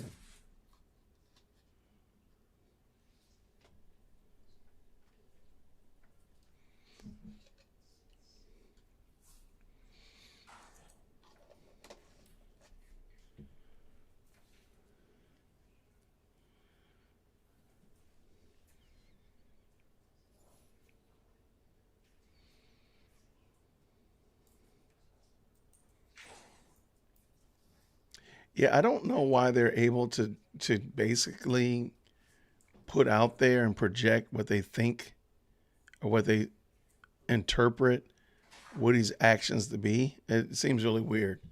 Or what were the motives rather of his actions? I don't know why they're able to do that. It seems counterintuitive to me. Where they would need to have proof in the other instance, but they can just kind of conject it on there.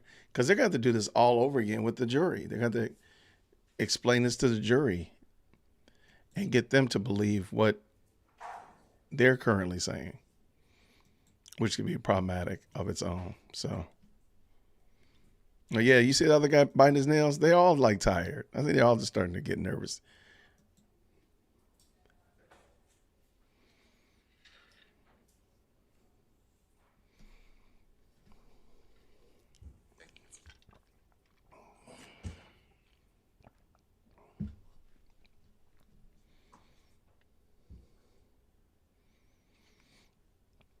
I'm certainly not sure how these things help the court's case, the state's case. I don't know how it helps them.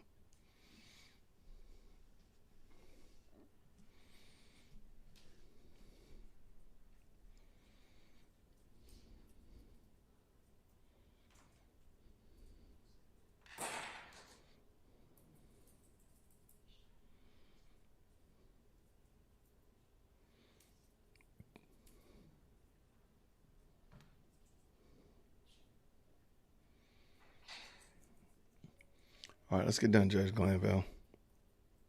Let's bring it on home. Homeboy, bring it on in.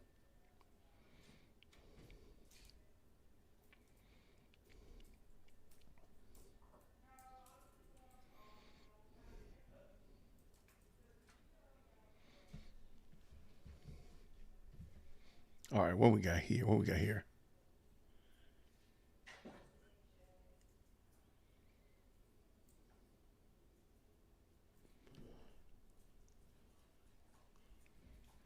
All right.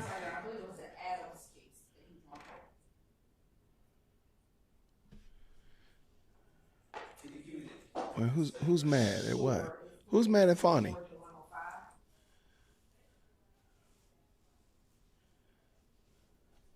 Yeah, they're done. They're done, man. The prosecution is down to splitting hairs trying to convince the DWC jury. We're not having it. We're not having it. We're informed jurors.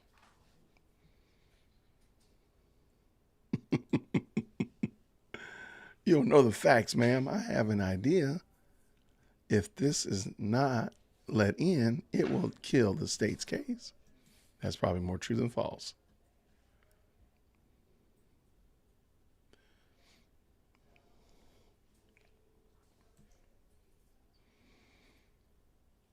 Okay, see, I don't know. I hate this because, we heard Kayla say that Simone was doing a great job, and I don't know. I don't know.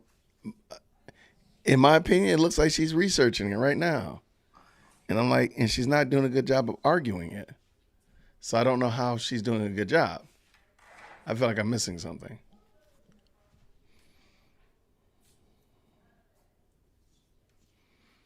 Do it, retire. Come on. There's people. Hey, there's whole nap channels. You see your boy, he was sleeping over here. Let me go ahead, do it.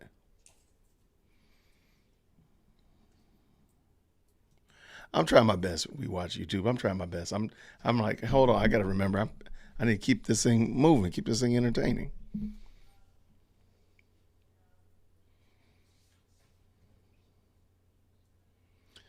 I wonder how are they planning for pulling up case law? Do they already like have some on deck, or are they just doing it on the fly?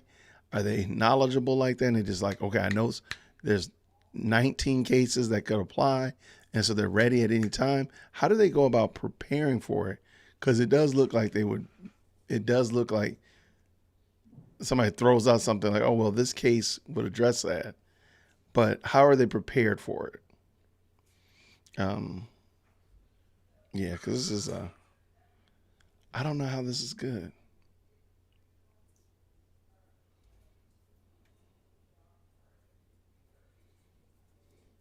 But at this point in the game, Miss Mandy, I'm sad to say, it's already going to mistrial. There's already coercion between the prosecution and the judge. There is a slew of problems with their witnesses. This is going to be a mistrial. I mean, and it's definitely, and if by some twist of fate, I mean, there's literally 3 motions to quash, recuse, as well as an immediate appeal in the works right now. If this didn't go to mistrial, I'd be surprised, but it'll go to appeal immediately. Mr. Stillwell being on whether or not the fact that Mr. Stillwell being on probation would impugn his character. But Your Honor, the state will go back to the Johnson v. State case, which is about inextricably intertwined evidence, Your Honor. And again, not forgetting that the prosecution that's currently going on is not relegated only to the murder of Donovan Thomas. We are in a RICO conspiracy. And so the sole fact that Mr. Copeland, in the midst of a retaliatory shooting in which the opposition gang believes that he killed one of their gang members, uses a gun that was given to him by Shannon Stillwell, is one, inextricably intertwined into this case. And although it's inextricably intertwined, and although it incidentally places his character although it places Mr. Stillwell's character at issue, it is inextricably intertwined into the overarching He ready. He is story ready. And conspiracy that we are attempting to prove in this case, Your Honor. And here in the Johnson case specifically, this court let in an entire aggravated assault shooting as intrinsic evidence. Is that Johnson at 312 Georgia 481? Yes, 481. And interestingly enough, this case involves the Atlanta Blood Gang as well. But here the court let in an entire aggravated assault shooting as intrinsic evidence. But I think that, let me go back to Adams. I think Mr. Shart's argument is his specific grounds of objection are that his client is a convicted felon. So, and so that's why the fallback plan, not the fallback plan, but that's why if you think that that is a character issue, what Johnson v. State says is if an act is inextricably intertwined, 1, it comes in, and then 2, when I cited the court to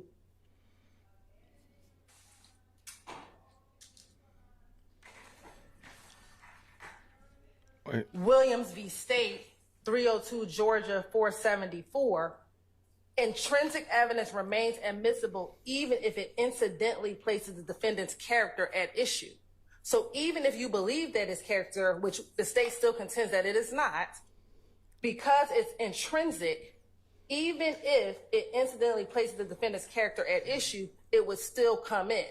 This incident in which Mr. Copeland is now explaining to the investigators why he was unable to turn in this gun is inextricably intertwined into the series of events that occurred.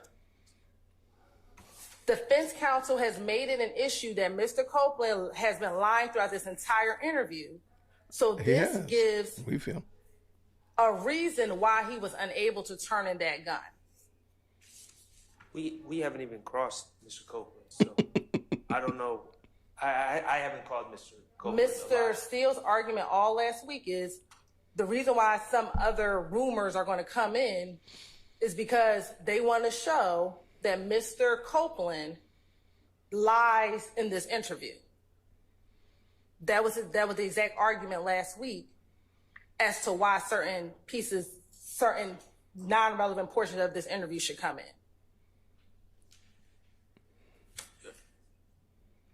Ms. Hilton? Mr. Shaw?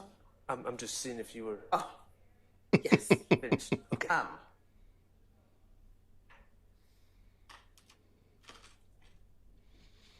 Man, he's being really patient. So, Your Honor, couple things I disagree with. First of all, this is not intrinsic. The state can say, oh, well, this is a RICO conspiracy. We are dealing with the January 10, 2015 Donovan Thomas homicide, and that's allegedly what all this is related to, according to the state. But even if we took an expansive view, this indictment alleges, I should know the number, near 200 different overt acts. 191, okay? This February 20th shootout outside Kenneth Copeland's house is not one of the alleged acts. So we are now going into the minute details and collateral information about a act that isn't even among the 191 acts charged. Secondly, even if we were to label this as intrinsic, which I don't believe it is, the state said it's admissible as long as, even if it incidentally puts the character of the defendant at issue. This is more than incidentally. Let me just engage in a little conversation. Ordinarily, you'd be right, but he gonna still give it to her. There's a background in terms of this gun that the jury's heard and is continuing to hear in this particular case, and that being is that in the interview he says, well, Copeland, I was telling the police anything they want to hear because I want to get out of jail. Right. I'm gonna go get that gun. This kind of fills in that particular narrative about this particular gun. So it is kind of relevant, and it is kind of inextricably kind of intertwined in that respect. And, well, and it kind of in looking at Johnson at 370 at 312 Georgia 481.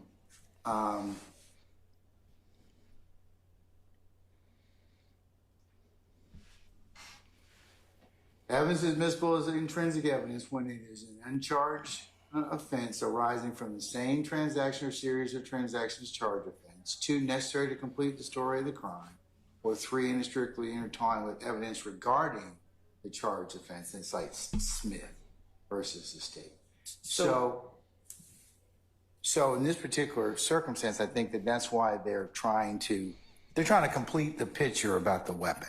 I understand what. Okay, and I know you fundamentally disagree, and I'll take that. Let me just say a couple things. First of all, this weapon, I think this is important to know. This gun is not involved allegedly in any other crimes or acts. So there's no loose ends that need to be tied up later with who had this gun or where was this gun. This gun, the story about this gun ends here. Okay, so there's nothing else that comes up about this gun. But secondly, when we're talking about, and this is why I said incidentally places character evidence. Okay, I've already distinguished my client is a convicted felon. It's character. Do you have any case law that this is specifically shows that, and you can invite me to look at about a convicted felon? Well, I think it's pretty clear. I mean, evidence of someone committing an uncharged crime Well, is.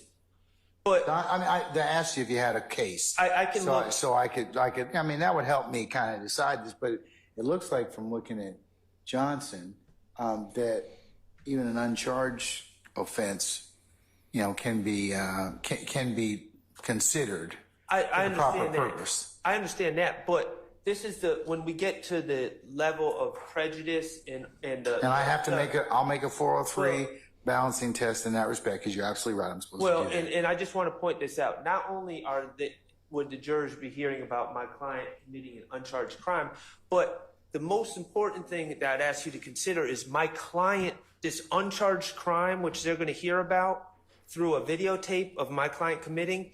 My client is charged in this indictment with 2 counts of that exact crime. So they're going to hear a videotape of Kenneth Copeland talking about my client, Mr. Stillwell, committed possession of a firearm by a convicted felon. They're not supposed to consider that for propensity, I guess.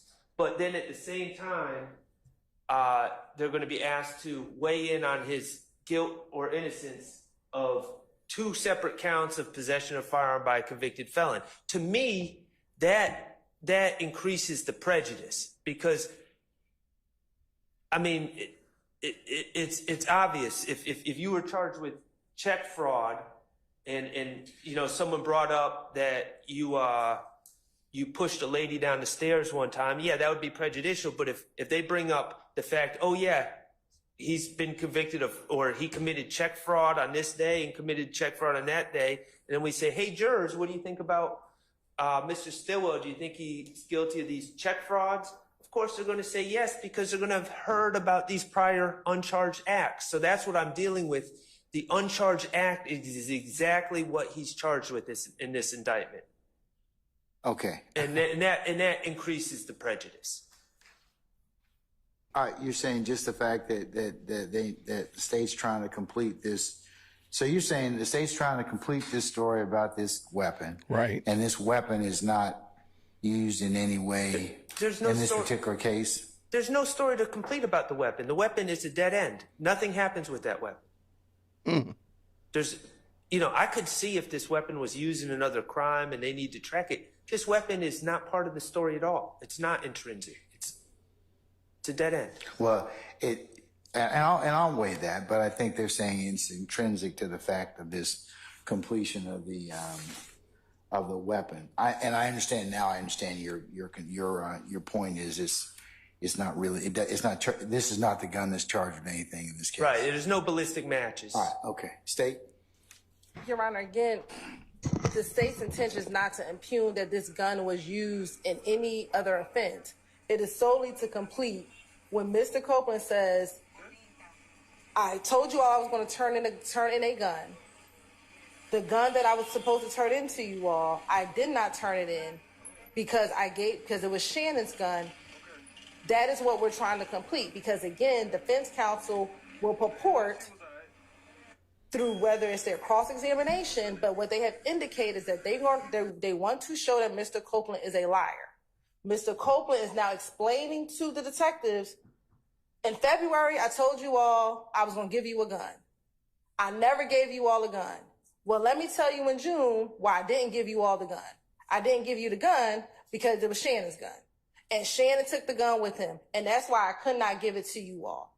But there's a reason behind the gun. But what it does is, nobody's been able to kind of tell me otherwise that being a convicted felon, I mean, I know it's a status offense, but even looking at Johnson, Your Honor, the Johnson case in which they're allowing an intrinsic act of an aggravated assault, the case itself was a murder case. And they allowed into evidence another aggravated assault. It was a murder and a shooting incident at a gambling house. Uncharged aggravated assault, or yes, it was the one that was on charged in the indictment. It was uncharged. It was uncharged in the indictment, and they allowed it an entire. It was not charged in the indictment. It was not charged in the indictment. So here, Your Honor, we're not asking for a crime to be admitted. we're asking solely for the playing of the fact that the gun was not turned in because it belonged to Shannon. Shannon went on tour with Thug, and he went to Miami. We're not even saying that. Okay, all right. Let me say I buy that. What about Mr. Shart's argument about I have to do then a 403 balancing test? Is it more probative than prejudicial? He's saying you've already charged Mr. Stillwell with 2 counts of possession of firearm by a convicted felon, which are going to be brought up later on. He's saying this increases the prejudice. So what would you say about that? Because and I'm listening to it because it's a road to nowhere. It's kind of like, in terms of what you have to prove, it kind of just, the jurors may think, well, this guy's who's a convicted felon has this gun and it's not really involved in anything that's charged in this case. Your Honor, Mr. Stillwell is charged with a murder in 2022, and that's one of the offenses. Okay, but is this gun tied to anything? The gun is not tied, but Your Honor. Okay, that increases the prejudice, though, because if it's not tied to anything, I mean, I understand what you're saying, but sorry, I apologize. no, go ahead. I'm apologizing. No, you go. I'm sorry. No, what it does is it increases the prejudice in terms of because you don't want the jury confused on the fact of, okay, we've heard Shannon's got a gun, or that Copeland's saying, hey, Shannon, the reason I didn't turn it in is because Shannon took it and he took it down he took it. Grace and peace. Good to see you, Janelle. But it doesn't go anywhere because it's not used in anything other thing. It's not used in any other criminal offense. It's not tied to a murder. It's not tied to anything. It's just a fact that just shows where this gun went on a guy that's already who's a convicted felon, and it's not charged in the indictment. I know I could probably let it in, but my concern is Mr. Sharp's concern, and whether or not it's more prejudicial than probative, given everything. If he gives it to him, I'm telling you right now, I'm with. shutting his whole. Is this going to confuse the jury or let them know, hey, he's, what about this weapon when it's not tied to anything in the indictment? I mean, I know that Johnson seems to indicate that, but so tell me how I get over the 403. Given what you charged Mr. Stillwell with. Is he about to agree with that? Because the state has not asserted and will not assert that this gun that Mr. Copeland used in 2015 is the same gun used in 2022. It's a 7-year difference between this particular incident in 2015 and what Mr. Copeland says. The only purpose for this portion is to complete what happened with the gun, especially given this notion or this idea that in 2015, Mr. Copeland was just lying about everything. He said he was lying, though. We as a state have to show, we believe that in 2015, his statements were credible. He gave a reason for what happened with the gun. I believe that Mr. Sharp's trying to confuse issues as to the fact that Mr. Stillwell is charged in the indictment with possession of a gun. That is separate and apart from the purpose in which this particular piece of evidence will come in. It is solely to complete what happened with the gun that Mr. Copeland used in order to defend him, his child, and his child's mother. The state has no intention of saying this Glock was used in some other crime because we don't have any evidence towards that. Then why do we need it then? Furthermore, when we talk about what happened in 2022, as the court will instruct the jury, they have to look at every crime individually. So when we get to 2022 and the murder that happens in 2022, the jury is going to have to look at the evidence for that particular crime in addition with the RICO, independently of whether or not Mr. Copeland used this gun to fire back at individuals who were shooting at him. They're going to have to parse out that evidence for themselves. That's a separate issue other than Mr. Stillwell. I hear what you're saying. I mean, I tell you what I'm going to do. I'm inclined to apply the 403 balancing test and find it's more prejudicial than probative. But here's the take, defense. If you open the door as to it, I'm gonna let them bring the truck. So you gotta be very careful about not opening the door about this particular issue and this weapon, okay? Because if you open the door as to it, I agree with you, Mr. Sharp, Mr. Steele, that it is more prejudicial than probative, but if you dance around the issue and open it up, I'll revisit my decision, okay? Yes, Your Honor. All right. And then, Your Honor, can we then ask him if he gave the gun to someone? Because I believe that it is important that the jurors know something happened with this gun in which he expressed that to the officers back in 2015.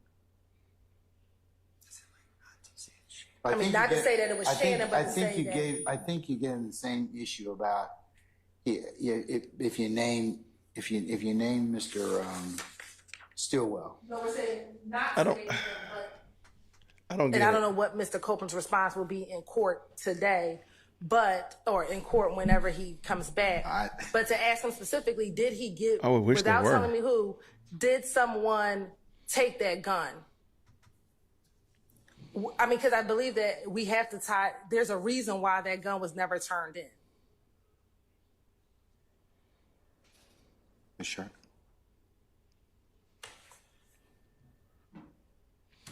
Okay.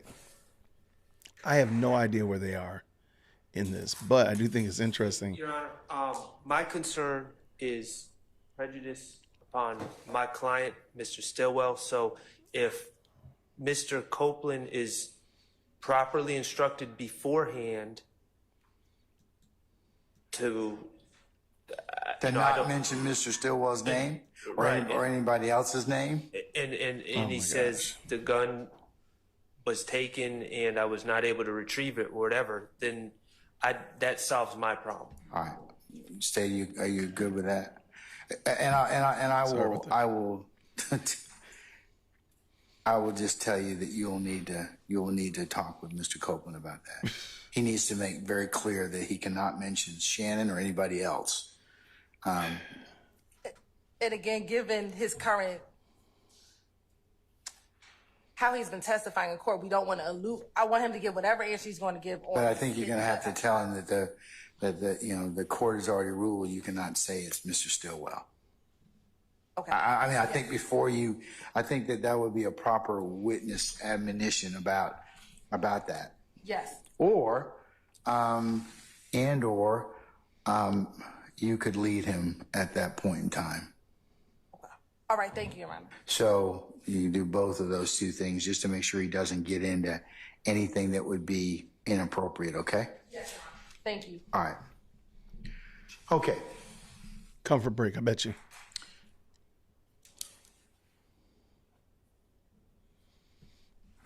Okay, I'm gonna put up a poll very quickly.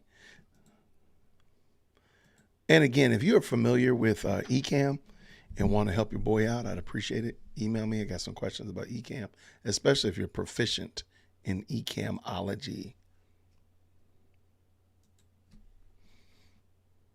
I heard the dog moving.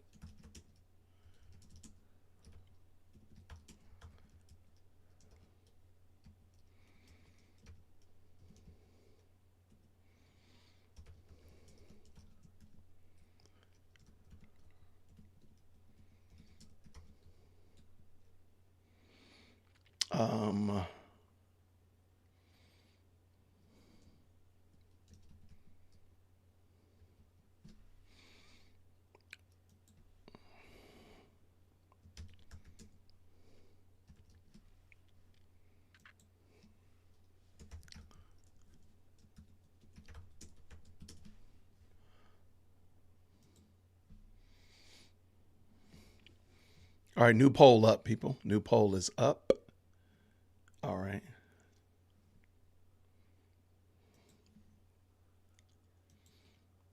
Three lines 21 through 23.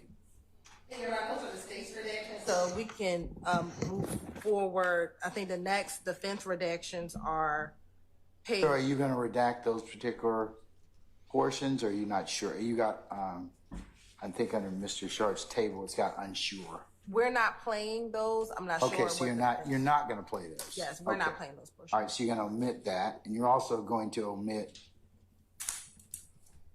11:48:25 through 11:48:34, and that corresponds with page 186, lines 20 through 22. Correct? Yes, Your Honor. All right. So the next thing, Mr. Short, I think we have is page 188. Oh, a lab. I forgot about a lab. To That's what I was thinking. I forgot about a line Labrador. 9. Is that correct? What is an other dog? Mr. Sharp? I think that's what you all have identified. And your comment is commenting about Shannon doing everything for Thug for free, or worse to that effect. So I want to flesh that out.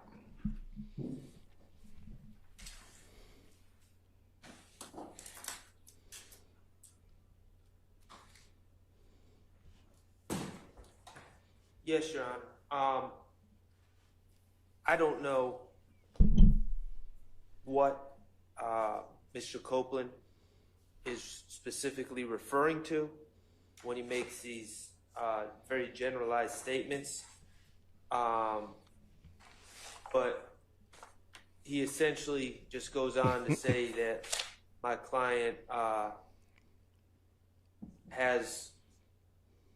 doesn't have many earthly possessions, which I don't have a problem with him saying that, but he also insinuates that he commits crimes for Jeffrey Williams and doesn't get paid to do so. He just does it to do it. He doesn't give specifics. I'm not sure what he's referring to, and it's bad character evidence, violates 404A and B.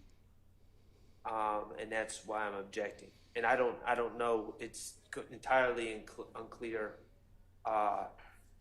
what his personal knowledge to any of this is. All right, sir.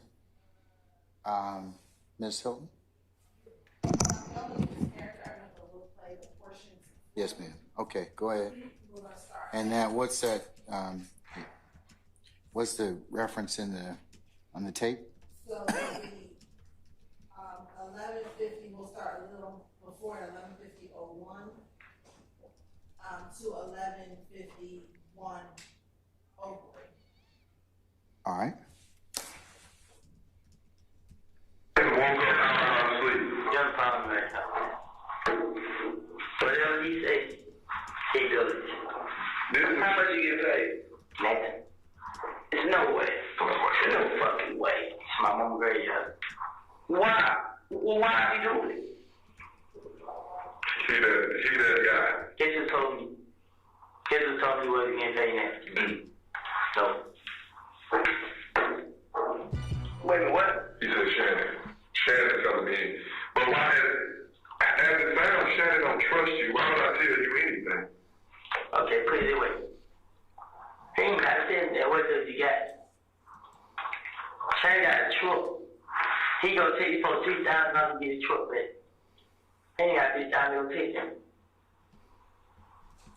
But I mean, the shit out here, man. I know Shannon. So like I got something to say, now Willie, come on, man. You right, I don't have to do it. You know what I mean? I'm not saying that you ain't got shit, Willie, but you.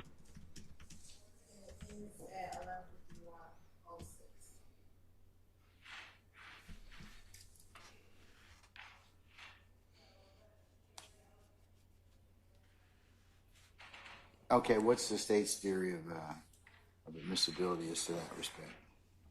Your Honor, Particular line, those particular lines. one, I don't believe that it's character evidence at all. When we start this portion, prior to this particular section,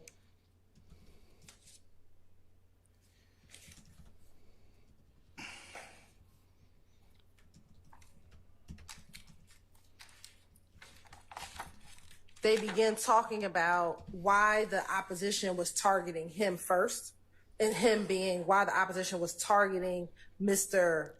Copeland first after the murder of Mr. Donovan Thomas Jr. And he's explaining, he being Mr. Copeland, is explaining that it's not me, it's Shannon. And he doesn't say his name. That's when he points to the paper. Because it would appear that on the paper, Shannon's name is on the paper. And he says, this is your problem right here. Whatever he says, he does. And he points to the paper. Presumably, Mr. Williams' name is on the paper and Mr. Stillwell's name is on the paper. But we don't know that. They ask him, how much is he getting paid? He says he's not getting anything. And then they ask him, well, who told you that? And he says, he points, what I believe to be, he points at Shannon, because Dennis clarifies, he says Shannon. He says Shannon. So one, this goes into Copeland's belief of why he doesn't understand why he's being targeted by Ifgang. Because he being Copeland? Correct. And he's explaining that I'm not the problem. It's Shannon is the issue. And they're trying to understand more of the dynamic or the relationship between Shannon and Mr. Williams. And he further explains, look, he's not getting paid. He does, according to Copeland, he's doing whatever he wants just for him. And I believe that, again, that is... He being Mr. Stillwell? Correct. Is doing whatever it is that Mr. Stillwell is doing for Mr. Williams and not getting paid for it and not... And so I think, again, that is important when we talk about this gang RICO enterprise, the relationship between the parties. And what Mr. Copeland is talking about is the relationship between his perception of the relationship between Mr. Stillwell and Mr. Williams. And again, when we're talking about the larger conspiracy and we're talking about the nature of their relationship, the nature of the enterprise, here is arguably an unindicted co-conspirator to the larger gang talking about two other gang members and the relationship between them. We believe that that is relevant for the jury to hear. Ooh. John, I'm going to withdraw my objection. Okay. Mr. Steele? Well, I'm objecting to everything, but... Of course. All right. I just wondered if you have another specific objection since it references your client. That's why I was asking you.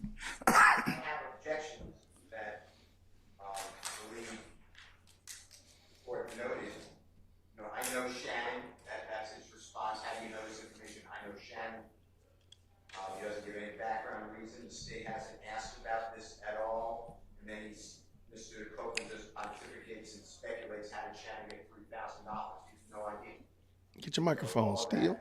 Wrong. With that being said, though, I don't want to go against Mr. Stark. Really, arguments is fine.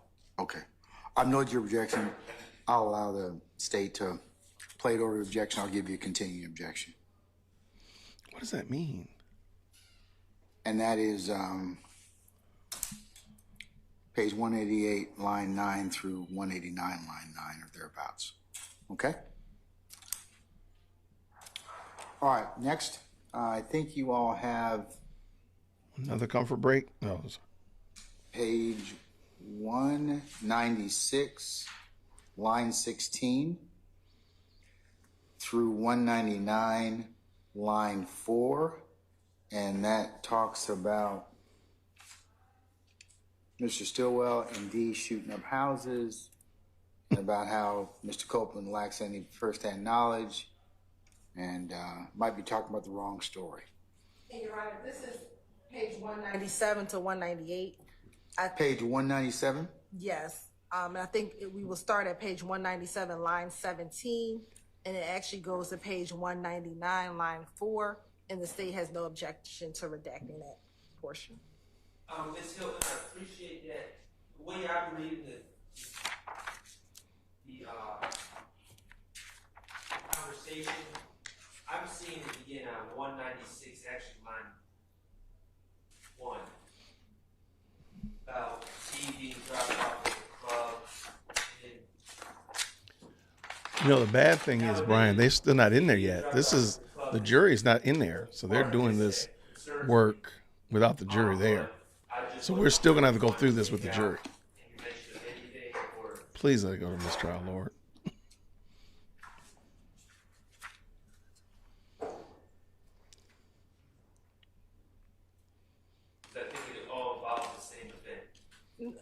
we believe that it's important up until line 121. Excuse me, line 20. Line 17. It keeps changing.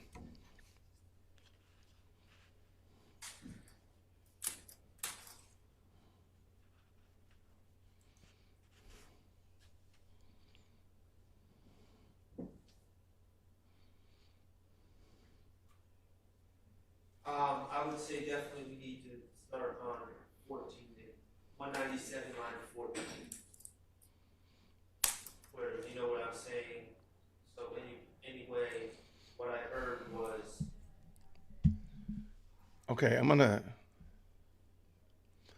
gonna mute this for a second and just take a couple of these questions. So, and this is a good question because I think it helps shine light if you're just kind of jumping in to this. Yes, they did pretrial motions. I think that took like a month.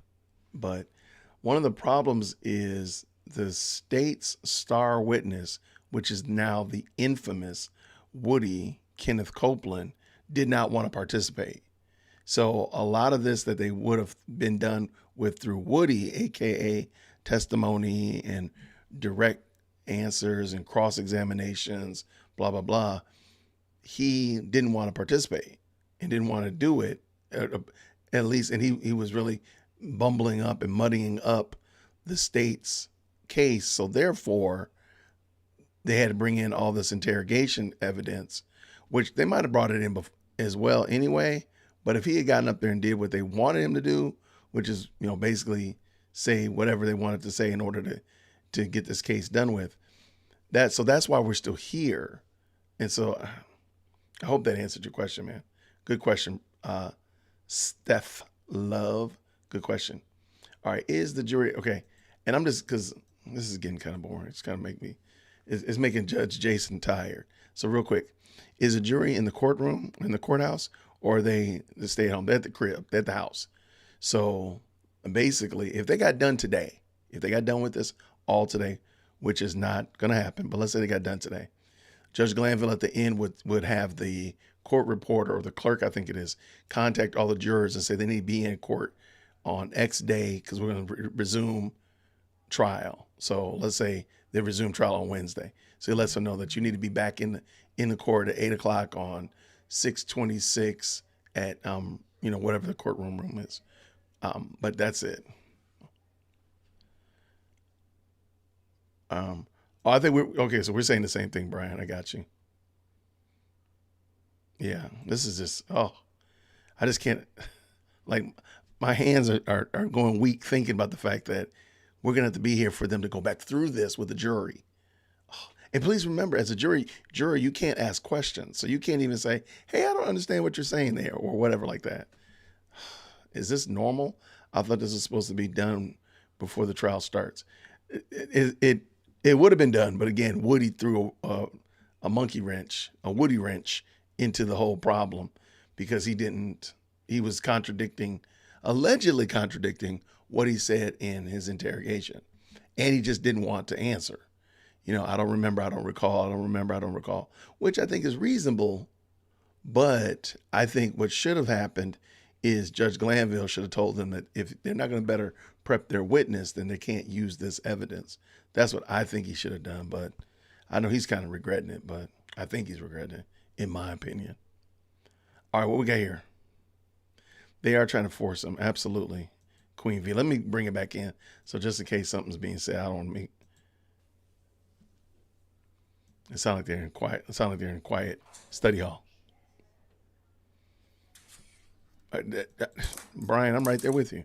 I don't if he said I lied when I was in the interrogation, what makes you think that I'm going to now believe his interrogation?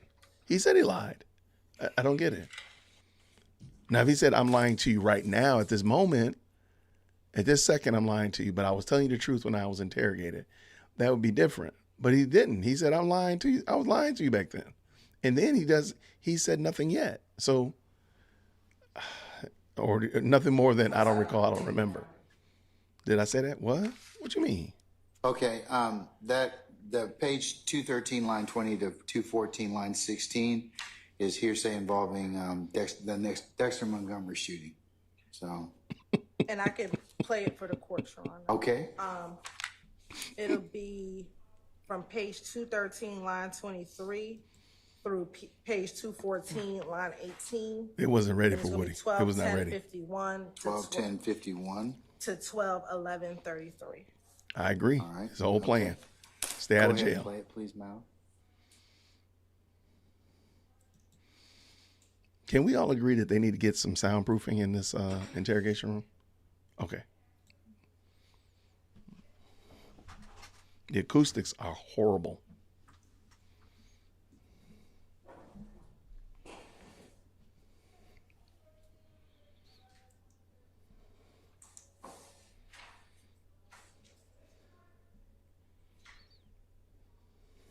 It's going to start a little earlier at 12:10:48. Yes, ma'am. They was talking about damn Wayne Buzz. I know OG Bentley shot the boy in the head over there. Oh my gosh. Who shot? DK? Nah, this ain't know it. No, I knew. Cause two people got the call with sticks. Yeah, no, DK. And why did Nard shoot him? I don't know. They just didn't show a detail. I mean, they just like, no, without me, then on time for a question on the murder. I'm like, what murder? I think I killed that gas station in Lakewood. I mean, it's like that. So, but how do you know Nard did it? D. How do you know Nard did it? Says you been in trouble. They talk about it. I mean, like I tell you, yes, what it was. And we're stopping at 12:11:34. All right, State, you want to tell me? Go ahead. Go ahead. I was just going to point out that in this, we've heard testimony about that incident. Mr. Copeland, no one said he was there. He obviously wasn't there. He says his source of information when he was talking to the police was D. I take that to mean there's two D's. I take that to mean Lil D, meaning Demekion Garlington. But we don't know. We don't know for certain. It could also be Quindarius Zachary or another D. But if it's any of those people, none of the people that were there are known as Lil D or D. So he got it from someone who must have got it from somewhere else, and so we're just kind of rehashing rumor and hearsay. All right, sir. State. And Your Honor, we should start with page 23, page 213, line 23. The reason that they even get into a conversation about the Dexter Montgomery shooting is Detective Gates. Let me say this, let's get to context. This interview is in June of 2015. The police don't know the full details of the Dexter Montgomery shooting till about July of 2015 and August of 2015. And that is, if you can recall, Your Honor, that is when Walter Murphy was interviewed, both in July and August of 2015. So in June, they don't know the full details of what occurred. So Detective Gaither in the line right before this says, I know OG Bentley shot the boy in the head over there, talking about the Dexter Montgomery shooting. And Kenneth corrects her and says, no, he didn't. And she said, who shot him? And he says, they're saying Nard. Nard who? Because two people got out the car with sticks. And he's confirming Nard and DK. And he says, then why did Nard shoot him? I don't know. This is what D's telling me. I believe he's talking about Demekion because either earlier in the interview or later in the interview, he says he gets a lot of his information from Demekion. He says, you know what I mean? They just like Nard went down, Bentley went down for a question on a murder, and I was like, what murder? And some nigga got killed at the gas station in Lakewood. You know what I mean? Like that. And then they go in, but how do you know Nard did it? Said D.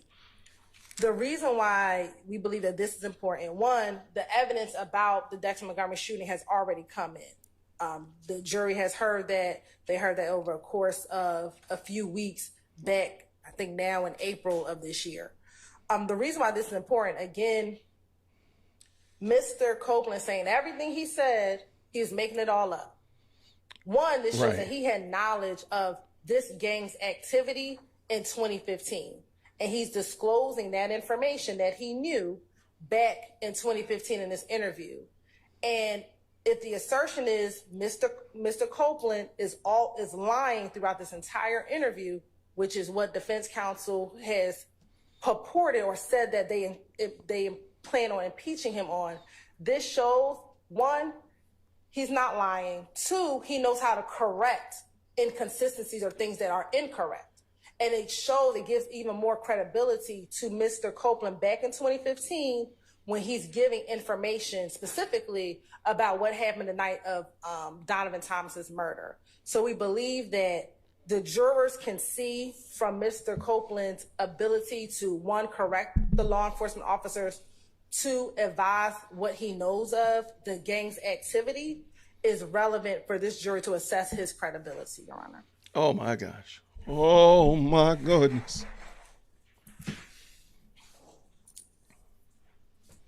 Let me just say this. The fact remains, it's still hearsay, and nothing that the state said That's what I'm gonna say. is It's a still... hearsay exception. Okay. Look, I don't have State, any. I'm in concurrence. It's still hearsay. I got with no exception. So I'm going to omit that particular portion. Wow. From 213 line 23 through 214 line 18, 12:10:51 through 12:11:33. He sided with the defense. Y'all get your bingo boards. Look, good gracious, who had that on their bingo board? I'm with it. Wow. Okay, look, I got mad respect for lawyers because they have to have a lot of knowledge in their heads, and I'm not mad at them. But has anybody noticed that Sharp walks up there with like no computer and no book? He literally just comes up, maybe with a sticky note, and just goes for it. He just, I don't know, man. This seems like a different. I don't know.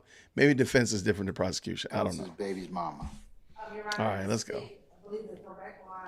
I don't know what color that jacket is. Is it blue? Her jacket or his jacket? Fashionistas up in this piece. 12:15. I'm sorry. 12:15:50. Uh-huh. To 12:15:56. Okay. And we don't have any objection. You're gonna. Okay. All right. And I agree that there are times covered. Oh, just to have to Okay, sit in there all right. every day. So that's cruel covered. and unusual. The next period is 222 line 17 through 223 line 6, and that purportedly shows some hearsay in regards to beef with Game and Nipsey Hussle. Oh my and gosh. the squashing of this purported situation.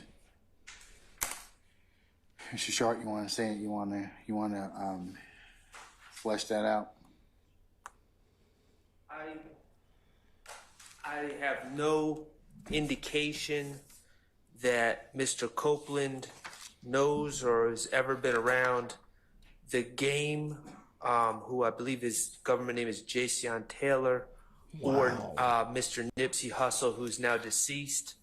But it's certainly a story that he tells that I think there's internet rumors and speculation and everything else, but there's no indication that this is based on personal knowledge, anything more than me Googling street rumors and then saying this is what happened. So there's no personal knowledge. It should not come in. It's hearsay. And it's speculation.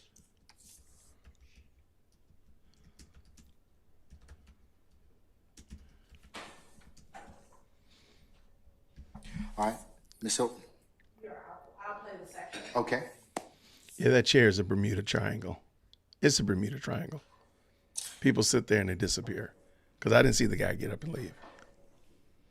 Oh my gosh, no more, stop. And we're going to start a little earlier at 12:16:59. The development portions will begin at 12:17:08. You said I'm sorry, one more time about the. We're starting earlier at 12:16:59, but the relevant 12:16:59. But the relevant portions will begin at 12:17:08. And you're going to play through 12:17:31. All right, thank you. Okay, go ahead. Nobody else care about nobody else. You know what I'm saying? Thug ain't take shit from nobody. Well, how did the beef with Game in here? The game nigga did shut up and Thug would told Shan do it. Shan told me his mother was up there winning.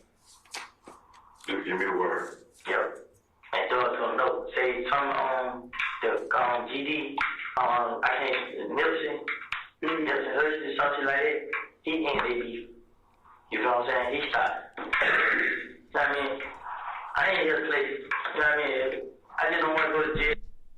And we stopped it at 12:17:35. And so what we have here, Your Honor, is actually two party opponent admissions.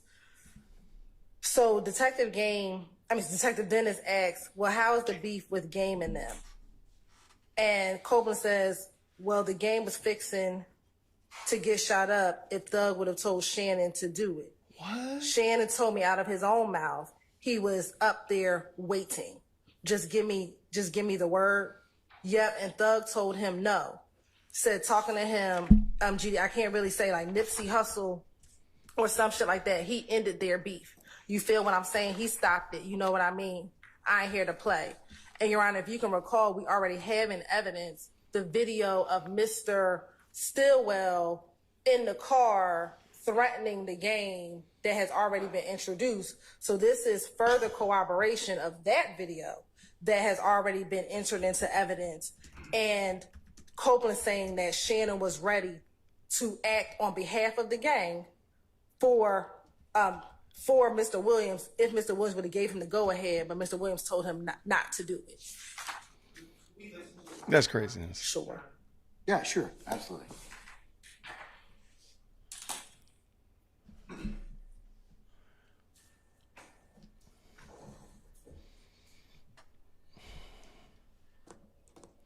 I'm still not certain how I understand how this is going to play. Well, how did the beef with Game in here?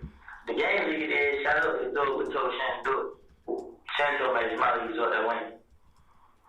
Just give me the word. Yep. And Thug told him no. Say something on the GD, I can't, Nipsey Hussey, something like that. He ain't their beef.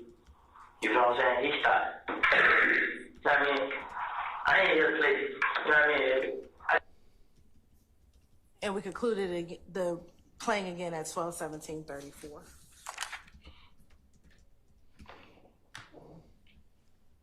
All right, Mr. Sharp. I don't hear exactly what this Why are y'all like hears. I can't say I hear something different.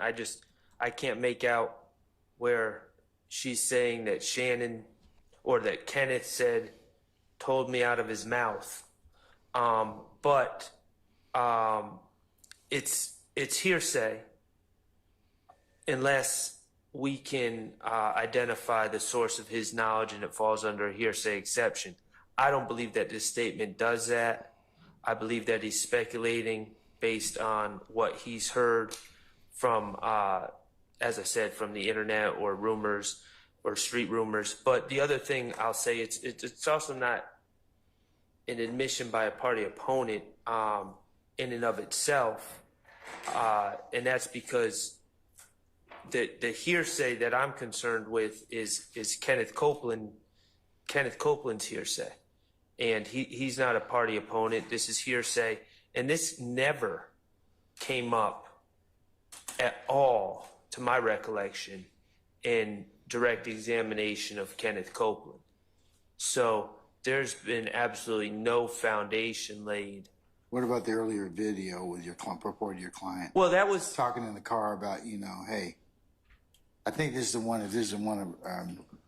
That was admitted over my objection. Yes. And my objection to that is still the same, and I guess I should probably reiterate that as well. This alleged incident involving the game is not charged as an overt act, there's no police reports in the discovery, to my knowledge, is just this video with nothing else. So there's really no, I know that the state wants to take a very expansive view of what a RICO prosecution is, but again, they named 191 overt acts. Nothing involving the gang was named in the indictment, and there's no police reports regarding threats to the game or anything else. There's just this one video that's pulled off of some website somewhere and thrown into discovery.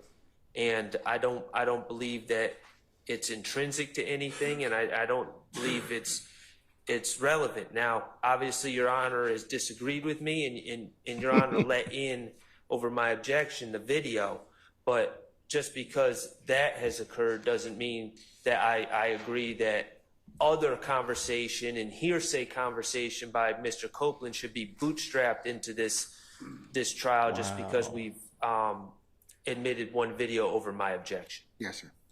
Okay. He gonna let you know that he objected to it. He wants you to know he objected. Corroboration of the overall conspiracy of the gang.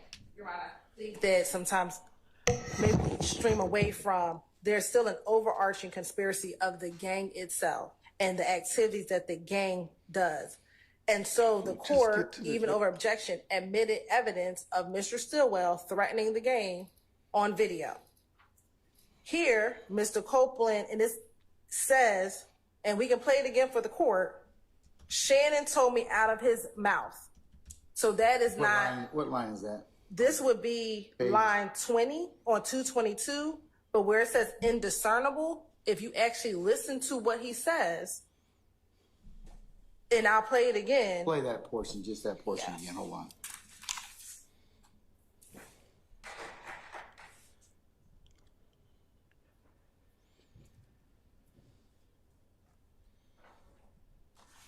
I went too far.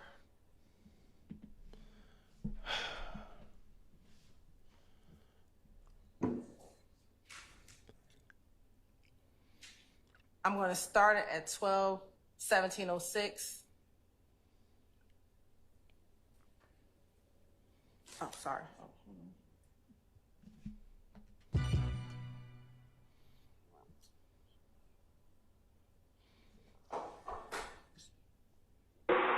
Care about nobody, you know what I'm saying? Don't even take shit from nobody. Well, how does it beef with gang then? The game league is shut up and do it, we told Shannon do it. Shannon told me his mother was up there winning. Just give me the word. Yep. And I can play it again.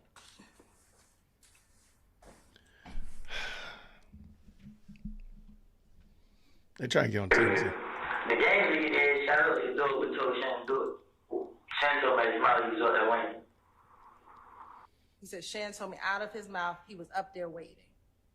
Prior to that, he says the game was 50 and shot up, and if Thug would have told Shannon to do it. Chris, can I listen to your...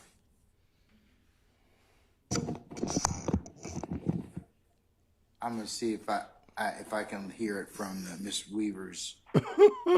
He's still trying to. This is irrelevant. Come on, man. You see it. Huh? Yeah. I'm going to listen to it first, Mr. Adams, and let me just see whether or not I can hear it. If I can't hear it, it's no sense in you listening to it. Okay?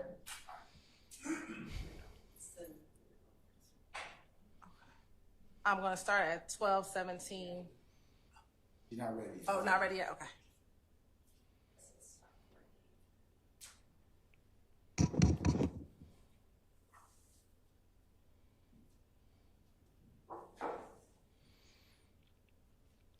Okay, real quick.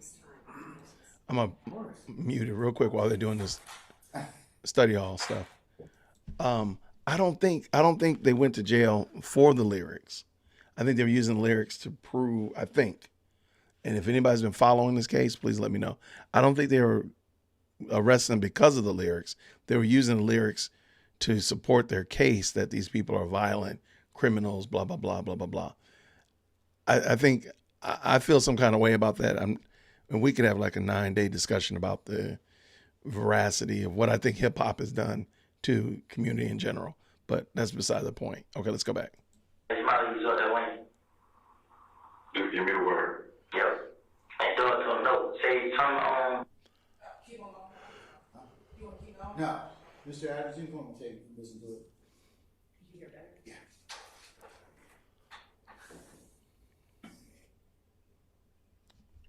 I think he's, at least from what I hear, he says, Thug told Shannon to do it. So, go ahead and listen to it. Any other counselor who wants to come up and listen to it, you're welcome to do so. And I don't believe he said, I think he said, and Thug would've. They were about to get the ass shot of if Thug would've told Shannon to do it. Shannon told me out of his mouth he was up there waiting, and then Dennis responds, just give me the word, give me the word. That, and Thug told him no. So I want to be clear. I think Mr. Lewis told him no, but he was prepared to go.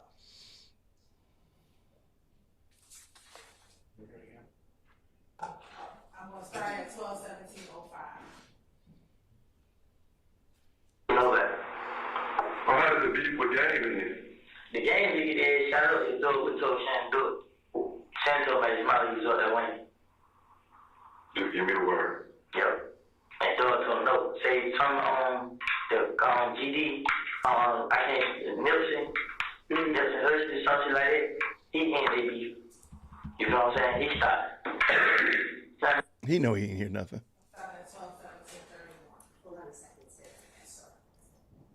Stop at 12:17:31.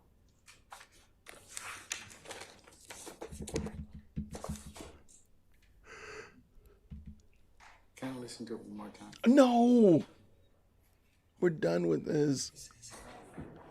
You don't need to listen to it another time, Glanville.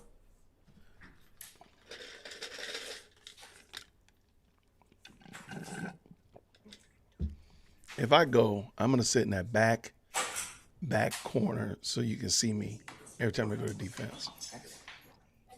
I'm gonna try to go next week, and if I do, I'm gonna try to be on camera. I want y'all to be able to see me. I'm gonna wear a suit. I'm gonna I'm gonna sneak up in there. And I'm gonna pretend like I'm a lawyer or something. No jeans for me. I gotta look fly. Oh my gosh, I can't believe this. Let it go, y'all. Oh wait, that didn't say. The chat disappeared. Sorry about that.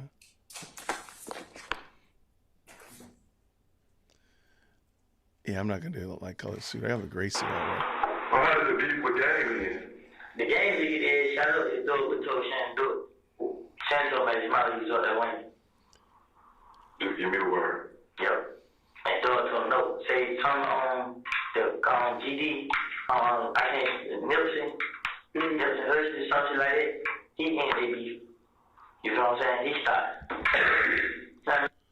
Stop at 12. I think it's, all right, this is what I hear. Shannon says I was up there waiting. One more time? He throwing everybody in this thing. He throwing a whole kitchen sink. All right, I'm going to start again at 12:17:06. No, we're gonna stop. We don't want this anymore. We're tired. Well, how does the beef with game in? The game nigga is shout out to Thug with told Shannon do it. Shannon told me his mouth was up that way. Just give me the word. Yep. And throw it to him. No, say something on the GD. I can't Nipsey Hussle, something like that. He ain't they beef. You know what I'm saying? He stopped. Ah, that's right. Can't do that. No more. We're done. Look, at this point in the game, I think I did it. Okay? Let's let it go. We're done. You beat us up. You got me confessing I did it. If this is how interrogations are, then I know why people just make false claims. Like, look, I did it. Sure, let's get out of here. Well, how did the beef with Game end? The game nigga is shot up and throw with told Shannon do it. Shannon told me smiley was up that winning. Just give me the word. Yep. And throw it. How are we back on this? I thought I just said don't do it. How are we doing this again? Smiley was up that winning. Just give me the word. Yep. And throw it to him. No. Say tongue on. Shannon told me smiley was up that winning. Just give me the word. Yep. And throw it to him. No. Say tongue on. I'm talking about my member Gatko. Oh my gosh.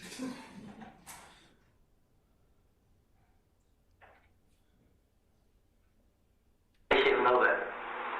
Well, how did the beef with Game end? The game nigga is shot up and throw with told Shannon do it. Shannon told me smiley was up that winning. I feel like we're in a Twilight Zone. Just give me the word. Yep. And throw it to him. No. Say tongue on the GD. I can't Nipsey Hussey, something like. Yep. That's a good question. I don't know. The game nigga is shot up and throw with told Shannon do it. Shannon told me smiley was up that winning.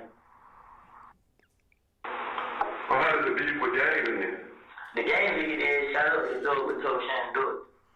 Shannon told me smiley If they was play up it that one more winning. time, I'm rage quitting this whole stream.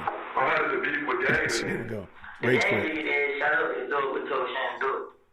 Shannon told me smiley was up that winning. Oh, yeah. Just give me the word. Up there, Yep. it's the last part, that last sentence. I'm just I doing can't y'all a hear the favor. first part. I'm done. I quit. I tap out. I'm done. Okay, no, I'm just kidding.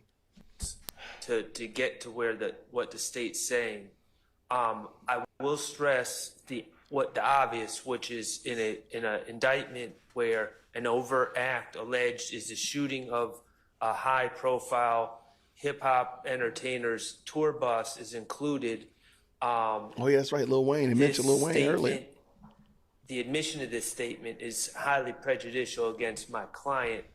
I don't hear anything in the statement that cures the hearsay aspect of this statement.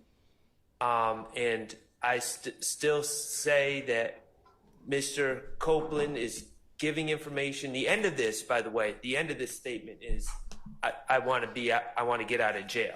That's how he ends this. Right when the state's turning it off, he says, I want to get out of jail. He's giving all sorts of information that he knows, but he's not a lawyer. He's not limiting it to personal knowledge, and he's passing on hearsay that he thinks he knows, I should say, and it shouldn't be admitted for that reason. All right. Mr. Adams, what were you going to say, sir? Just to add to the record, I will say that listening to that the number of times I've listened to it, I did not hear what the state says that they heard. I didn't hear it either. All I can hear is that last little bit. Yeah, I'll tell you that I heard one of two things. Either Shannon and them was on Metropolitan waiting for him, or Shannon was probably up there waiting. That's what I thought I heard, but I can't be certain. I can't be certain because I can't hear the first part of it. Yeah, they brought the Lil I'll tell you, Wayne I'm not 100% earlier. certain. It's one of those two. I know I didn't hear. The state said they heard. He came out. Shannon told me out of his own mouth. I didn't hear that at all. Your Honor, and I can play it again, but if you No. read it in context, No more. that's what makes No sense. more, no Literally more. says But the game. I gotta be able to hear it. Yeah, and I'll play it again, No, but no more, this please, is stop. the context of it. The game was fixing to get his ass shot up if Thug would have told Shannon to do it.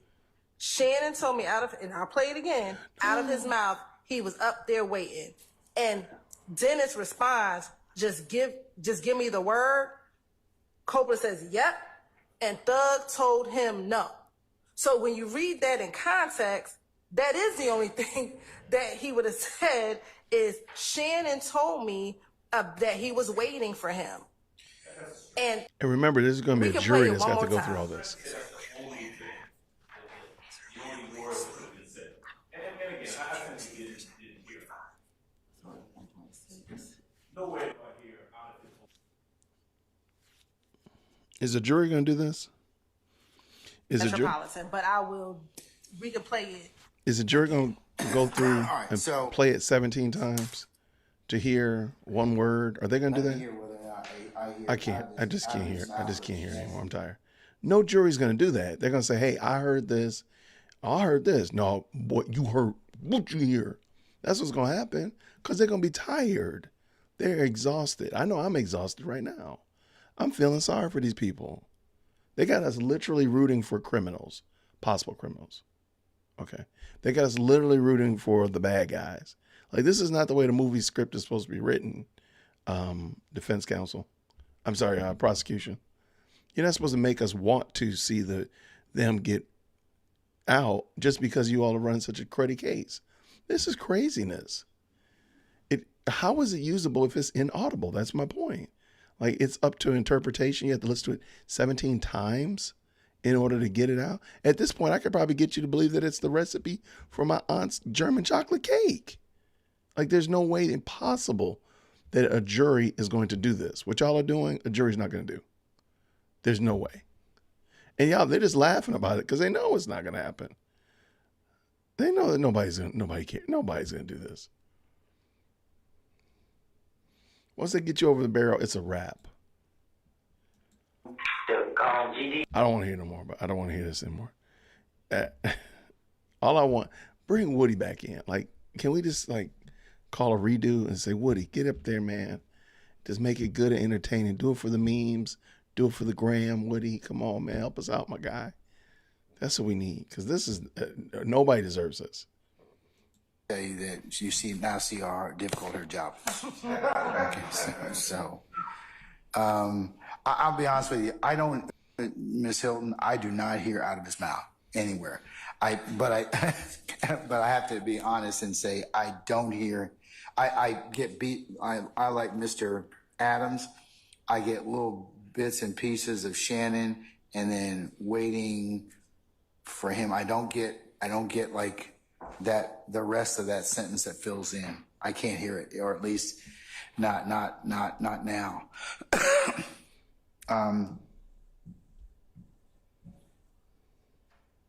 Okay. All right.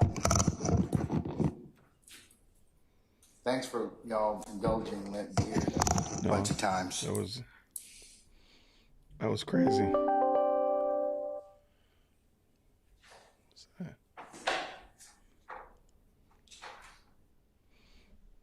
That was painful.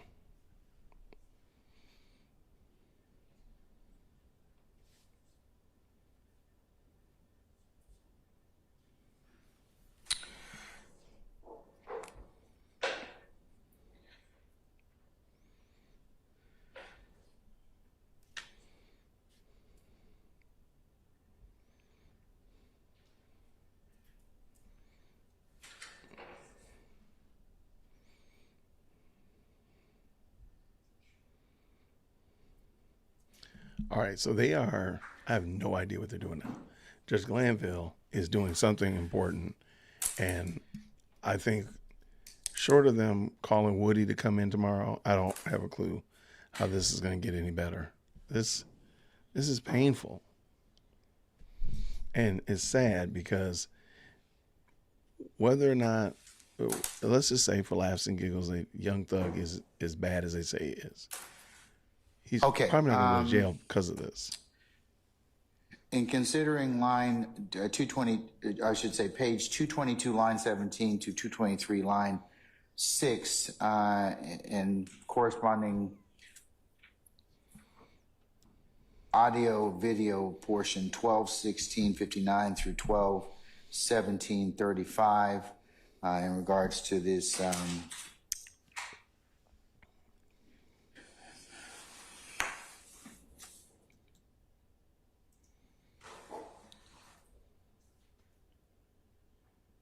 beef with Game and Nipsey Hussle squashing it. Okay, the defense's contention is that there's no personal knowledge. It's hearsay, and they believe it's speculation. I agree. And then the state asserts that these are two admissions by party opponents, and it corroborates the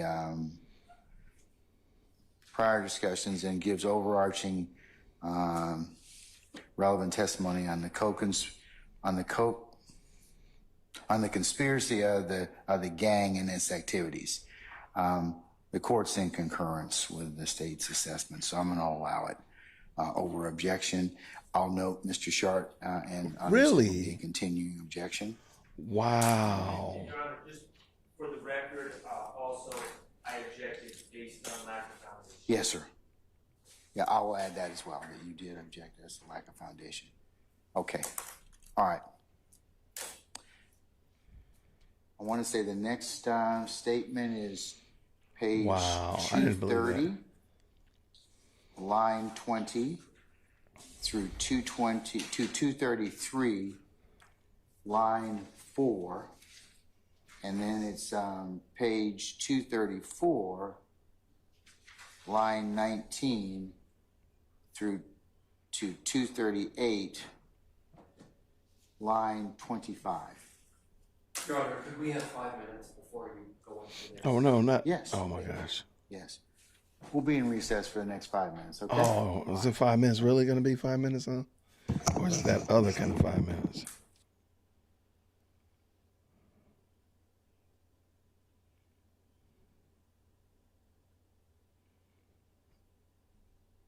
All right.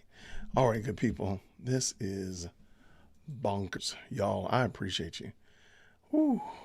I don't know. Y'all. I don't know. All right. Let's talk about this. Let's have a conversation. Come on, come close.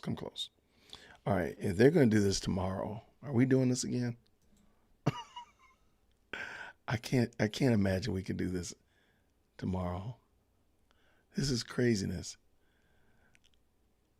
I think we should. Okay, that's what I think. I think if they're going to do this again tomorrow, now if they're doing the show cause hearing, if they're doing show cause, I think we should. But if they're just going to be doing this tomorrow, I don't know, man. This just seems like such a waste, man. And it just seems like nothing is getting done. Like, I don't believe this. I don't see anything getting done, because there's already an appeal before the Georgia Supreme Court. If that comes out, this is a wash. If they come back and say, yeah, this is a mistrial, Glanville is misbehaving, he's doing the wrong thing. And my goodness, in the morning, can you imagine if it comes out that he's done this with others during other witnesses during this, like Mr. Bean, and there's a couple other cats that have come up to witness. What if he's testify? What if he's done this to others? Oh my gosh, this is just crazy. Okay, then why not slow it down? Why not?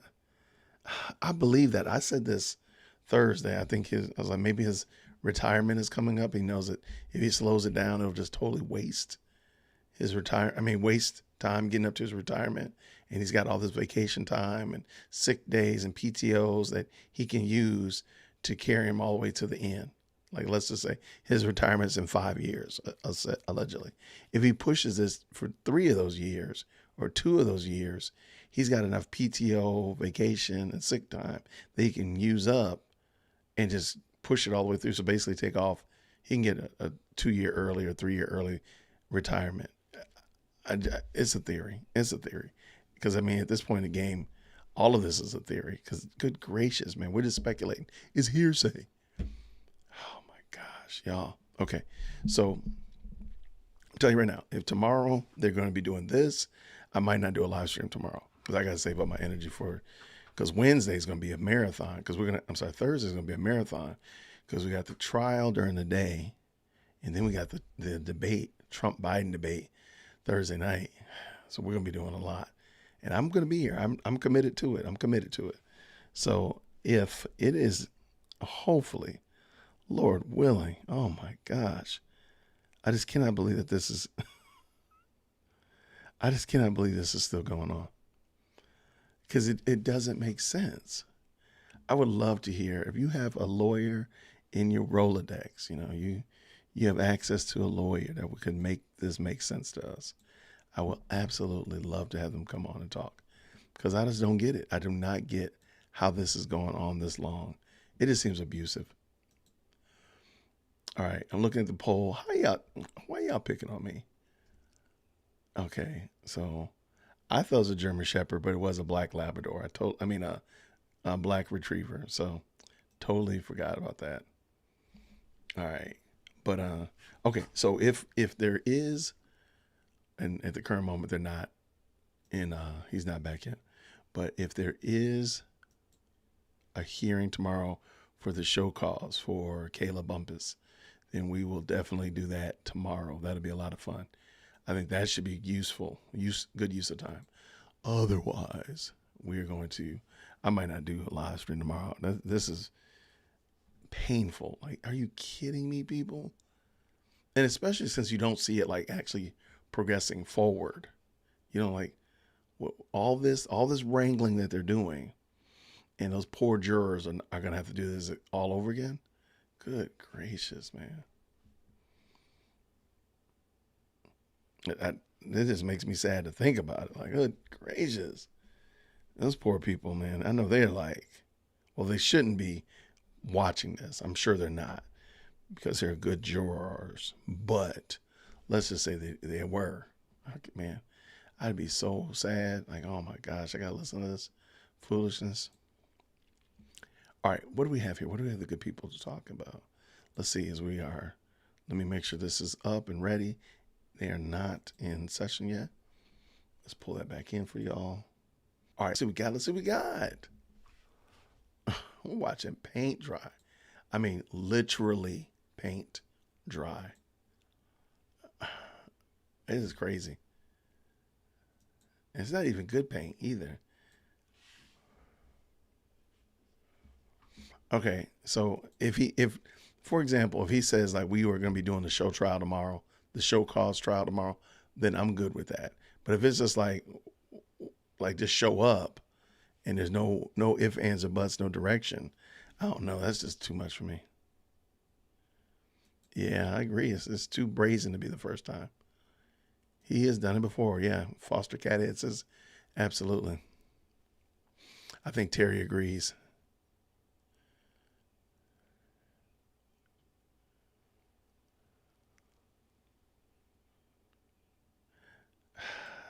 Yeah, I guess Queen V says, I think it'll stay until reviewed by an appellate judge who could be a homie. That's true. Where's Olivia Pope?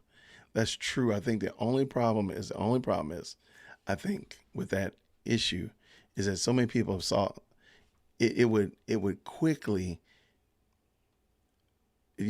people would quickly find out, oh, this is, Jason is Judge Glanville's friend. That's why Jason did not slap down this. And I think the appellate, if I'm not mistaken, is 3. I think the appellate is 3. So it's 3 people looking at it, I think.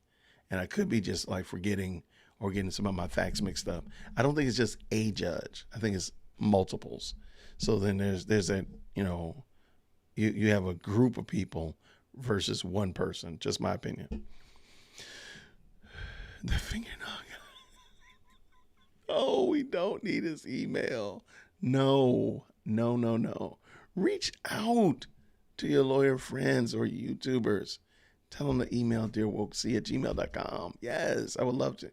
I would love some other, I'm sorry, let me say other. I would love a wise person to comment about this because I am not that one. I'm just making this up. Yes, I agree. Y'all gonna start a GoFundMe account? Look, my fingers look pretty good. I used to bite my fingers real bad. Oh my gosh, I used to bite them horribly. Somehow or another, I stopped by God's grace. I think I just said, I got to stop. It might have been during COVID, because everybody was like super washing their hands a lot. And I'm like, why did I put my fingers in my mouth? That's crazy. So, and I stopped biting my fingernails. And it's been great. So I just clip them every couple of days, and that's pretty good. And every now and then I file them if I'm really like feeling fancy. I'll file them down, but that's it. So y'all gonna get the guy and GoFundMe to fund him getting a manicure. That's wild. I mean, that's wild. I love it though. Thank you so much. Yeah, go hit that like button, hit that subscribe button. Come on, join the party, people. Join the party. We currently have about 100 people watching.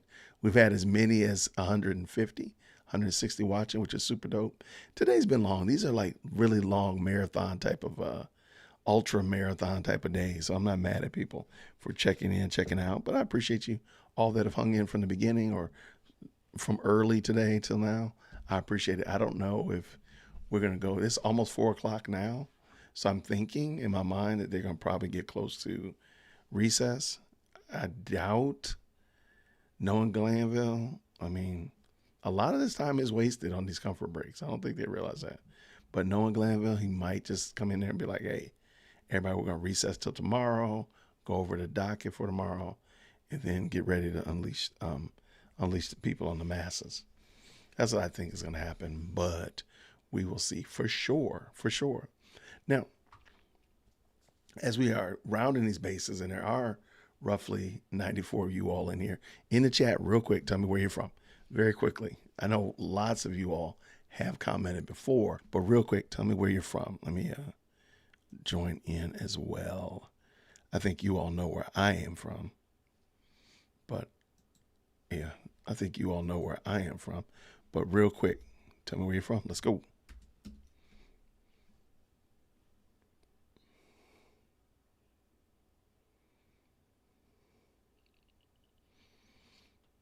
I agree, Queen, absolutely. But tell me where y'all from, good people. Where you from?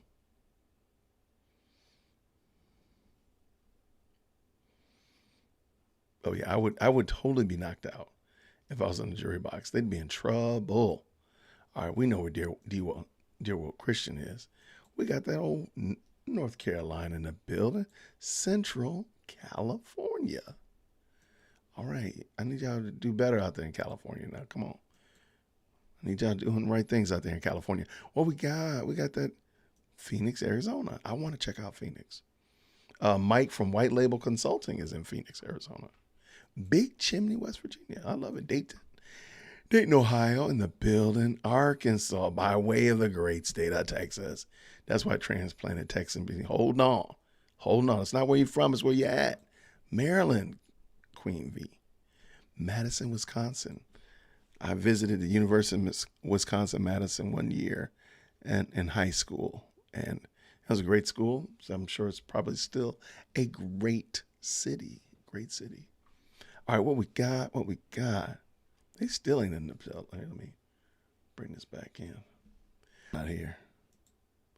I'm telling you, Glanville is not under any compulsion to be on time.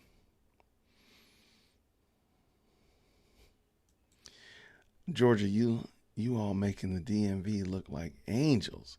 Really? Are we that bad? I mean, we are. It's pretty rough, man. It is unappealing to say the least. But no, I'm glad to have you all here. Thank you so much. We had some people from Australia earlier today. We had some folk in Germany. This is craziness, man. This is madness, but I love it. And I'm glad you all are able to hang out with us.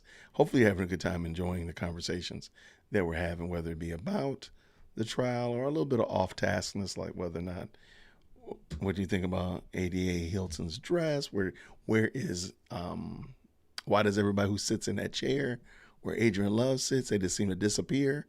What's going on with that? Maybe that's why ADA Hilton won't sit in that chair, because she knows if you sit there, you go disappear. You go bye-bye. You go sleep with the fishes. I don't know. But nobody ever lasts there. Maybe that guy will be there when we get back. Who knows?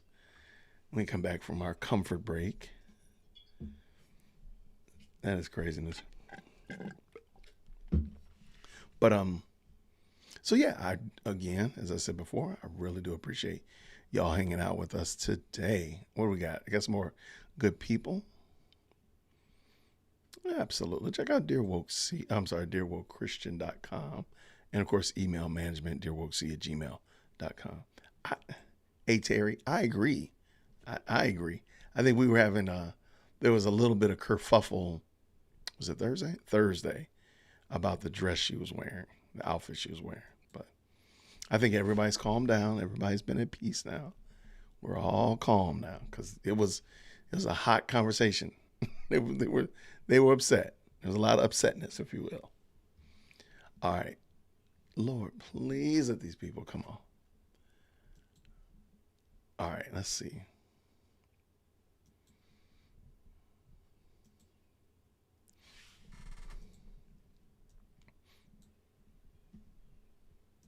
Glanville ain't trying to get back up in here. He trying to go home. He like, look, man, let me finagle around a little bit. Okay, so earlier I told y'all I really don't understand why the WNBA players are walking like they're, coming in like they're walking on a catwalk. Is this normal that they're literally walking into the arena as if that is the high watermark of their success? And a lot of you all were saying it's just drama and it's just kind of to build up attention. And I kind of agree with you. So I found another one that showed up again. They're just showing up in my feed. And I'm like, these are basketball players. I'm going to show you this one since Glanville's not back yet. Well, these are players.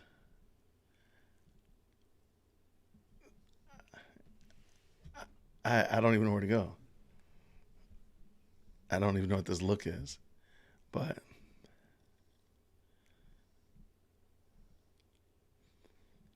I mean, those are rocking the heels. I mean, some of it looks, none of them don't look decent, at least. It's just, why are they like, I've never seen this before. Is this, again, my question was, if you're new or you're just popping in, you're like, what is Jason talking about now? I see these WNBA shorts popping up on my stream now with the athletes look like they walk on the catwalk, like it's a fashion show. Is that normal for female basketball? And then is that normal for female sports in general? That was my question. So feel free to chime in and let me know, because I have no idea. Let's see. Is Gville back? Nope. G is not back in the building. And these are popping up all over. So clearly it's not a one-off situation. So yeah, is that something that is normal that the WNBA is doing that? Is that normal? That was my question. It's nothing new, really. I've never seen that. I've never seen these. So it's nothing new. So this has been going on for, okay. I have no idea then why they're showing up on my feed, because I felt like it was just new. Like I've never seen these before. Like literally like within the last 2 weeks. I said, where did all this come from? And why is it showing up? But you're saying it's nothing new. Okay. I appreciate it. You have, really? Okay. It is very possible. Now look, there is the caveat. There's the trump card that Jason just wasn't paying attention. It's very possible, okay? Let's just say that. But I thought about it a little bit more. The WNBA needs a particular gender to really buy into it, and that is men. Men predominantly watch sports, okay? So now if women all supported WNBA would be profitable if women did. They don't. So you need men to buy into it. So I'm only wondering if this is what they're doing to push an idea so more men will watch it. Just an idea. Just something I thought about. It is normal. Okay. No one was paying attention to the WNBA. And see, that's what I'm saying. Like, were they doing this 2 years ago? Or 3 years ago, or 5 years ago? I remember when the WNBA started, and that was the last time I paid attention to it. It just never worked for me. But the fashion walk-ins is quite common for NBA, NFL, WNBA, but no one notices the WNBA until Caitlin Clark phenomenon brought eyeballs to the league.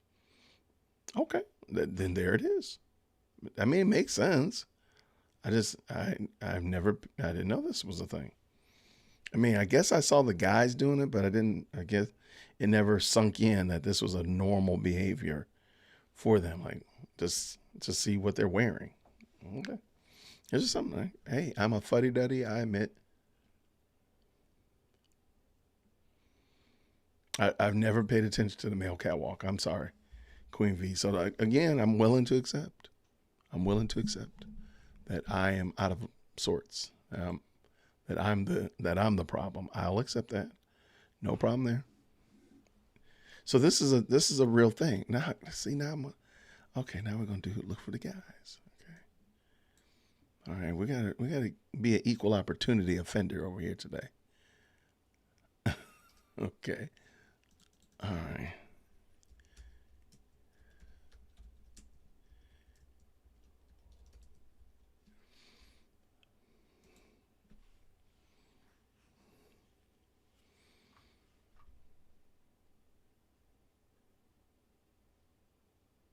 Yeah, this is some horrible fashion.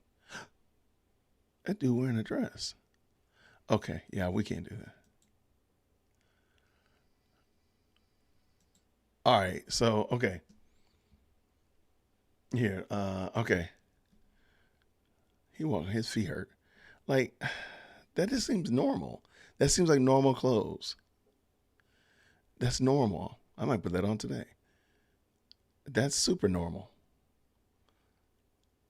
That's not so normal. Is that a smoking jacket? I mean, that's normal-ish. Oh, come on now. He going into the gym. Psst, he going to Starbucks. That's not really normal. Okay, all right. I mean, that's normal. That's a normal gear. Okay, let me find another one. All right. Now we done went way off the rails. And by the way, Glanville is still not in the building. Big Brother G is not in the building.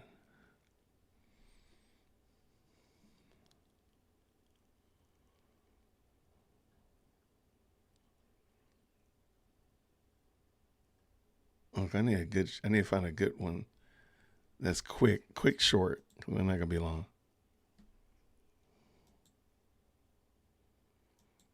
All right. All right, looked at that one.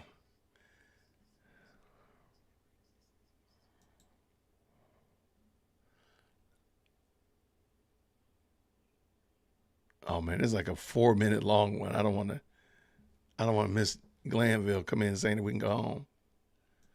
All right. So long story short, if anybody's asking, I was wondering, is it common that these NBA and WNBA players get filmed walking into the stadium? Apparently, it's a real thing. I just didn't know it. So I admit there, whoever that was, I apologize, Queen V. I now admit that I didn't know anything, and thank you so much for helping me out. Let's see, where are my peoples? What are you doing, Glanville? I'm telling you, man, he's trying his best to get as close to 5 o'clock and be like, look, let's just call it as possible. That's what he's got to be doing. There's no way around this. Because, I mean, it is ridiculous. All right, let's see.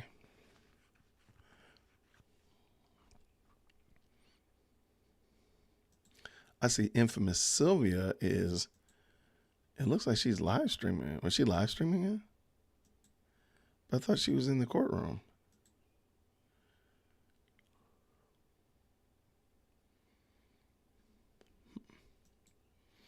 I thought Sylvia was in the courtroom. Okay.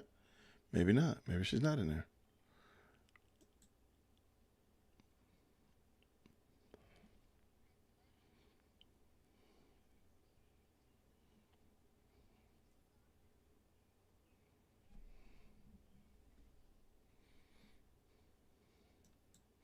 All right, so I see Lead is still on it. I see, of course, Law and Crime is what we're watching. Miss Sylvia, or infamous Sylvia, is on it as well. Yeah, this is a bananas case, y'all. And I really do appreciate each of y'all for hanging out with us. Thank you so much for not only for the new people that are new to the channel, or my day ones, or my long days, whatever. I really do appreciate y'all. Thank you so much for hanging out with me and checking out what we're doing over here and making the live chat amazing. So eventually, I think, I've been told, eventually Glanville will materialize and we'll get this thing back on the road. But I don't know when that's going to happen.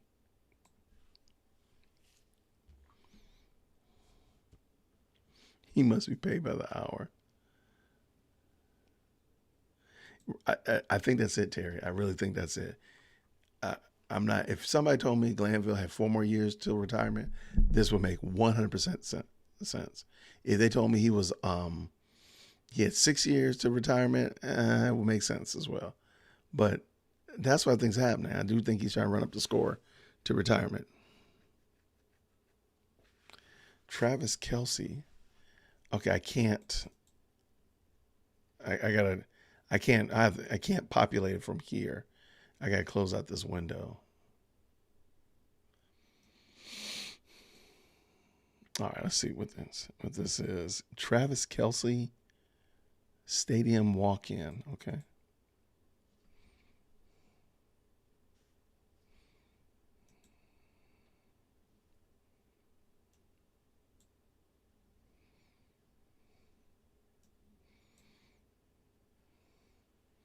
Yeah, see, to me, that does not look like he's trying to be. It just looks like he looks cultural. He's for the culture for sure. But it doesn't. He's like, he's for the culture for sure. But I mean, I'm not. Is that? I don't think that's fashionable, in my opinion. I don't think that's, but apparently they've been doing this forever. And Dear Will Christian has not been up on what's going down. That's the problem. Okay. I mean, I can dig it. But what I can't dig is that Judge Glanville is still MIA. Got your boys sitting here waiting, ready to move on. Judge G, what's going on, my guy? But like I was saying, I want to say thank you so much for being a part of the live chat. Thank you so much for all of your commentary, all of your back and forth, all of our discussion about various and sundry. Thank you so much for supporting We Watch YouTube, who has made all of our videos as it relates to like our little bumpers. Matter of fact, let's bring our bumper back. Welcome back to Season 4 of As the Peach Rots. In this suspenseful 4th season, we marinate the feeder of Georgia's political elite in the tangy vinegar of accountability. In a state where the odor of mendacity toxifies the air, our perspicacious team of chatroom investigators is on a mission to peel back the layers of deceit and uncover the truth. From backroom deals to embezzlement scandals, no stone is left unturned in our pursuit of justice. But as tensions rise and alliances shift, who can be trusted in the Peach State? Join us for a season ripe with virality, where even the fruit isn't safe from corruption, because sometimes the juiciest scandals are right under your nose. So shout out to We Watch YouTube, who's been a fantastic supporter of the channel. If you would go by and support what they're doing over there and the creative, innovative things that they're doing with making videos like this using AI and such like that, go check them out. Link is down in the chat. I'm sure the moderators or We Watch YouTube was in there earlier. We'll drop that in the chat as well. So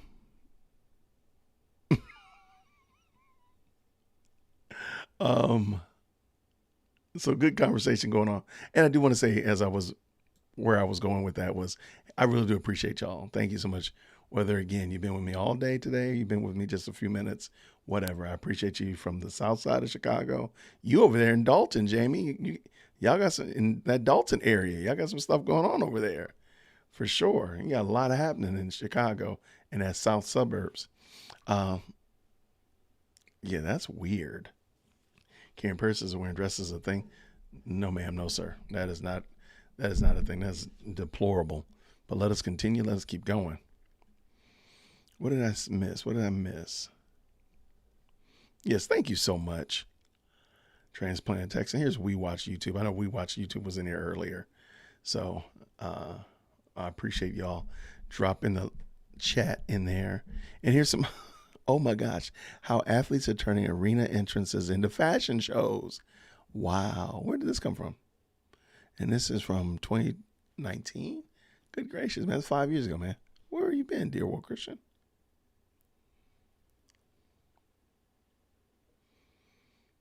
It did kind of look like a bleach bottle exploded on him. You're right. I see what you're saying. They get paid to wear certain brands of clothing. Okay, that's fair.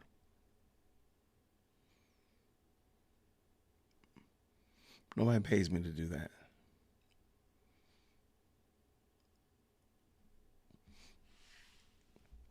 Okay. Where are you, Glanville? Let's get this thing going, my friend. Let's finish this off. I'm telling you, man, his 5-minute break is ridiculous. And then has the audacity to put people in contempt because they don't, because they're late coming into court. That's craziness. Okay, what do we got here?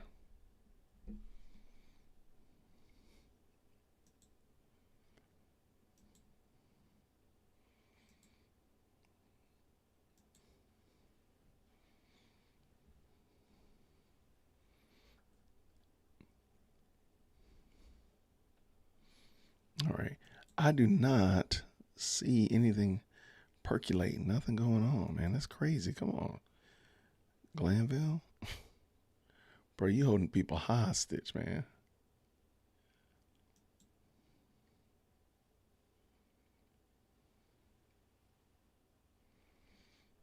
All right. I think we are. Nope. I was just hoping. I was sitting up trying to hope, like, oh man, maybe I can speak something into existence or something, but they're not. They're not even there. They're not even trying. But I'm sure his abuse of time is probably also plays into the lawyers as well. They probably are milking it too. Like, oh, we know he's gonna be late, so.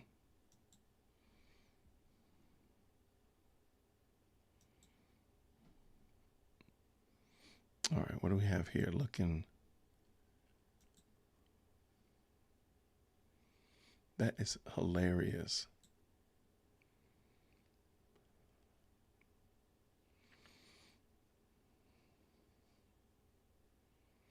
So we watched YouTube, sent that whole link to me.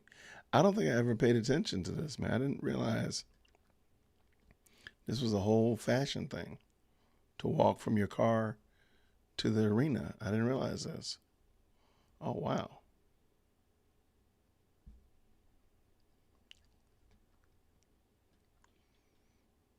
Interesting. All right, so maybe we'll do that one tomorrow. Please, Glanville, we got to go, my brother. My brother, what you doing? My brother. Glanville, come on, my guy. Well, good people. Let's talk about it.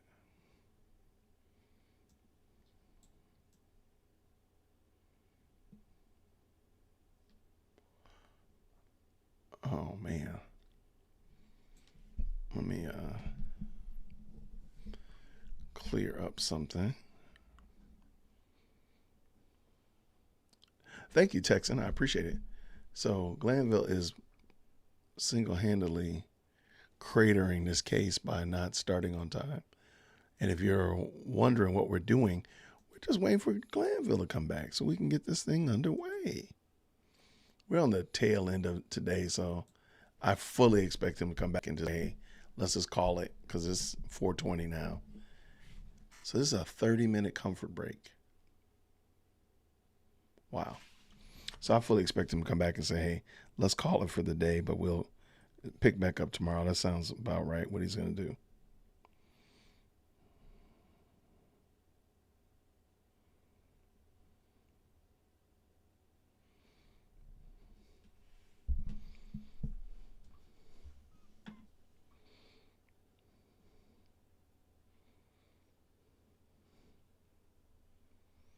All right. This is so rude. Come on, Glanville.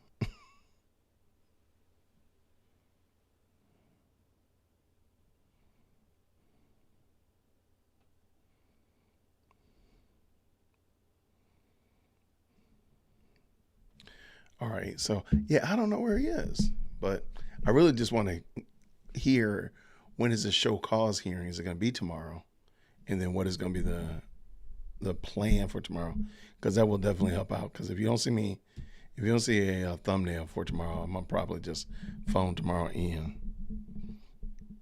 And All right, we got movement. Let's go. All right, councilors, I think when we left off, we were about to Poor Miss discuss Weaver. Look at her page face. 230, lines 20 through 233, line 4, and page 234, line 19 through 238, line 25.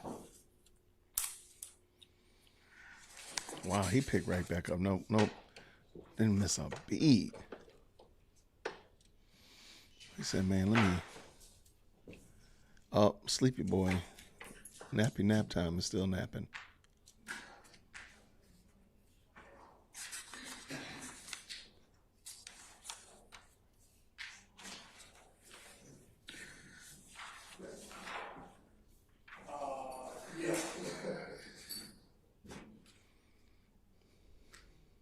Okay, we ready? All right. So, I guess we're ready. I believe that's hearsay in regards to the Lil Wayne bus shooting. So where are we, councils? Your Honor, the state has. The state has.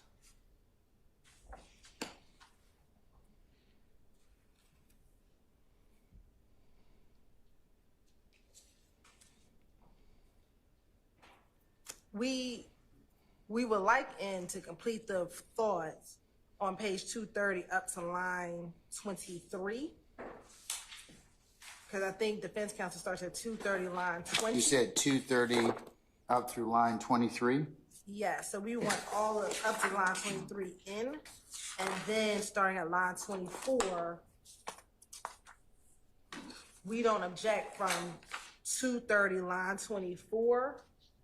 And we have actually initially to 233 line 24.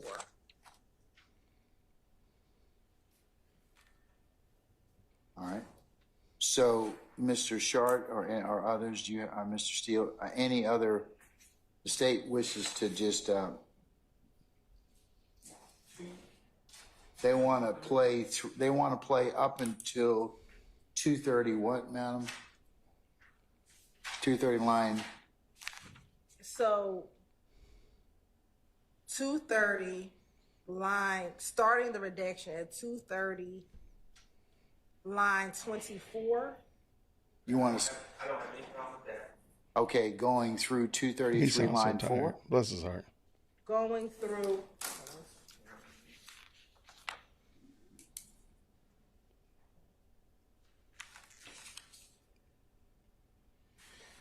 How many water bottles do y'all count?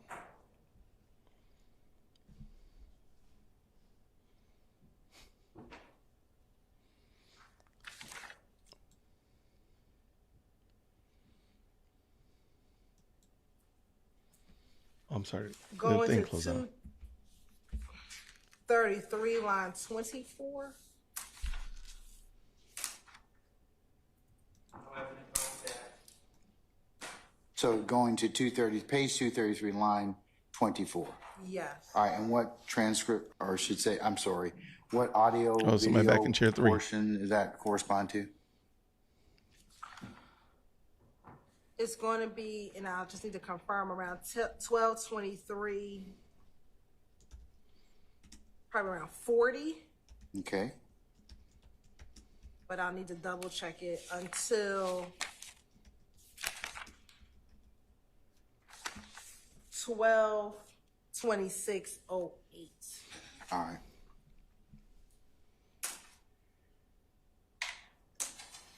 All right, what about page 234, line 19 through 238, line 25? We're all tired.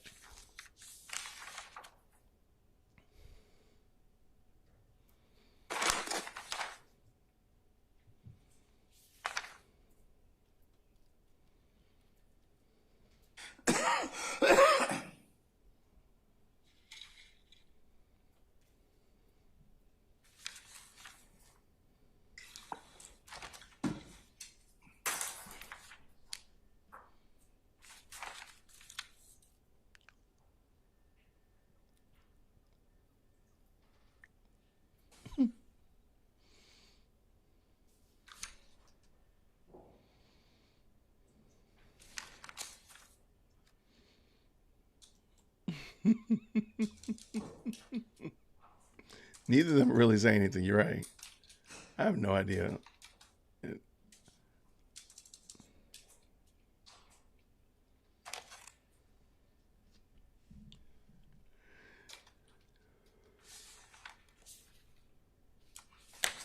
No objection from course indulgence. No objection from 234 line 19 through 238 line 25.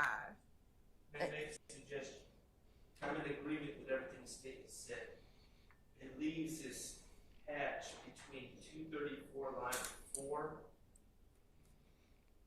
233 line 4, and 234 line 19. Excuse me. Try that one more time. It leaves a patch 233 line 25 to 234 line 18, which is about 18 lines. Completely out of context without any relevant information one way or another. So I would suggest we just redact from 230 line 23 all the way to 238 line 25. I think you're right.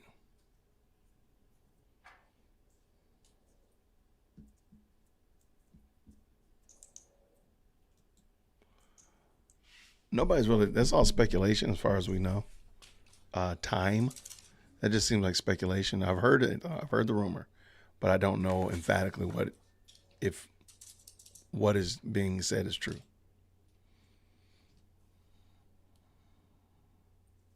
Okay. That's fine, Your Honor. So what are the redactions to, madam? I'm sorry. So I think we're really starting back at 230, line 23.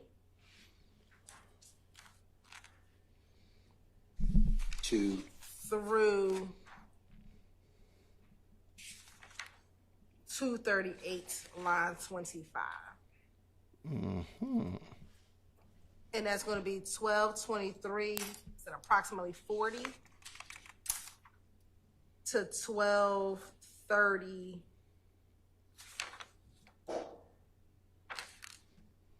I think it's going to be 15. Okay.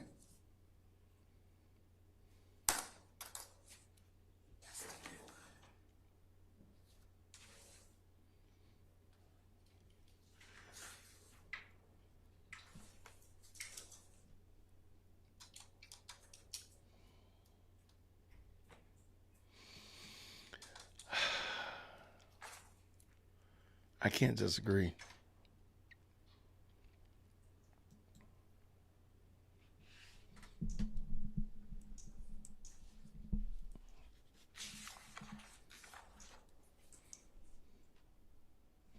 Everybody, thank you again for hanging out with us this afternoon. We had well, we kind of knew it was going to be a dumpster fire. We knew that. But, you know, to have you all rocking with me does make it a little bit better. So I really do appreciate it. And I will make sure that if we do go live tomorrow, I will make sure that thumbnail is available as well as on my community post. So if you could make sure you hit that bell notification, you'll be notified. On Thursday, we're going to probably do a marathon Thursday because we'll have this case in the morning and then a little bit of break. And then Thursday night, we're going to have the Trump-Biden debate, and we'll be live streaming that here and just have you all come on in with us. Keep it moving. Really? Y'all trying to find some correlation. Y'all gonna connect these people. Y'all are not playing. So Queen V says that Sofani and Hilton both went to Howard. Interesting. Okay. I didn't know that. But y'all are super sleuths. Y'all not gonna let that stuff slide by.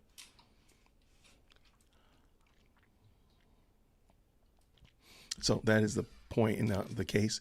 And Rhodes German Shepherds might be able to hop on for that debate. And I know Mandy is doing a prayer live stream on Wednesday. And if I'm done with what we're doing at the studio, you said Wednesday, right? Yeah. if I'm done with what we're doing at the studio, we have a recording session in the afternoon. We're done with that. I'll try to jump in on there and be there for that. Mandy, I did send you an email as well. All right, what we got? Call the fire department. Why are we calling the fire department? What are they burning up? What are they burning up, Robin?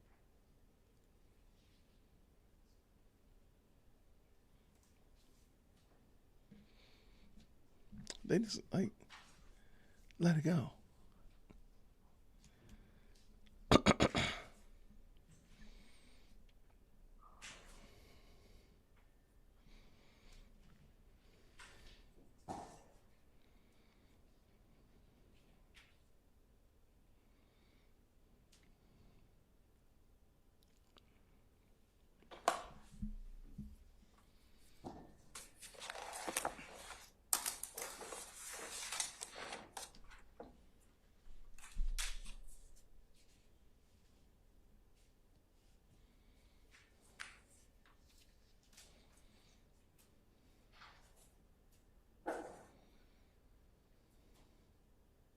All right, Mr. Shart, I think the next, and others, I think that the next period that the state is going to,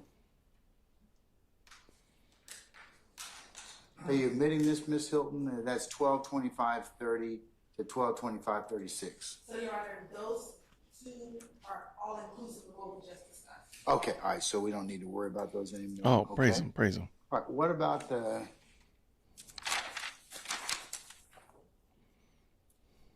the 241 line 3 to 242 line 21, and then I've got 243, I guess pages 243 to 248 line 11, and then it's so let's talk about those next. No, let's talk about nothing. Mr. Shard, I think you've got discussion about not relevant matters. So,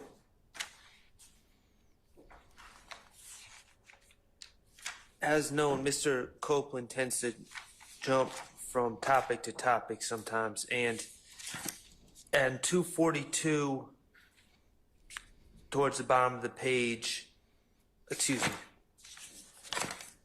241, Okay, make it he good. starts talking about how the owners of Club La Cora thought that he had shot at the club or into the club, and it was one of Pee Wee Longway's people that had actually done it.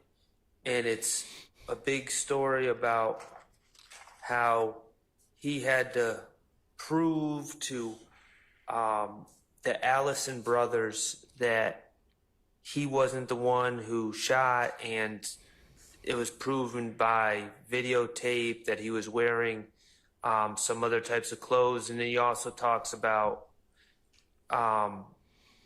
Tick robbing Bentley for a necklace. So that's all mentioned in the first part of what I would like excluded. That's the 241.3 to 242.21? Yes, sir. All right, let me hear from the state. From 241.3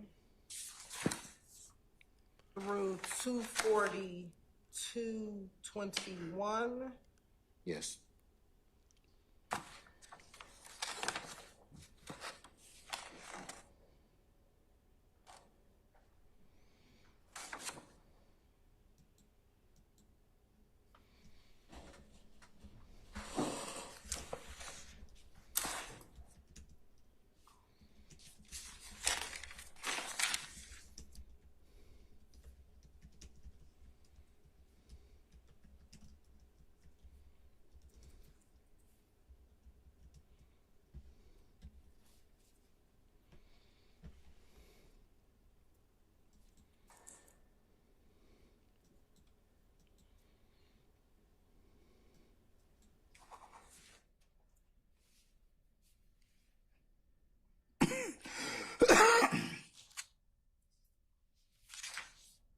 Your Honor, we would agree from page 241, line 3 to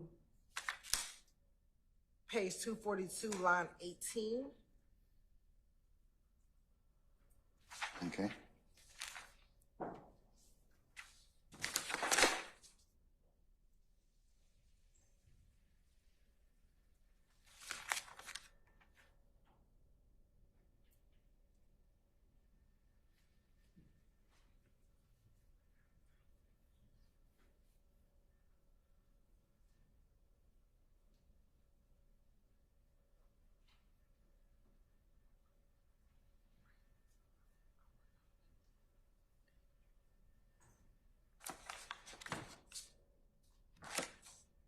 What's your stance on that, Mr. Sharp?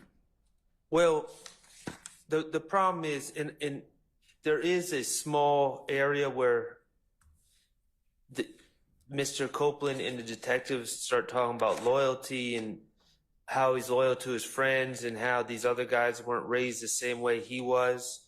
But then they immediately, after 5 lines or so, they start going into Bentley. He says Thug got his necklace back. Yeah, I think that's all part of what they're not going to play. They're saying they want to stop it at 18 as opposed to 21. Right, but then it picks up again, the second part of... And that's 243. Right, and then they're talking about Thug going to what's-the-name spot with a whole bunch of choppers, and got his gun, got his necklace, and then they're back on the Allison brothers, talking about the Allison brothers, and then he's back on the topic of shooting up LaCoura again on 244. So, there's a couple lines, I guess, that could be played. The bottom of 242, the beginning of 243, but again, it's kind of like the last one. They're sandwiched in between 2 sections that I feel should not be played, and I don't know, standing alone, how much context or value they have.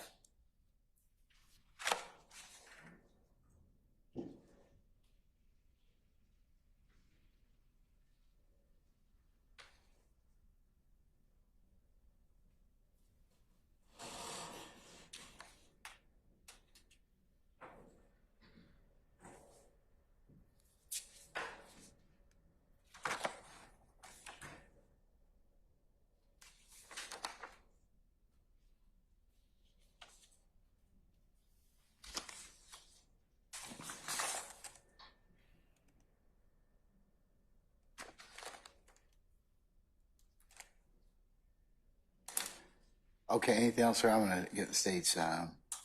No, that's it. I guess I need to hear what the state's view on the second part is, and then we can figure out if there's any use of keeping that little bit in the middle. Okay, all right. Ms. Hilton, what's the state's theory of playing 243 to 248? I'm sorry, I didn't realize we were on 243. 243 to 248. I thought we were still on the decision regarding. Can you turn your mic on? I'm sorry. Decision rather in regards to 18 versus 21? Correct, because Okay. I don't think. Let's see if we can get to the other one then. I think the defense is going to go back to that. But from 243 line 9 through 250. You said 243 line 9 to what?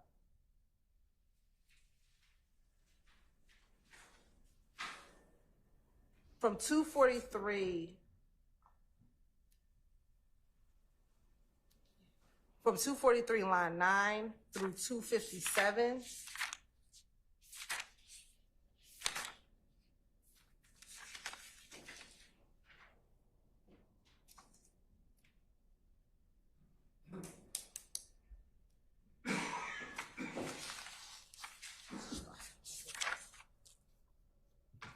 Well, let me start here. From 243 line 9 through 248, the state has no objection to.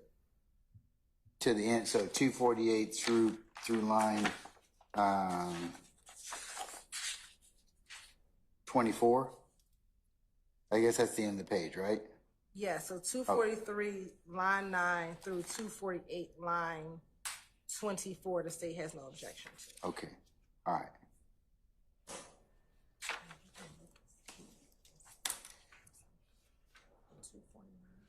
Okay, then what did you have some other lines that you didn't have any, or you wanted to also say you were gonna omit? Court's indulgence for Yes, one ma'am. moment. So Ms. Hilton, Yes, sir. the question I was posing earlier was, between 242 line 22 and 243 line 8, does that make any sense in isolation, or should that be redacted?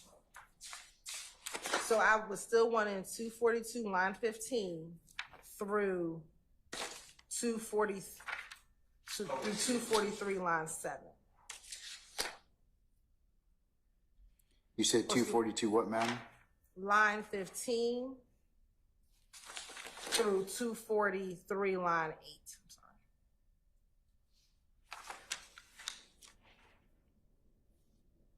And that's fine, Your Honor. All right.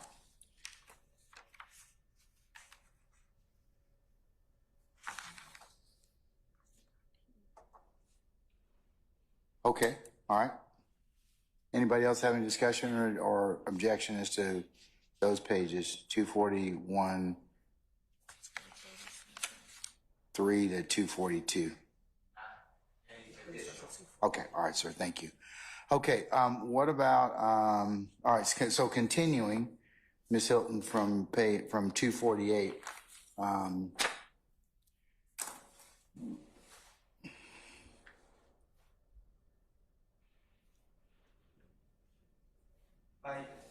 By changing it, I suggested 248 line 11, the state put forward line 24. yeah, okay. And that chops off the first half of the conversation regarding Shell Cal and Tay shooting each other.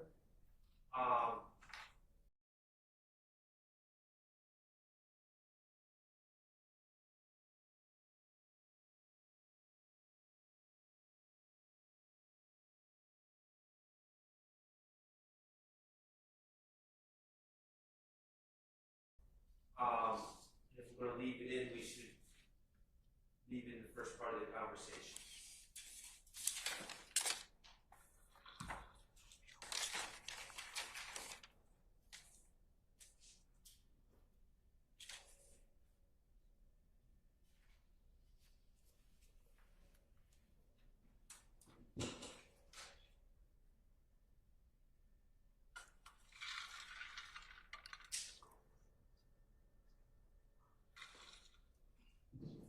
I think it's all hearsay, so.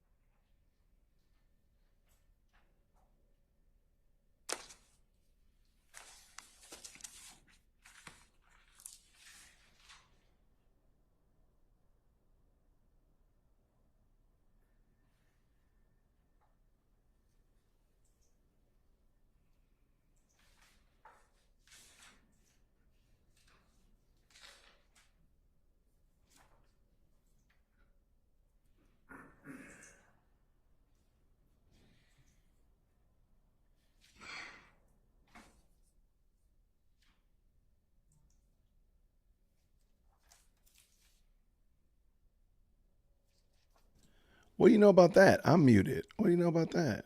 How did that happen? How long have y'all not heard me? That's crazy. Anyway, please thank you so much to the mods. How long has it been muted? That's crazy. Anyway, see, even the system going crazy. Thank y'all so much to the mods. Please spam mods in there. Let them know that we appreciate them because they've put up with a lot of these shenanigans all day, all the different conversations, all the different 0-second timeouts, all that kind of stuff like that. So just let them know we appreciate them. Let's just put mods in the chat and let them know we appreciate them. Let's go.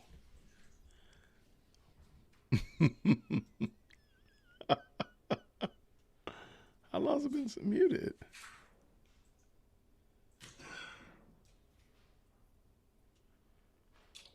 Nobody said anything.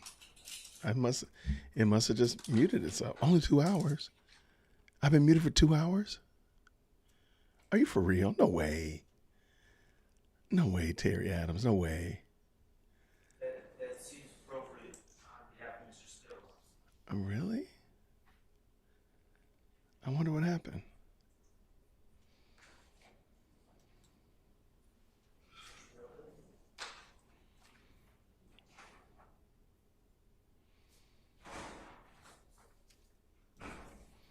Appreciate y'all. Thank y'all for showing love to the mods. Thank you so much. Man, how did that happen? Okay, good. You had me stressing over here. You had your boy over here about to do a system check.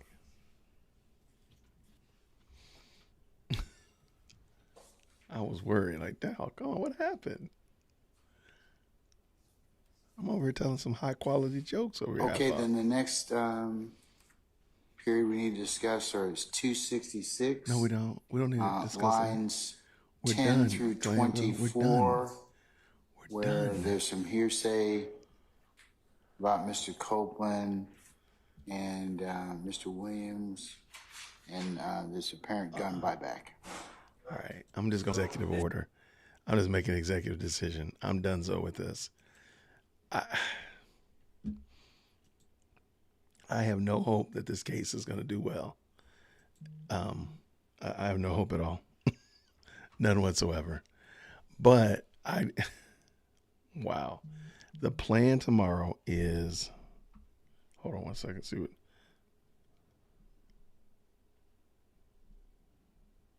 Hold on.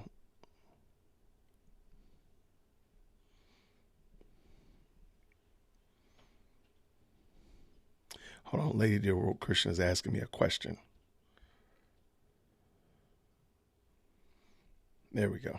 Okay, so the plan tomorrow, I wanted to hang in there till the end so we could see if they did in fact plan for the show cause hearing. Because if there's a show cause hearing tomorrow, I think we'll do it. Otherwise, if not, I might call it. If this is just this again, because I think this is stressful and not as fruitful as I would like it to be. But as soon as I do that, I just want some more action, some more this is like expose or something. Like this is like a very slow part of a movie. Very slow part of a movie. So here, I'll pull it back in. But if there's a possibility that I might go either Monday to the courthouse or this Friday to the courthouse. We'll see. But if I go, I will give you a heads up for sure. And of course, like I told y'all, we will be doing the marathon on Thursday, all that kind of good jazz. Let's bring this back in and let's see what they're doing because they're getting close to the end, I hope. Uh-oh. I got the little spinning beach ball thing. All right, let's bring it back in. Let's go. 3, he goes back to repeating the hearsay.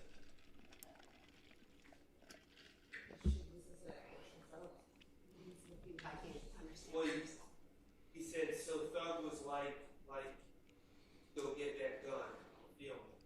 And he's already identified that his source of knowledge of Mr. Williams supposedly ordering to go get that gun was hearsay. So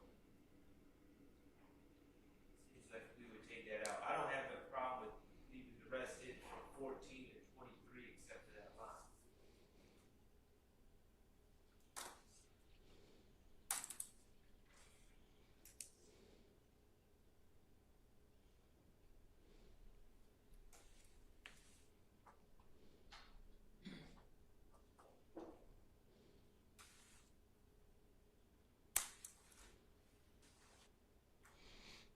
right, come on. I'll play a portion.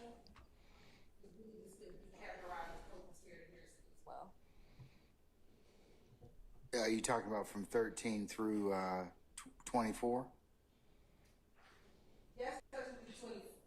Yes, 13 through. Because you're agreeing that 10 through 13 should be omitted on page 266, but you want to play, I guess, 14 through 24. Is that correct?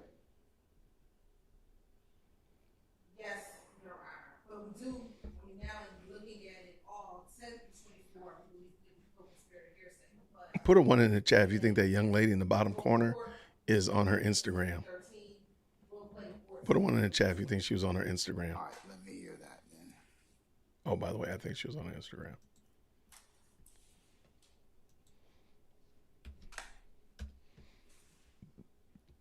And what transcript, I should say, video transcript references does that go to? It's going to be about 12:51, 13. To To 12:21, 30. You said 12:51:13 to 12. Okay, thank you. All right. You think she right now? You thought she was on Woody's? You think she's on Woody's IG? Checking out what Woody's doing? What is Woody doing? I'm sorry I didn't get that video of him riding that quad runner down the street. Yes, ma'am.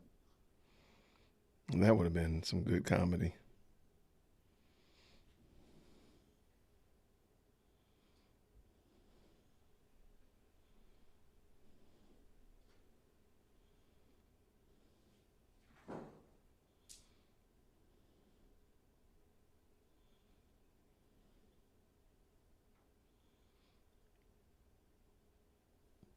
All off task. But really,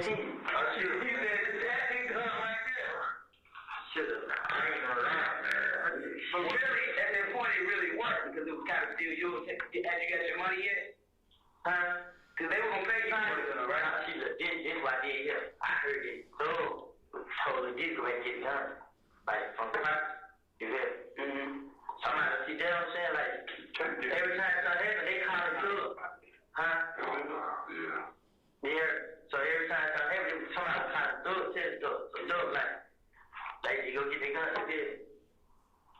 So that's what I'm saying. If you came in, Like at 12:51, 31. Your Honor, we'll admit, we will omit from 12:51, page 266, 10 through 23. Through 23? So it'll pick up at You Feel Me? On page 266? Yes. All right. Mr. Sharp, anything further? No. Anybody else? No, Okay. we're done. All right, Mr. Steele. Okay,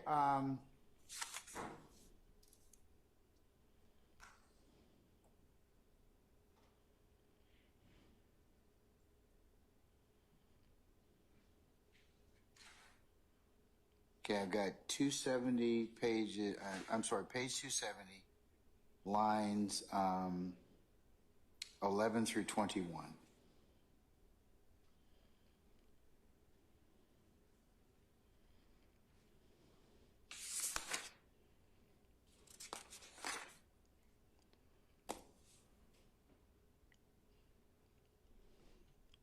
This is crazy.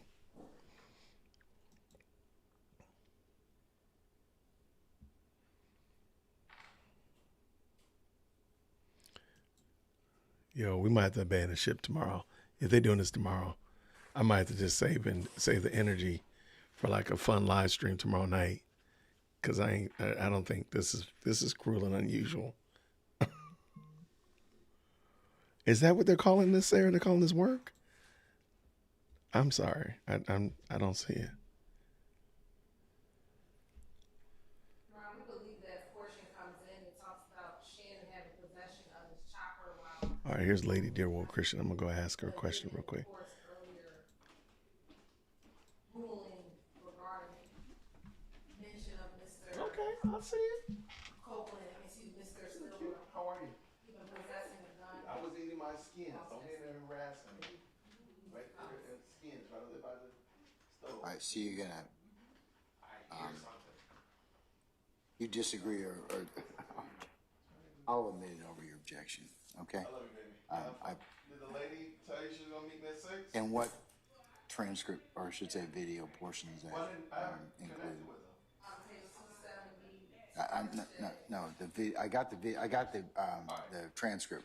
What audio video does that include? That would include 12:54:14. Check 1 2, check 1 2. Okay. Am I muted? Can you hear me? All right, this is cruel and unusual. Yo, really? Look at my nephew over there. Dude is knocked out. Dude is asleep. I don't care what y'all say. They are at work. I agree. Okay. The next one is Hey, you know what? I gotta give him props. So he's trying. He's trying. I'm lost though, but he's trying. line 4 through 276, page 276, line 15, and that supposedly is a reference to hearsay about Lil D. Little making D, guns and little setting up D. someone to get robbed. Little D got robbed. It appears to be hearsay, Your Honor, but it's also about some robbery or alleged robbery that I know nothing about, and there's nothing in the discovery about, and I believe it's wholly unrelated to this situation. So it's not relevant, and it's also based on hearsay.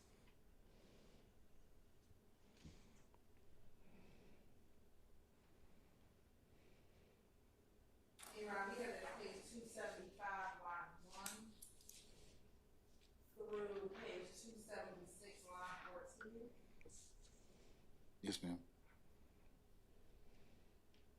And we have no objection. Okay. Can you give me the audio visual references? No, we don't need the audio visual. We don't need them, man. We're done.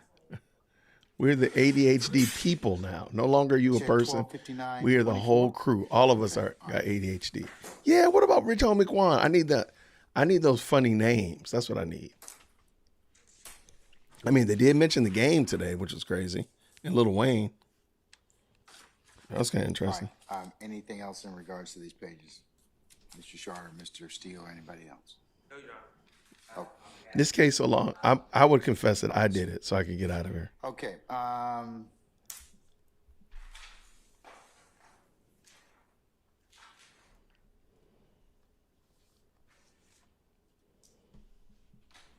Okay, the next page I think I have is page 304, line 20 to 305, page 305, line 8, and that's an officer talking about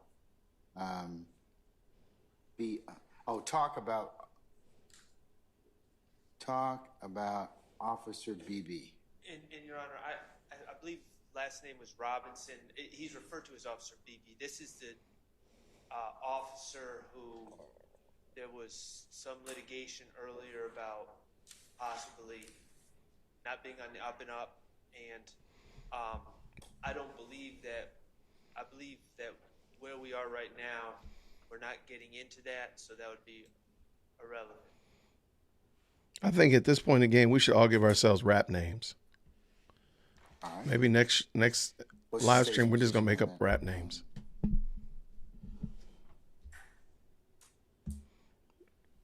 That'd be so out of control. Just save them. Don't type them now. Just save them. Next live stream, I'm going to put the poll up will be, have you made up a rap name? That'd be your entry, your pass to get in. Okay. All right. Unless there's any further discussion, we'll move on to page 321,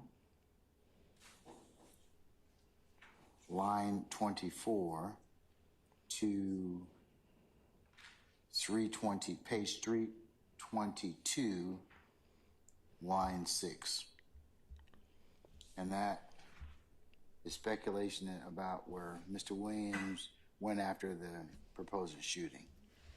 Your Honor, we believe that this comes in pursuant to the court's order regarding co-conspirator hearsay that the court already ruled on. He is discussing what the Demekian told him about what occurred on the night of the murder. And that already has come in, and the court has ordered that co-conspirator hearsay comes in. And that was back in November of this year. Of last year.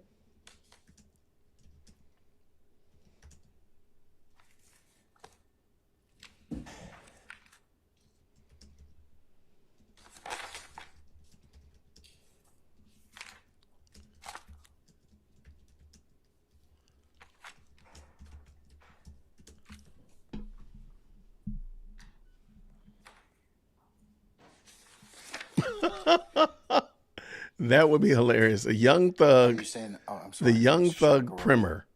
Well, so Your Honor, That would be dope. And the state actually kind of reminded me here. In this transcript, there's discussion about Mr. Copeland picking up Demekian Garlington and Yes. Demekian Garlington allegedly Yes. saying certain things about what happened involving the Donovan Thomas shooting. Now, it is true. November sounds about right, but I did file a motion to declare that hearsay. Your Honor heard my motion. I argued that it was spilling the beans. It's not in furtherance of a conspiracy. You ruled against me, so I feel the need for the record to say, He's done. based on He's done that so. ruling, I'm not specifically objecting to those statements because you've already ruled on them. But you're still maintaining your objection. I'm still maintaining my objection. Now, when it comes to this excerpt, the problem is no one, when he says, he gives, what he says are details. He says, and when Thug was at Bentley Spot, they pulled up on Thug, and then they went to Bentley Spot, and they wiped the car down, and he said, and he goes on and on about details about what happened allegedly that night. Nowhere did any of the detectives say, well, how do you know this? What's your source of information? Nowhere does he say in this excerpt that Demekian or Lil D or D He's still told messing me with his that. nails. Bless his heart. Correct me if I'm wrong, but that's my reading of this. So the state is saying, well, it falls under a hearsay exception. Demekian Garlington told him that. I don't really see the basis for the state to say that Demekian Garlington told him that, and that's why I'm objecting, because he's giving information. We know he wasn't there. According to him, he's giving information, but he's not saying where he got it from. And I'm not just going to agree that his source is Demekian Garlington, and therefore it's a statement by a co-conspirator. Your Honor, I think that would go to weight, not admissibility. In the entirety of, and I want to go back to page 320. Multiple times throughout June, this interview, he talks about Demekian telling him what occurred on the night of the murder. And when we go back to 320, he talks about What lady? You talking about the court reporter? everything that occurred, which would include what happened with the cars after the murder and where they went after the murder, Your Honor. Yes, I think that's a question that they could ask Detective Dennis or Gaither, especially Detective Dennis when he comes back again on cross, why they didn't, whatever the assertion is. But the assertion is that everything that Mr. Copeland knew about the murder came from Demekian, given that Demekian was with the individuals who committed the murder at the time that the murder occurred, or at various times right before and right after the murder, Your Honor.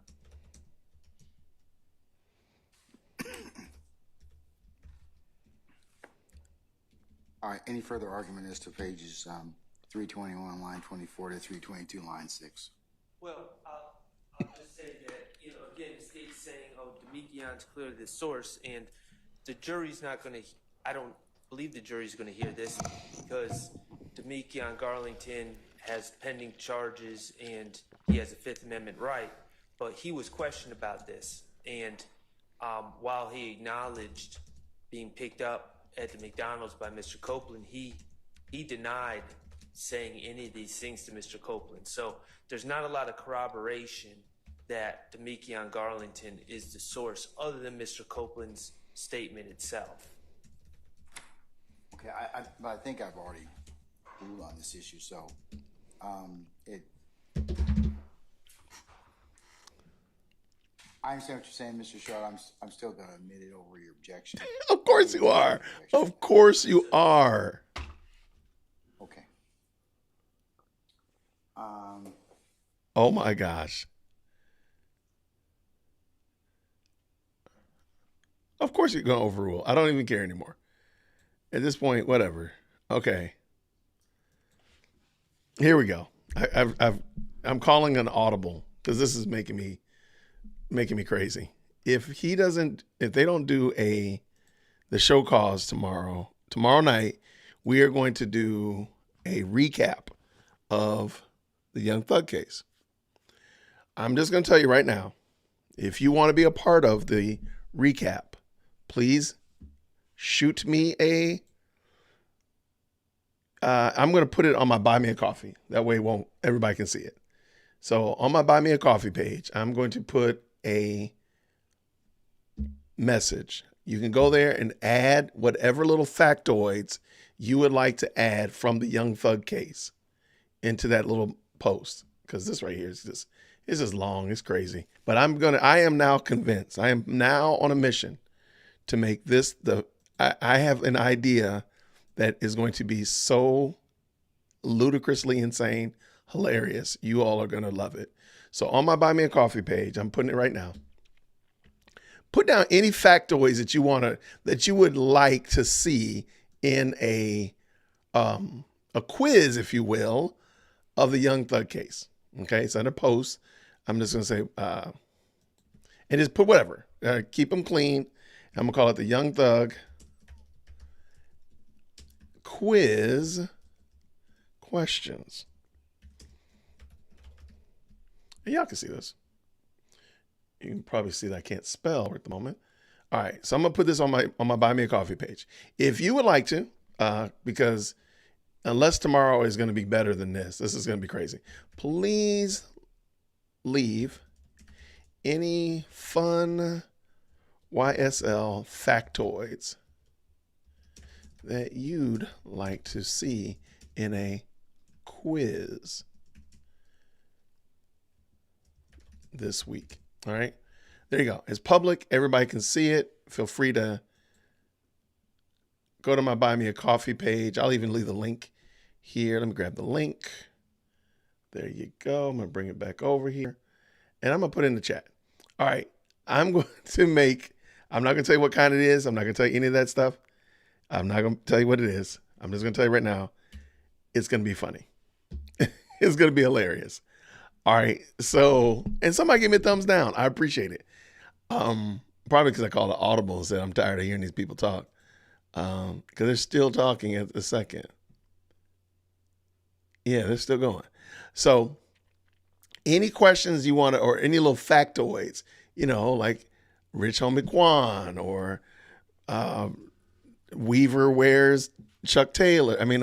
Converse, whatever you want to talk about. Add them in there, and I will have some time tonight and tomorrow. Because if they're going to do this tomorrow, I'm not going to do this tomorrow. We'll just have we'll have a fun outing tomorrow. But I promise you, I'm going to guarantee, I will solidify in the annals of time that this is the best live chat on the planet. I guarantee it. I guarantee you all are going to have a blast. So just leave any little factoids there on the Buy Me a Coffee. If you see any fun ones in there, add to it, whatever like that. Keep them clean, of course. But add your little factoids there on the Buy Me a Coffee link. And then I will announce when we're going to have a whack-a-fuck.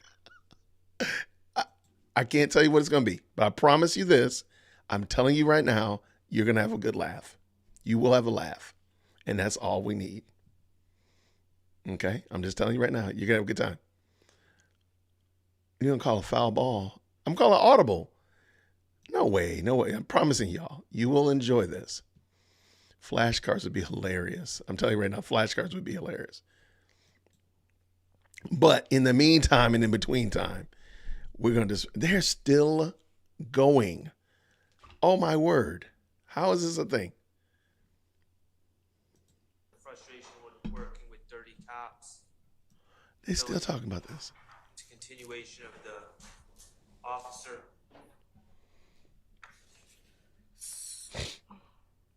So, Your Honor, Madam. that's fine. Up to 350, line 13, I just need to get the exact time that is.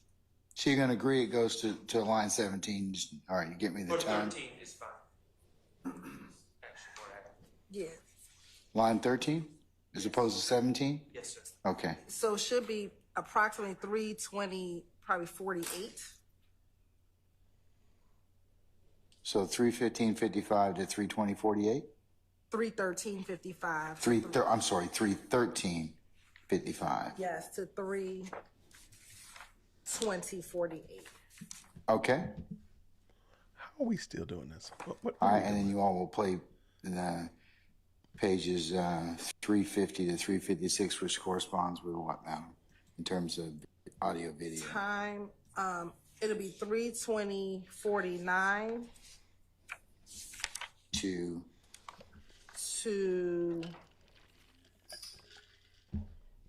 about 3:25:41. All right. Except What's going on, John? Good to see you from Tulsa, Oklahoma. 356 lines 7, 8, 9, something like that to 19, because they go back to talk about the officer. And here's the actual link to that exact page. Transplanted Texan. Like you can put the actual link, so they don't have to search for it. It's right here. 9. That's the 356 line 9. Like you can load. Go. It's called the Young Thug Quiz Questions. He's being showed a photo lineup. That'll be fun. I think you have a good time. I'm pretty certain you will. Okay. Yes, Sean, I see what he's referencing. Okay. So we will, out of that, redact from 356 line 9, which starts at 3:25:10, to line 20, which is roughly about 3:25:38.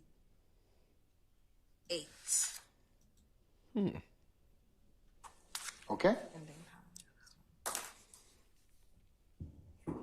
Well, I will give them this. They stop listening to stuff.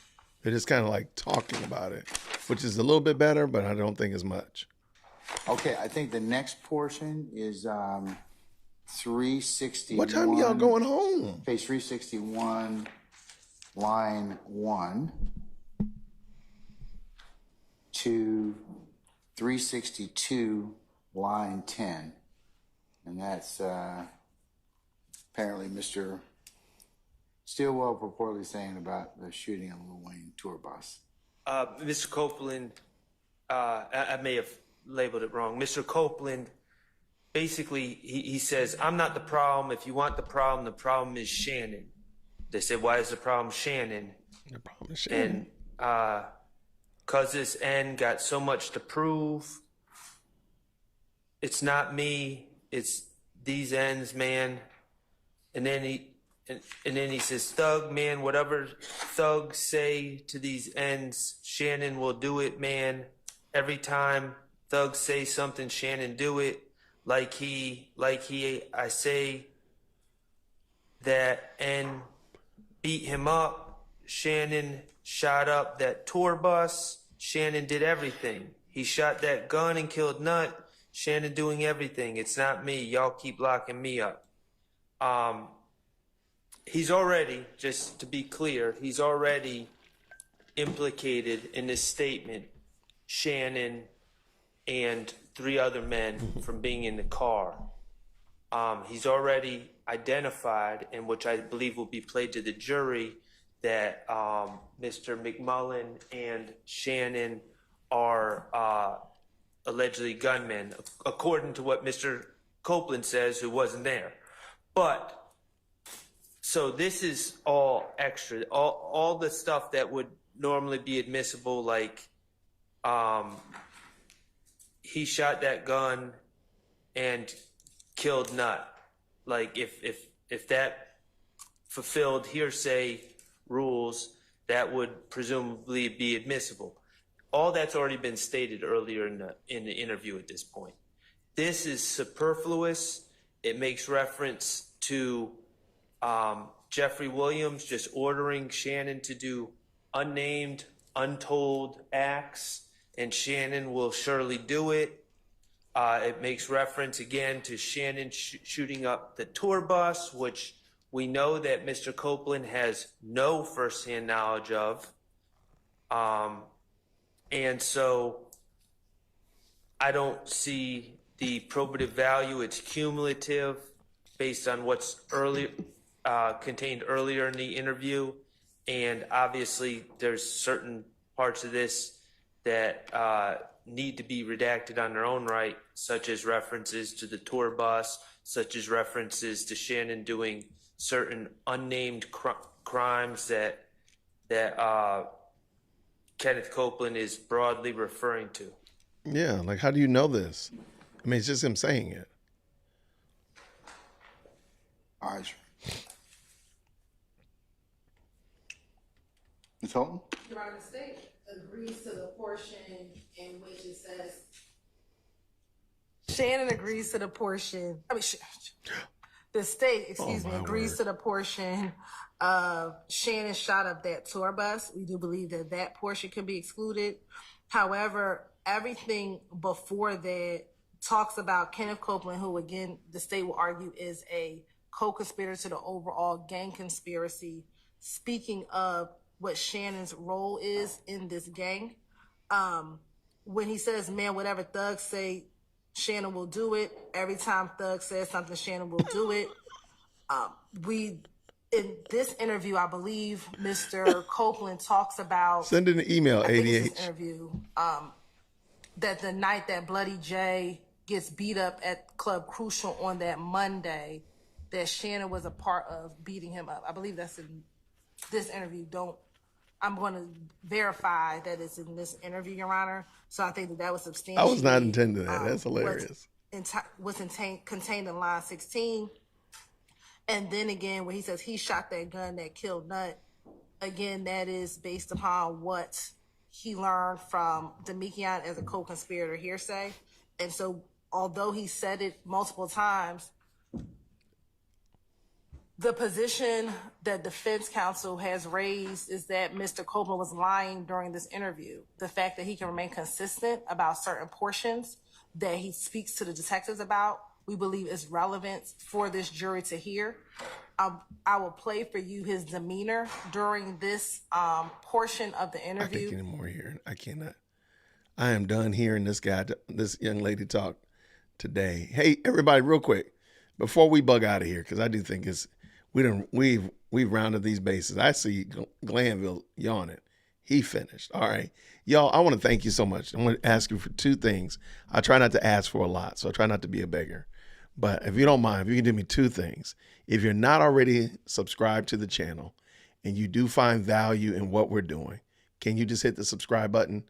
I really do appreciate it. It looks like, according to YouTube, about 46% of the people that watch my channel are actually subscribers. So it's like 65, 67-ish % of the folk just watch it and they're not subscribed. And I do appreciate you watching either way, but hey, go ahead and subscribe. And then lastly, for the month of June, my goal was to hit 500,000 views. So if you happen to have it within you, if you find anything of value here and you say, hey, let me check out, I want to see what he's doing, search around, check out some of the stuff I've put out on the channel. I wouldn't mind you checking it out. And that's it. I really do appreciate it. Yeah, I'm going to be done with it because I think Jenny hit the nail on the head right here. Jeannie hit the nail on the head. I'm kind of sick of her. I'm not mad at her. I think she's doing the best that she can do. and all that. But it's been a long day. And this right here, in my opinion, is just because proof positive that the DA's office in Fulton County did not do what they needed to do to prepare the Woody to speak. And it's very possible they didn't even talk to him. They just subpoenaed him and told him to come in and testify. Didn't give him any kind of rationale, any kind of thing like that. Didn't build up anything of that nature. And that's problematic. So I think that's really the reason why we're here, is because they just didn't do their due diligence. But you can do your due diligence by hitting that like button, subscribing, and checking out a couple of videos. Help your brother out. I really do appreciate it. So if they're going to be doing the show cause hearing, I will be doing a live stream tomorrow for the show cause. If they're doing this again, which is just kind of going through redacting and keeping various parts of the testimony, I'm not going to do that tomorrow. I will do tomorrow evening, however. Tomorrow evening, I will do a recap, if you will. I got a fun recap in my mind, and I'm going to pull out some of my old teacher skills so you get to see Mr. Whitaker, not just Dear World Christian. And that's that on Thursday. We're going to, hopefully, we'll be back in flow. Everything will be going like it needs to be. It'll be some Woody moments or something. I don't know. But we'll be doing that on Wednesday. We'll be doing the actual trial or whatever's going on. Hopefully, again, they're done with this kind of shenanigans.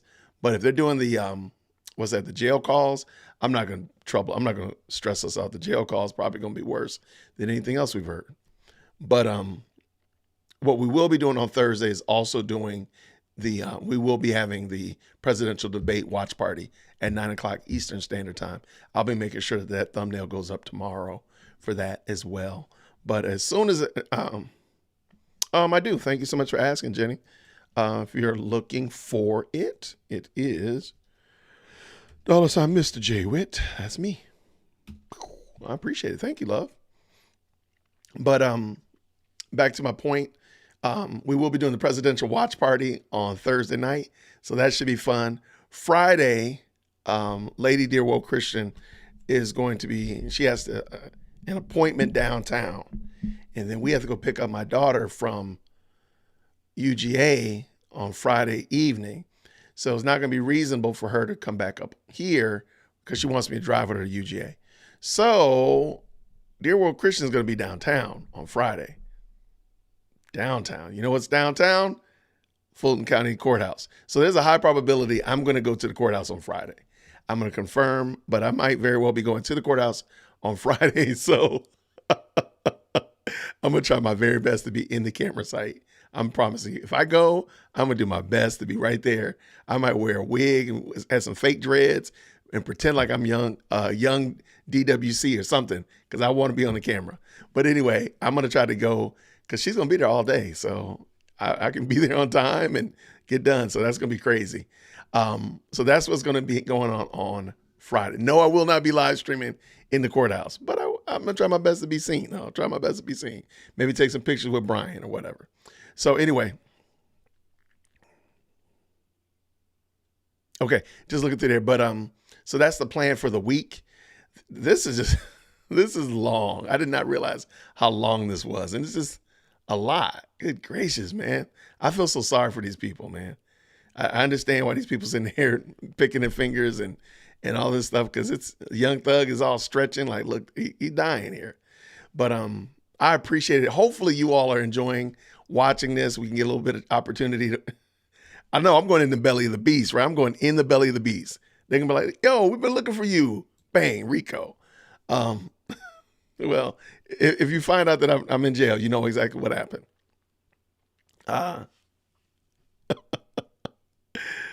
What guy lurked around the courthouse? I hope it's not me. That's what I hope it's not. So she has to go downtown. So I'm gonna go. I'm gonna take her down there, and I'm gonna go hang out at the courthouse.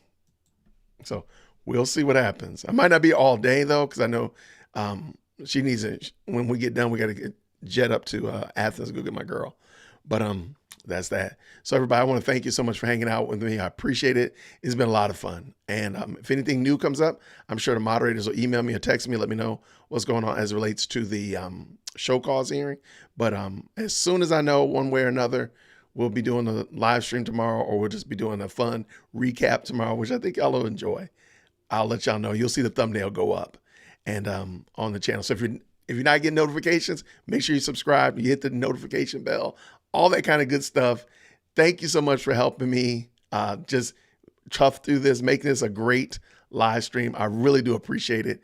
And I'll see you guys next time. 500,000 views. That's the goal. Let's stop playing. Let's do it. Everybody, until next time, grace and peace. Take care.